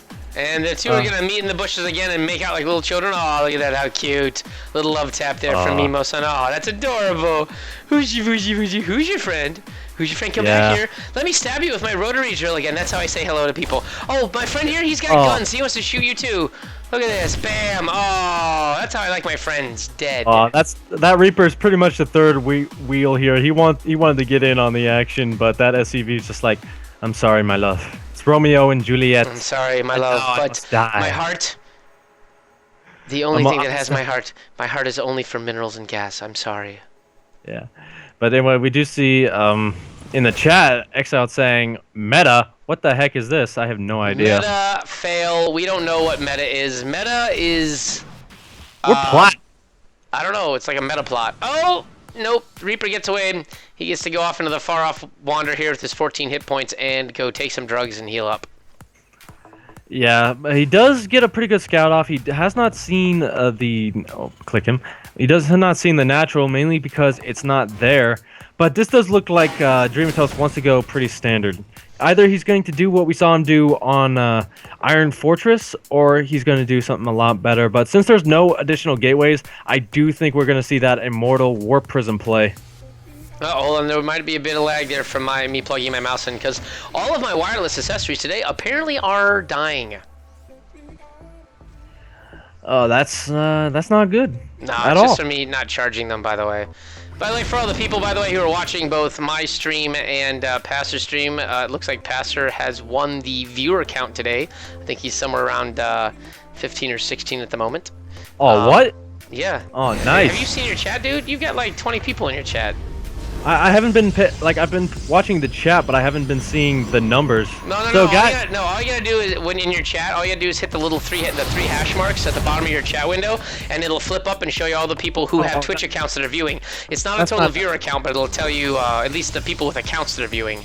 No, that's not the thing I use. I have absolutely no control over. Your chat?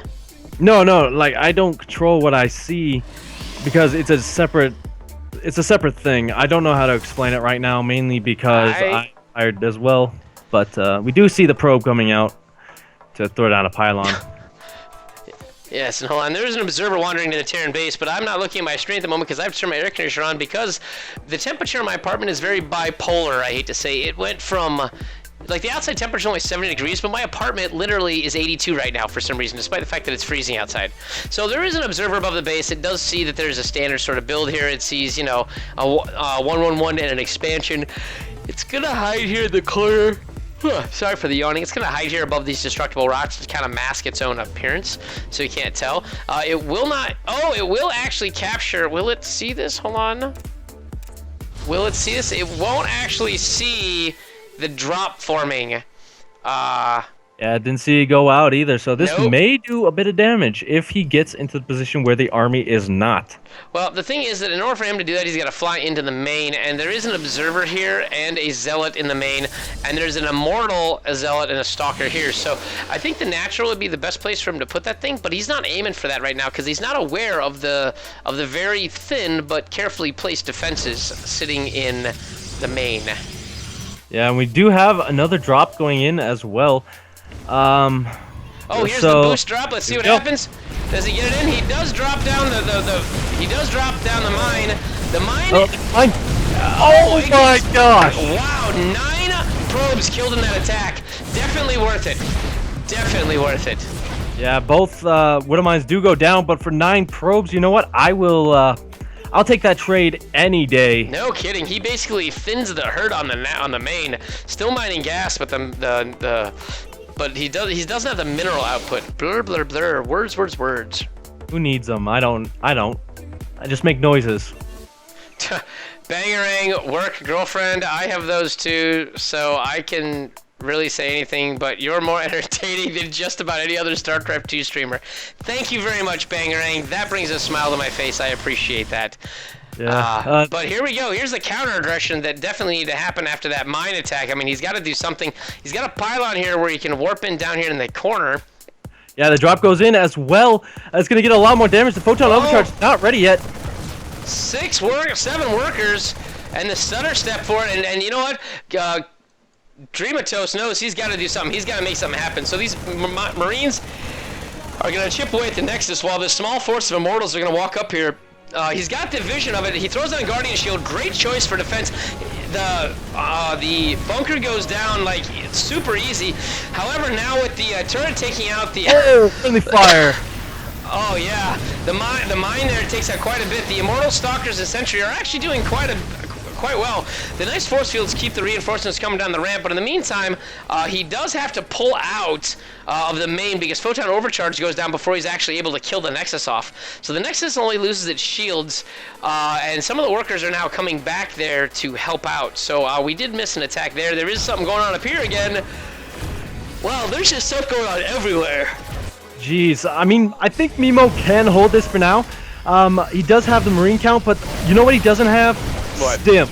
No. Immortals do a lot of damage as well, so he's losing all his units over here. He needs to pull all these SCVs to buffer pretty much for what little he has. Yeah. The drop did get cleaned up on the other side of the map by a couple of Zealots. SCVs are dying. And unfortunately, he's still got one guy in a medevac. He's got a worker in a medevac for some reason. He's trying to do what he can with these 3 Marines, but you're right, the stim is absolutely killing him. He just doesn't have the ability to increase the DPS to make these guys as lethal as they need to be. He also no longer has an income due to not having workers. So that's something new, right? That's a new way to sort of win, I think. You just don't make workers and you fake your guy out. You're like, oh, no, I don't have workers. I don't know what he keeps sucking up in a medevacs, but he needs stim, and he's still not researching it because he doesn't have a barracks with a tech lab. Yeah, you know what else so funny? We have this one Marine getting healed. Actually may kill off the Widow Mine. Oh my god, he needs to bring the Widow Mine over here. The Observer is here, but he needs to move it to the other side where the Marines are so he can take out these Zealots. Again, I would have definitely have started stim by now, despite the crisis that he's under. Oh my god. One Marine just killed off the Mothership Core.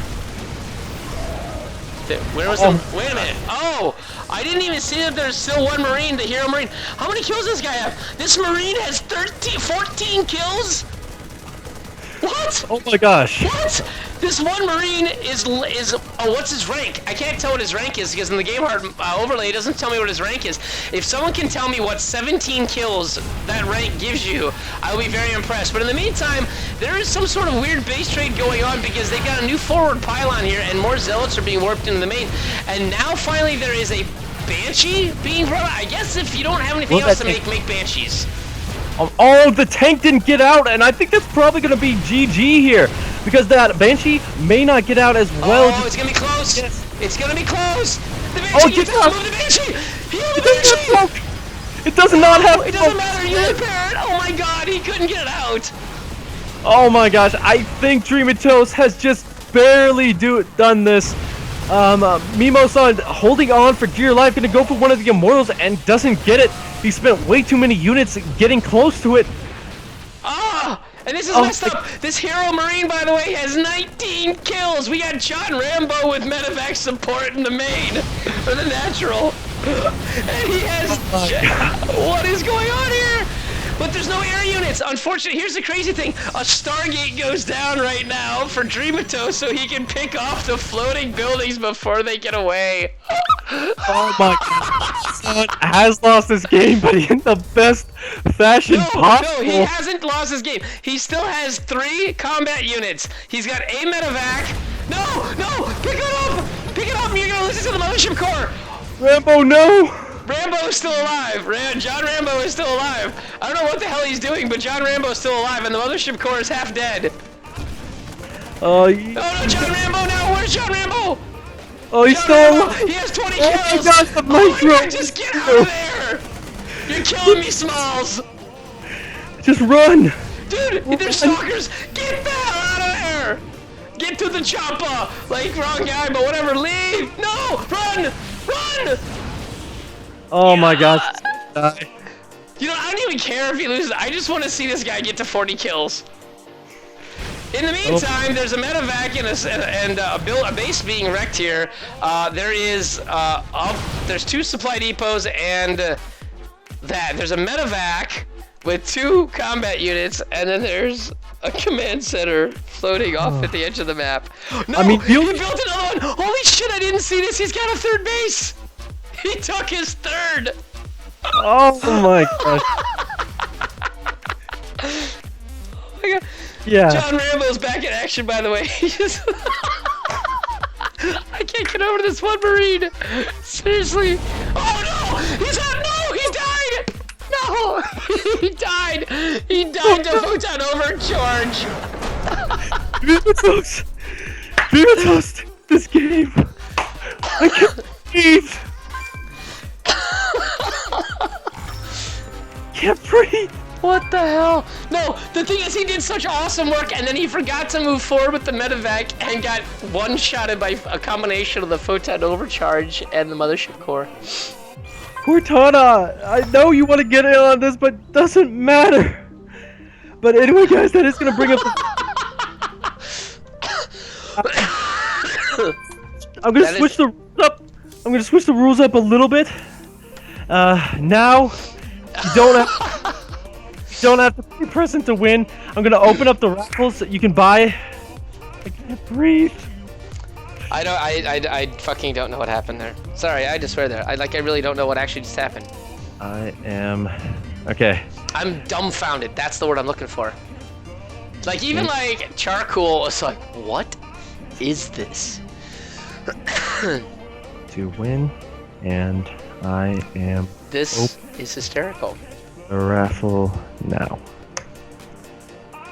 Dude, this is like a giant highlight. No, you need to do a highlight reel of all the silly things in this tournament because we've seen double proxy Protoss where they didn't see each other's proxy Protoss. We've seen superhero mines. What else we saw? We saw the one Reaper that died instantly because it walked in the middle of 4 Zerg pods. We had John Rambo who single-handedly wiped out an entire natural worth of workers and a mothership core. And then died very unheroically while trying to kill the other base without medevac support.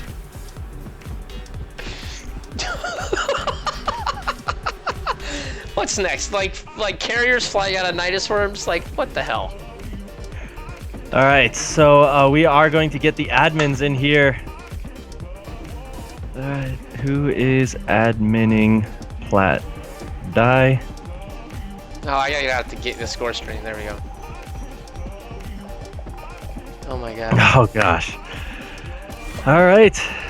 So we're leaving the party to get that Marine is a hero, guys.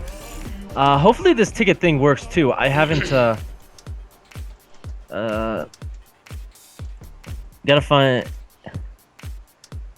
Let's see who is admin. I think it's Scarecrow, right? Invite.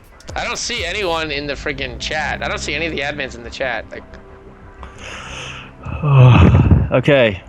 So I hope, again, hopefully this ticket thing works. I have never tried it before. Why is it that you always come into every stream without testing this shit beforehand? You do it every time.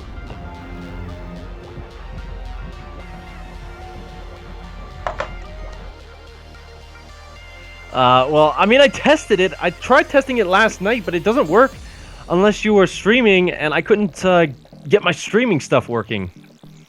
Well, that sounds that sounds like your fault. That sounds like it's all your fault. Yeah, okay, we're gonna blame you. Hang on, I'm even gonna check if that's the right command. I mean, I don't know. I don't know what droppers ticket. I don't know. You're on your own with this shit. I like this is why I don't do this sort of thing. Well, this is pretty much a one-time thing, but let me see here. You funny, man. All right. Ticket, number of tickets. I don't know. You said it's $2 a bet, so maybe it's $2 a ticket. So maybe the number of tickets you buy has to equal like some even number. So if you buy 10 tickets, that's $20 or whatever the hell it is. 20 dingoes. 20 dingo ate my baby. I don't know. All right, I'm gonna type this. It doesn't work. I don't know if it. I don't know if it did that. Where's our admins? I don't know. I thought you were in. I'll see. Hold on.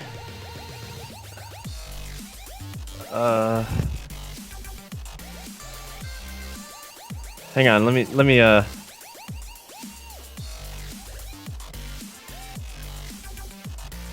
Hold on, did he say Pez? Hold on, did he say it's 6 a.m. and his opponent didn't show up?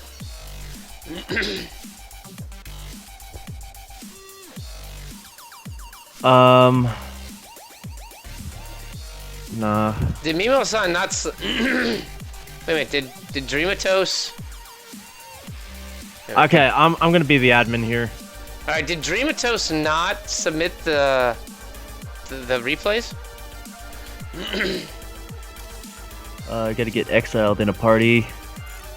And I'll get you in a party. I'm always down for a party.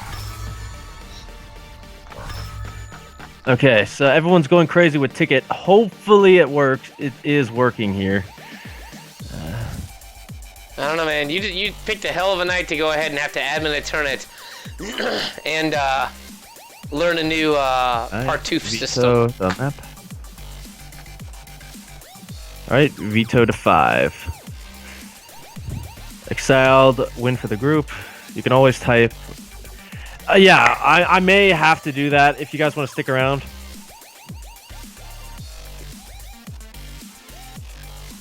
That is the backup plan. But I want... but I want this to work since it is cool. All right, so we're in the party. Do you want first? Who is the first? I don't know, man. Man, I don't know what's going on. I'm just here for the beer. First veto, unless he wants to defer. Yeah, you also gotta get to... What's the problem? I can try while we veto. Oh yeah, also I let Dreamer know Dreamatos know he didn't submit his replay for the semifinals. Mafia, this is an online raffle thing. It's not Nightbot. It's Modbot. As funny as that sounds.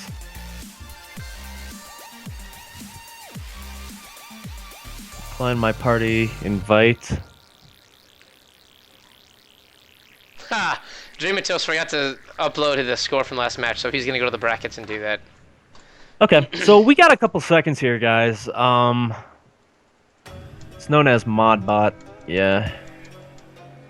There's a 3 to 4th place. If he doesn't show up, What are you talking about? Exiled is here. no, Pez. Oh, who cares? Pez, oh no, Pez is out of our tournament. I know, but I'm trying to do some small admin work since none of the other admins are working. Okay, God. I haven't done any adminning in forever. Well, then whose fault is that? We'll just blame it on Element because he's not here. Okay, dang you, Element. You Canadians and all your stuff. What are the 2 vetoes? We need map order before we can start.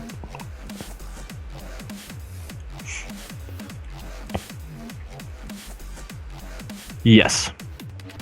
Alright, so this is going to be a best of 5, guys. It won't work. I don't know if it's working, though, guys. Beta test. Shoot a beta test. Sorry, did I say that out loud? Alright, you know what? Everybody who's bot droppers, you know what? Buy your tickets now. Right before game 1 starts, we are doing this. Alright, and Dreamatos still needs to veto his map.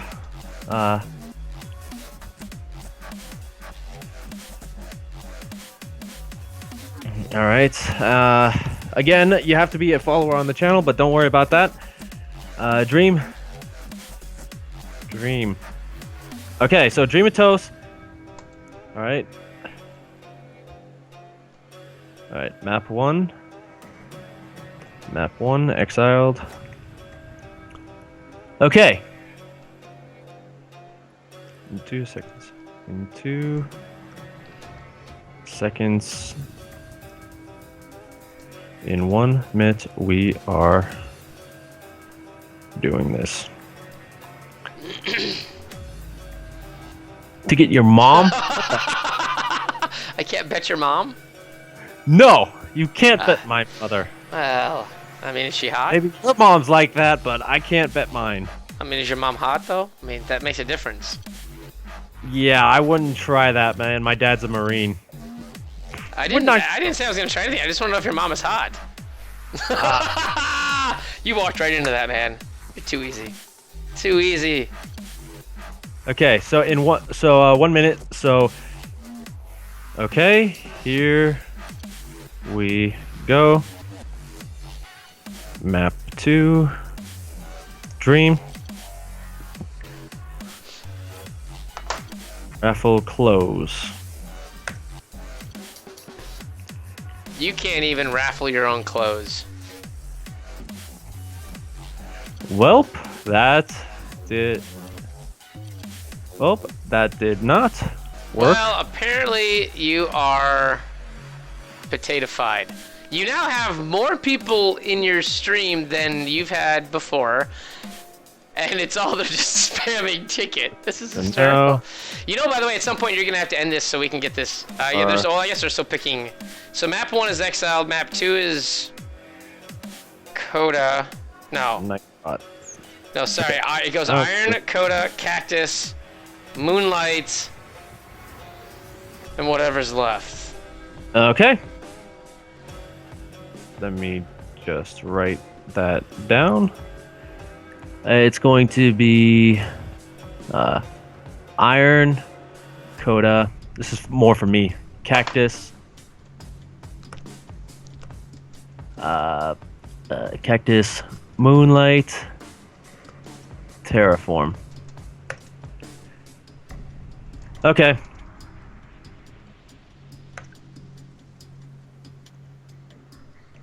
One winner. Okay. Yeah, but I don't know what these people are getting droppers or whatever it is. I don't know. I keep thinking every time droppers, I keep thinking it's like that movie from the stuff you take in the movie Limitless. All right. So I'm just gonna make this map now. NZT. That's what it is.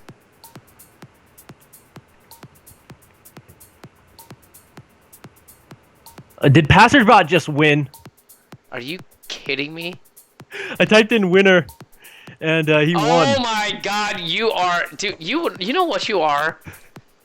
You're a giant potato. You know what? I can't even be in the same chat as you because you can't. Oh my God! This is like the end of Billy Madison. Like where like he rattles off the speech and the guy is kind of like, for having heard what you've just said, everyone in this room is now dumber. And winner, Kakul is the winner. Oh my God.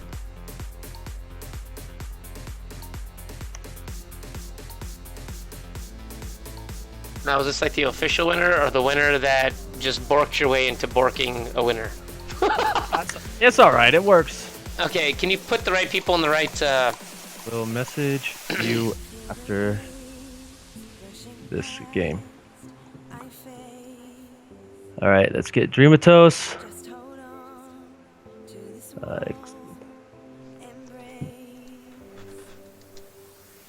All good. There's ready.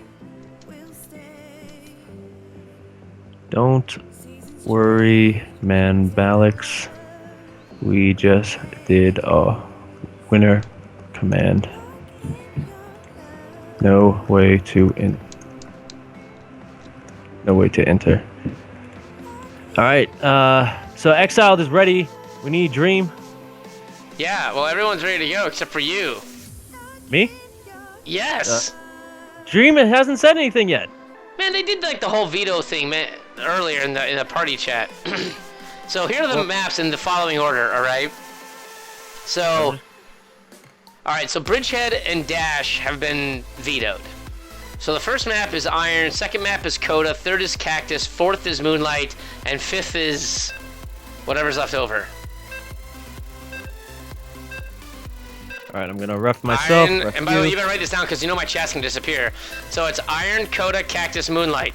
Iron, yeah, I Cactus, have it in the party chat as well. Well, okay, fine.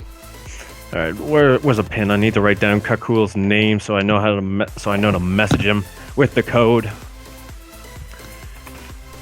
All right, I got a pin.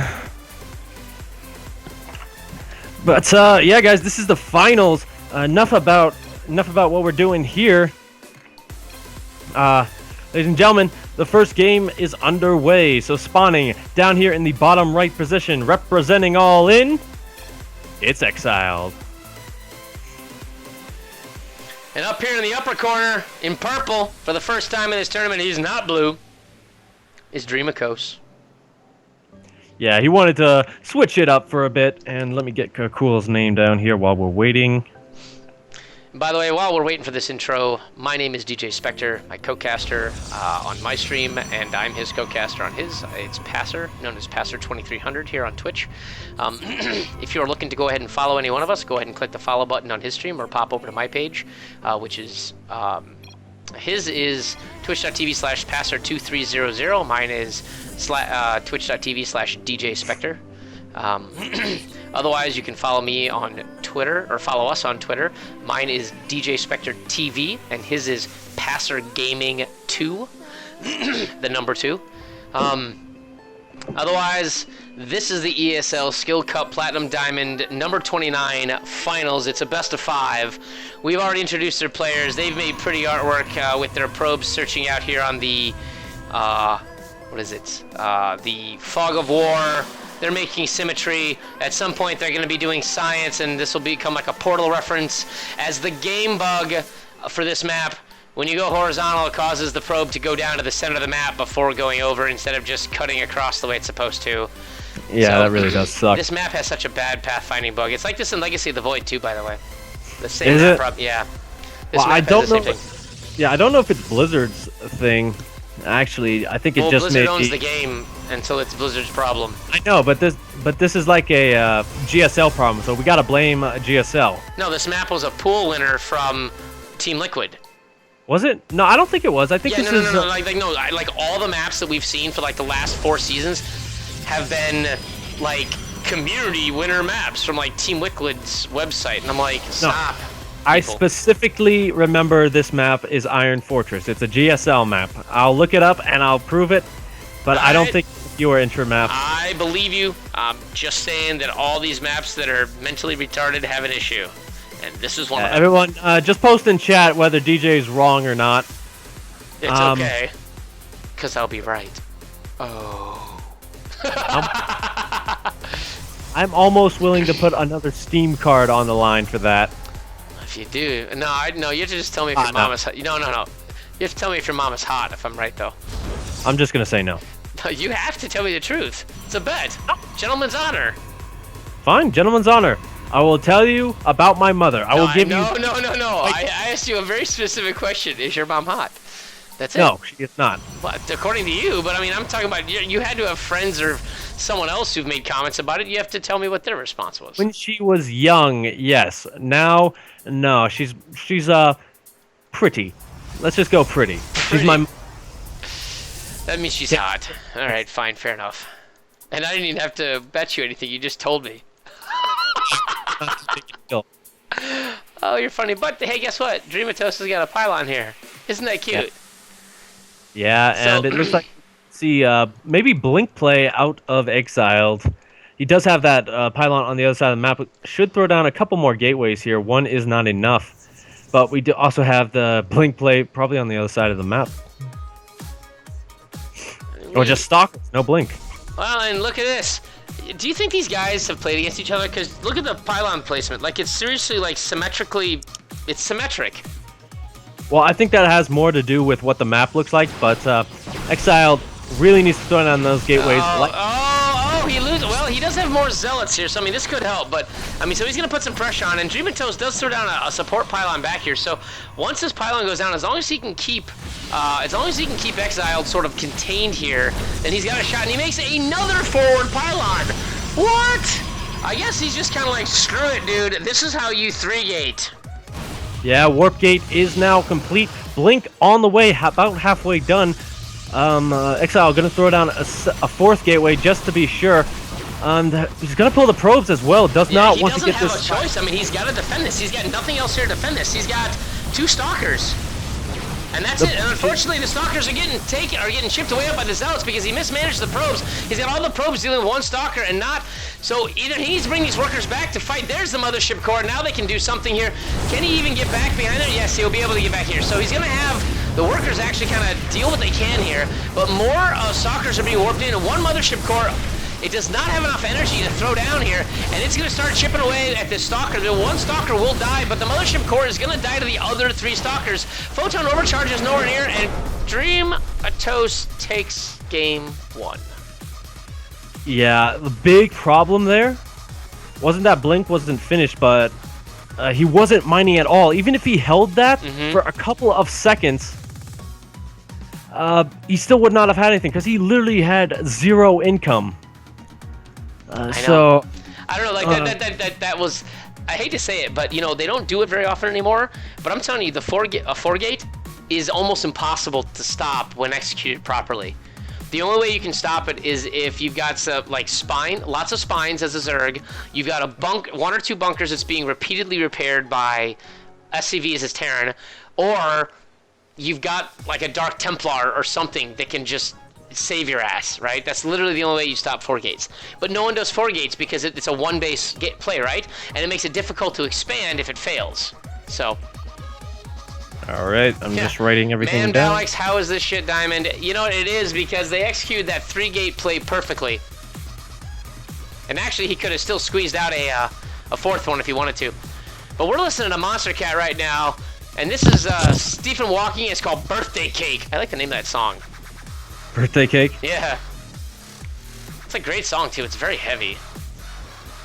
Yeah, I'll take your word for it. Like, the problem with Monster Cat is a lot of times they just play the same music because that's all they have.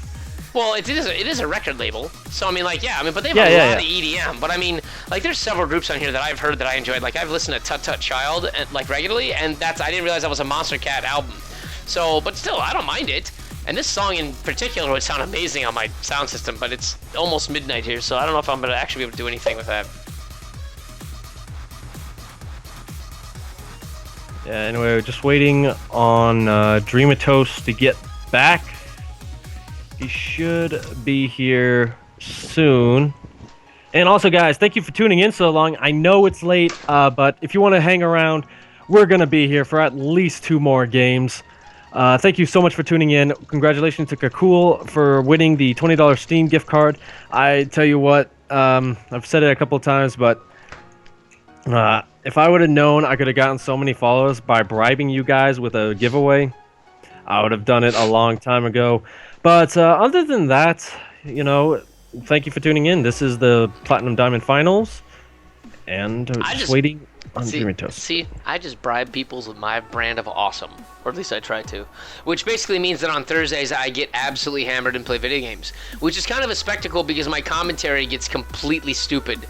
Especially if I have other people around. Ooh, this is a good song. This one's a really nice song. This is called Breakdown VIP. This one's actually completely DRM free.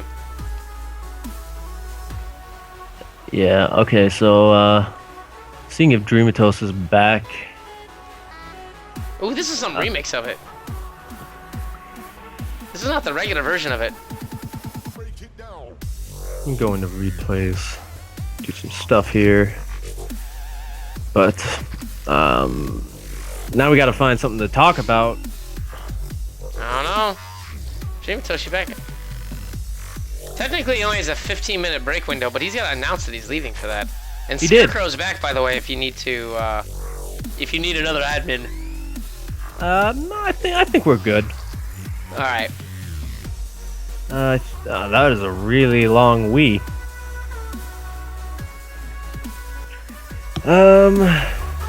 Oh, this is a different version of this song. I like this different version of it.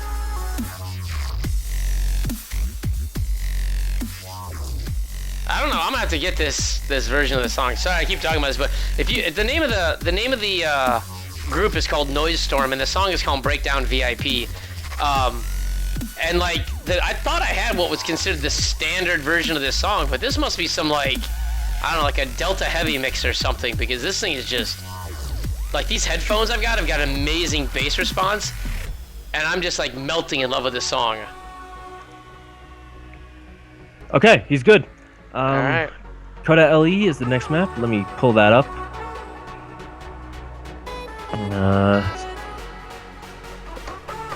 Create as party. Let's get all you guys in here.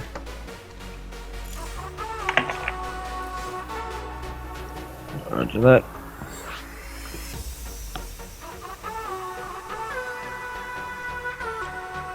Oh, okay.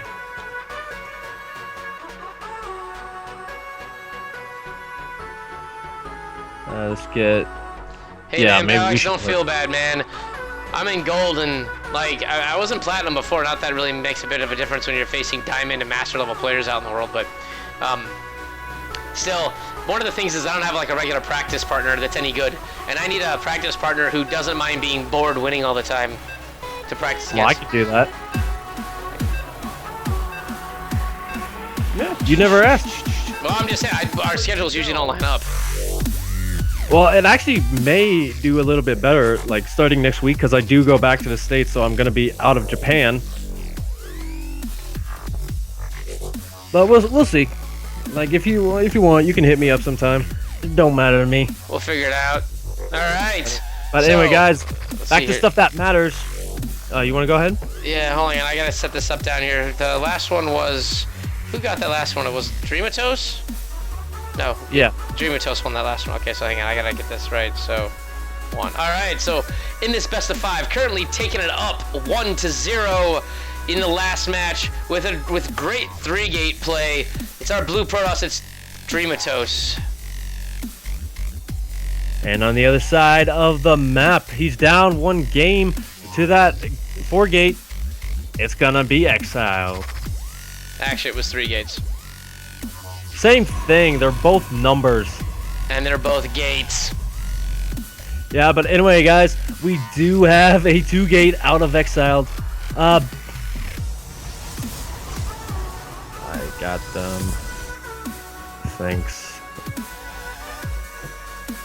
But anyway, the 4-gate is gonna who wants to put words together? I don't know. Those aren't necessary for a caster. I hear you can just like grunt and fart and get through an entire cast. Because I've actually seen people do that. Like you'll watch people like their big thing on like their pages. I analyze games or whatever, and they're like, "Huh, he made Marines." Was that Captain Obvious's stream? I don't know if it's Captain Obvious, but look, it does get scouted. Dreamatos sees the 2 gateways going down, and he's like, "Herpy derpy, what am I gonna do?" And I think what he should do is make another gateway himself. So apparently Man-Balax has 1v1 Exiled and beaten him. Marauder Rush. And by the way, guys, I want to tell you something about Passer's stream. He doesn't allow swearing because he's got the mature language filter on. Fuck. Shit. Damn. Ass. That's all the curse words. That only works for typing. Oh, I do have that on. Well, no, I don't. Yes, the mature language filter only affects the chat. It doesn't affect like what we say verbally. Oh, okay. So I just cursed pretty much every curse word for that. I can't take you anywhere, can I? You're one to talk. I've seen your stream. The difference is though, is that's my MO. Like you're trying to be like, oh, I didn't mean to do that. Me, I'm kind of like, if I don't swear, then something's wrong. But anyway, Here we go. Here comes the pressure. It's 2 zealots versus a photon cannon and 1 other zealot, and there's also a probe here, and I have no idea what's going on, but 2 zealots versus a cannon and a zealot and some probes means that something's gonna die some horrible way here, and I'm guessing it's gonna be the 2 zealots from Exiled. Yeah. But yeah, there's another zealot that's gonna try his luck. He's gonna, oh no, he decides, screw that, my 2 friends are dead. Yeah, you got this one guy here. He's probably wanting to wait for 2 more, but honestly, I think this has been pretty much stopped at this point just by that cannon doing plenty of damage. He could actually, with these 2 zealots, he could come and kill this cannon that's here now and take out the forge before the other cannon actually finishes. But guess what? Mothership cores. So there's 2 gates over with. Yeah, pretty much. And I mean, that puts Exiled so far behind. Let's put the production tab up, shall we? Yeah, I think I probably should do that. Cybercore back at home, but unfortunately, with all these gates on the other side of the map, once those die... Hang on, everyone's yelling at me for no production tab. Do you have the names up? Are you full screen? Is your name Passer? Yes. Is your mom hot?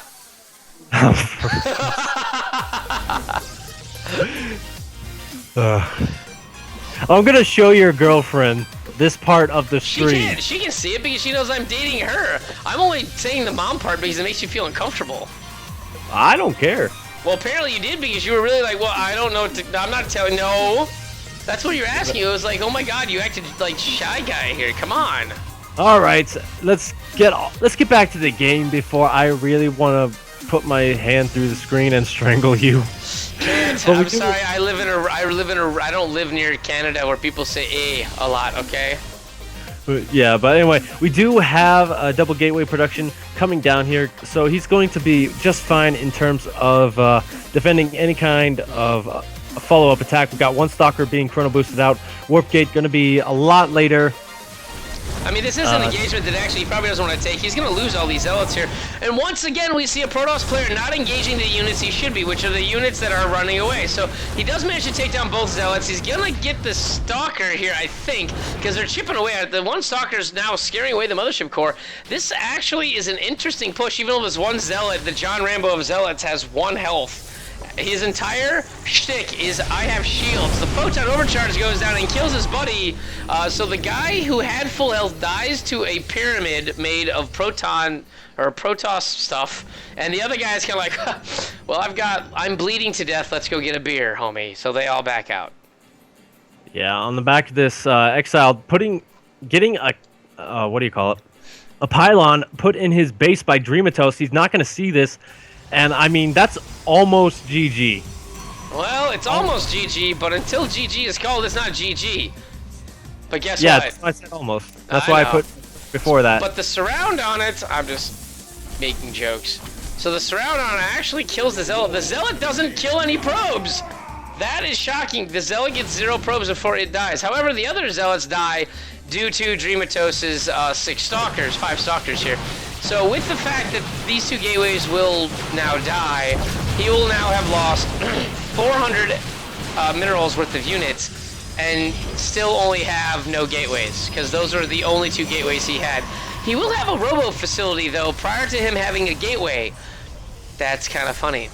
I would also like to point out that only 1 probe died that entire time. That is truth, my friend. Mothership Core comes out, and that's going to help a lot here. A lot of this is going to go down, which is very nice. Very appropriate that Monster Cat plays some upbeat dubstep here right when this battle takes place. So it's very appropriate. It must like StarCraft also. So actually, this counterattack by Dreamatos is not going to do very well. However, the main push is going to wreck face, because that's now 8 Stalkers versus, well, a Stalker right now. Yeah, the Zealot's kind of like running for cover, and he friendly fires his own Stalker. That's one way to not boost worker morale. So GG, Dreamatos takes an early 2-0 lead. He's going to get one last game before he wins it all, if he is able to close it out, or if we're going to see an all-kill. You mean a reverse all-kill? We can also see that too. Also, thank you, Mindwoot and Manbalix, for the follows.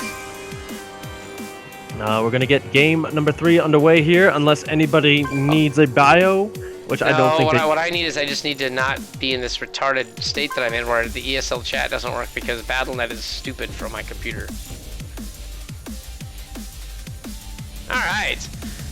And again, the little intermission music we've got going on here, which I don't know why the StarCraft music keeps re-enabling, but this is Faint Coma by Snake Eye featuring Coma. Also, thank you Workhorse34 for the follow as well, and thank you DJ Spectre for the mention on Twitter. I totally forgot to tweet this out. Holy cow. Yeah, you know what you didn't do? You're just failing on all the things, man. What I forget to do?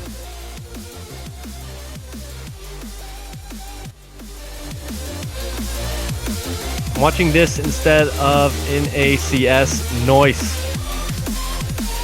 We're just waiting on the 2 guys here. DJ, you're still in, right? I'm still in. Yeah, I'm still in. I'm ready to go. I'm the only one ready to go. You guys see the ready? The invite? Okay. So, while we're waiting here for this, we still got a couple of seconds, because these guys obviously haven't seen it. We're just pro dumbasses. Oh, yes, we are. And by the way, this is in 2v2. Are we really doing this? All right. Yeah.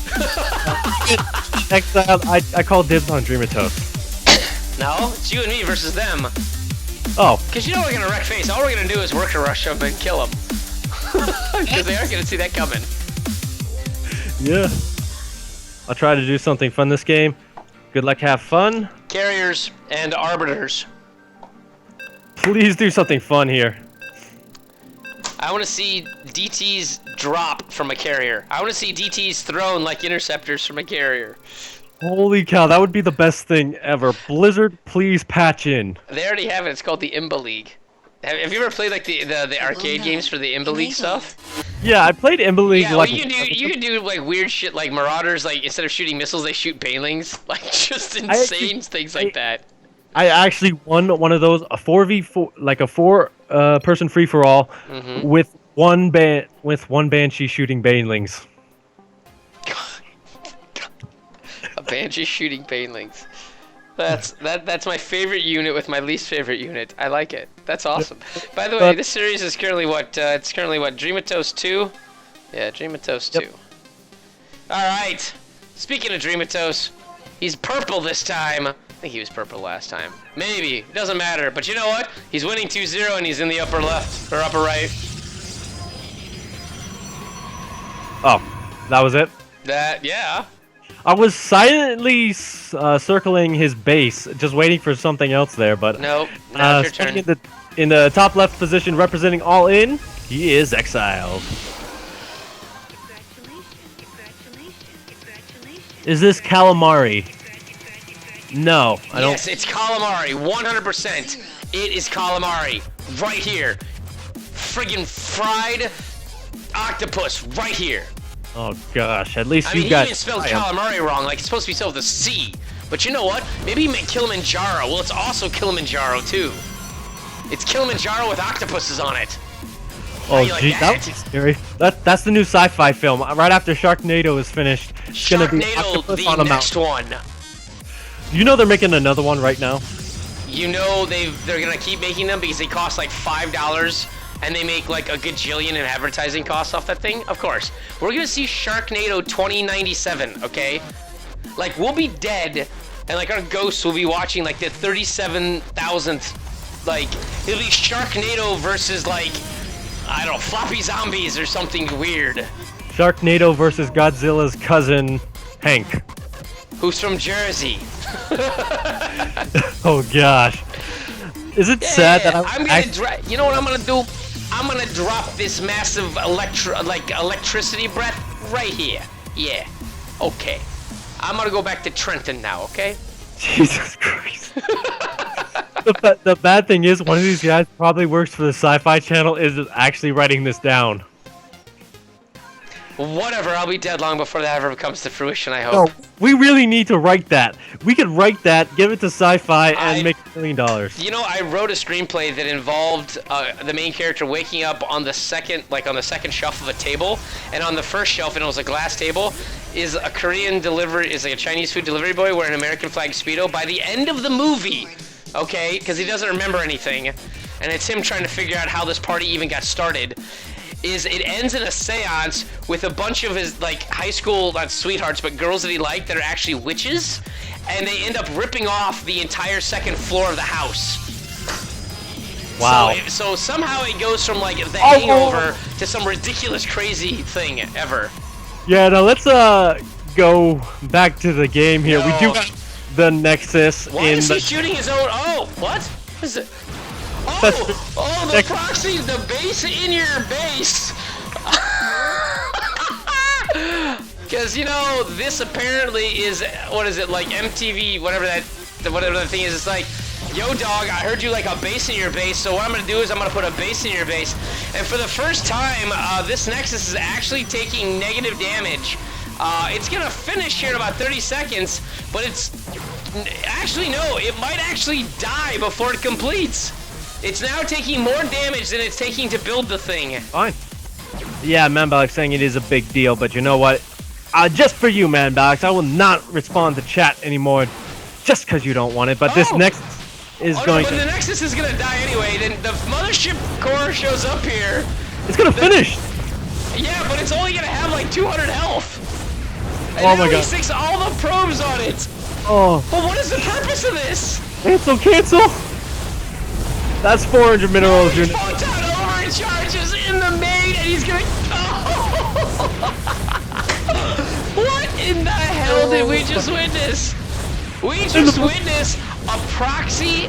No, was it? A proxy in the main Nexus photon overcharge. Is that even a thing? Yeah, it actually is. Huck did it against the Velo once. And so now I see an Immortal being microed against the Mothership Core. So yeah, this push is pretty much dead once that Stalker gets out. Oh, it actually gets the probe as well. That's a good pick off. Yeah, but the Immortal needs to stay alive. It only has like 3 hit points after this. The Stalker's actually going to start picking this thing off. The other workers are now going to run for their sweet lives. The Stalker's not going to be able to pick up.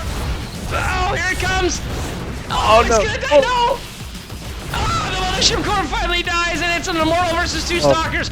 No, sorry, an Immortal versus, 3 Stalkers versus 3 Stalkers. Numbers, and I can't count. And somehow Dreamatos has now lost this. But he does have 3 gateways up. But the tech advantage goes to Exiled for having the Robo facility, which is not started for Dreamatos. Yeah, both players have Warp Gate, and I think Exiled may have more gateways here. Let me check. No, it is even. Dreamatos going up to 4. But he's actually taking a fight he shouldn't. Dreamatos loses. I know. Not Dreamatos, but Exiled losing a Stalker there that you can't afford to lose. I know. He needs to focus fire the other Stalkers and then kite the Zealots. I'll just say kite the Walkers like Walking Dead. Well, I mean, they could be from The Walking Dead. I don't know, but anyway, they're focus firing. There's now 5 Stalkers and a Zealot versus 4 Stalkers. The Immortal better pop on the right side. The Immortal better pop on the correct side, and this game is over. The Immortal pops. He comes out the back, so now this actually isn't shaping up too badly. If he can keep these Stalkers alive, he's got a chance. He pulls a few probes and do a little bit of extra damage, and actually that's what he needs to do. So this Immortal is going to actually go ahead and save the day. If he can keep this one Stalker alive and get this Immortal back into the fight, I think he can actually hold this through some miracle, but there are more Zealots flooding in to reinforce this. This is so fucking strange! Yeah, a couple of Zealots warping in here. I don't think he can make anything with one of those, at least. The gateways, that is. The Mortal is going to start to go to work, but they suck versus Zealots. Yeah, I know, but the workers are going to go ahead and help out. The Zealot, the Immortal will be able to handle this. No! He pulls the workers away too soon, and they get pot shots on the Immortal!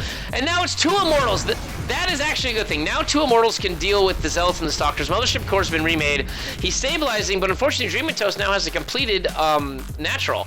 Complete with a Mothership Core that's about to pop out. Well, that's going to pop out in about 10 seconds here. Yeah, we also have a Stargate and a Robo Bay coming out. So while Exiled has held that, he is a little bit behind in terms of both gateways and tech. You can pump a lot of Immortals, that is good, but once those flying units come out, I don't think the Immortals are going to be that good. No, and the other thing is that they're not terribly dead on like, they're not far ahead on supply. Like, I mean, like Dreamatos, despite the fact that he had a natural, only is 5 workers ahead. I mean, that's significant, but it's not enough. Okay, so the force field now keeps him out, although apparently Exile doesn't realize that his sentry is like, oh, okay, he does recall it, good. He thinks he actually force fielded out his own unit, but he doesn't realize there's actually a 1 hex gap there that he can let in. Yeah, so Exile really needs to throw it on that second Nexus. He's falling way too far behind in terms of production. If you look at the income tab, it's 800 to 660. Yep. That may not seem a lot this early in the game, but it's still pretty important to keep your economy even until you can really start to do damage here. What he needs is he needs a lot of Stalkers. He needs to simply overwhelm them with relatively cheap units. So either like toss out a Warp Prism and drop some Zealots in the main. He's got to slow this down. I mean, charge is coming. The Void Ray is already on the field. So like he needs to be able to do some counter aggression here to sort of keep Dreamatos in his base. I mean, he's pushing out now, and that's good and all, because, you know, right now the army value is actually in, if you can believe it, is in actually Exiled's favor despite that insanity. But most of his army is in these 2, the value is actually in this Sentry and these 2 Immortals. He's got 3 Stalkers that are going to walk up here, but if he doesn't pull them back, he's not going to be able to really make use of the 6 Stalkers, so he needs to keep these units together. He needs to put, now, this is not the fight, and this is not how he wants to take that fight. All right, now he's in a good position. He could do something like Blink, but he doesn't have, you know, the Twilight Council to actually be able to throw down Blink here. So, I don't know. He's got the better army, but very, very quickly, Dreamatos is coming in. So the Photon Overcharge is still valid. He decides to go in and try to snipe the... Wow, taking a lot of damage for the sake of just simply sniping a Void Ray that he still hasn't killed yet. Oh, boy. Wow, he loses nearly all of his Stalkers. That was good. Wow, I don't know what, that was a terrible engagement. And now this is totally flip-flop, and now Exiled is in an awful position right now. I mean, he reinforces with 4 more Stalkers at this hidden pylon, but unfortunately Charge finishes, and the Zealots are just going to rip it apart because it's 9 Zealots versus 4 Stalkers. The Zealots will win every time.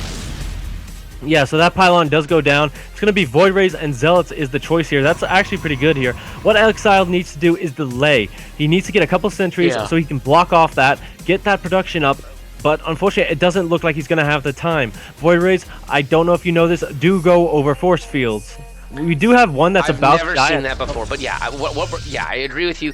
What he needs is the Stalker count to be very high, and he needs the Immortals, and he needs maybe a couple more sentries to create force fields around these Zealots, because the Zealots are going to wreck the Stalkers. The Stalkers need to kill the Void Ray, and the Immortals need to kill the Stalkers. Unfortunately, he doesn't have the sentries to really make this happen. He also doesn't have Blink, if I can tell. No, he does not have Blink. So this is a weak engagement. He can snipe off the one, but the charge for this is too real. He decides he doesn't want to take the engagement. The Prismatic Alignment goes down, and now, actually, Dreamatos' sentries are coming in, and are going to be able to force field off anything, and here it is. Exile calls GG, and that is that, and Dreamatos takes the series and the tournament. All right, so guys, let's do our little plugs here for a second. First of all, congratulations to Dreamatos. That was a very good, very convincing 3-game series out of him. He will go home with, I don't think, anything. I don't know if are they still doing the coaching or no? I don't know if they do it for Diamond League players. Oh no, you know what? I think they do it only for the gold, for the weekend cup, I think. Anyway, keep going. All right, so cool. I forgot to give you your thing, so I'm going to scratch off the pin number, not on camera because I don't want anyone stealing this from you.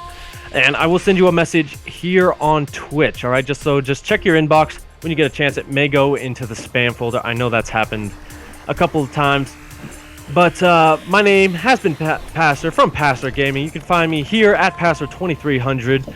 You can find me on YouTube, where I do put these as well as the VODs and Twitch.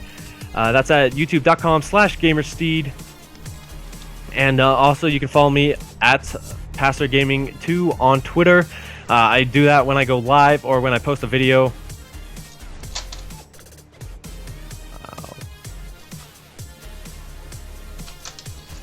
So other than that, I don't have too much else to plug.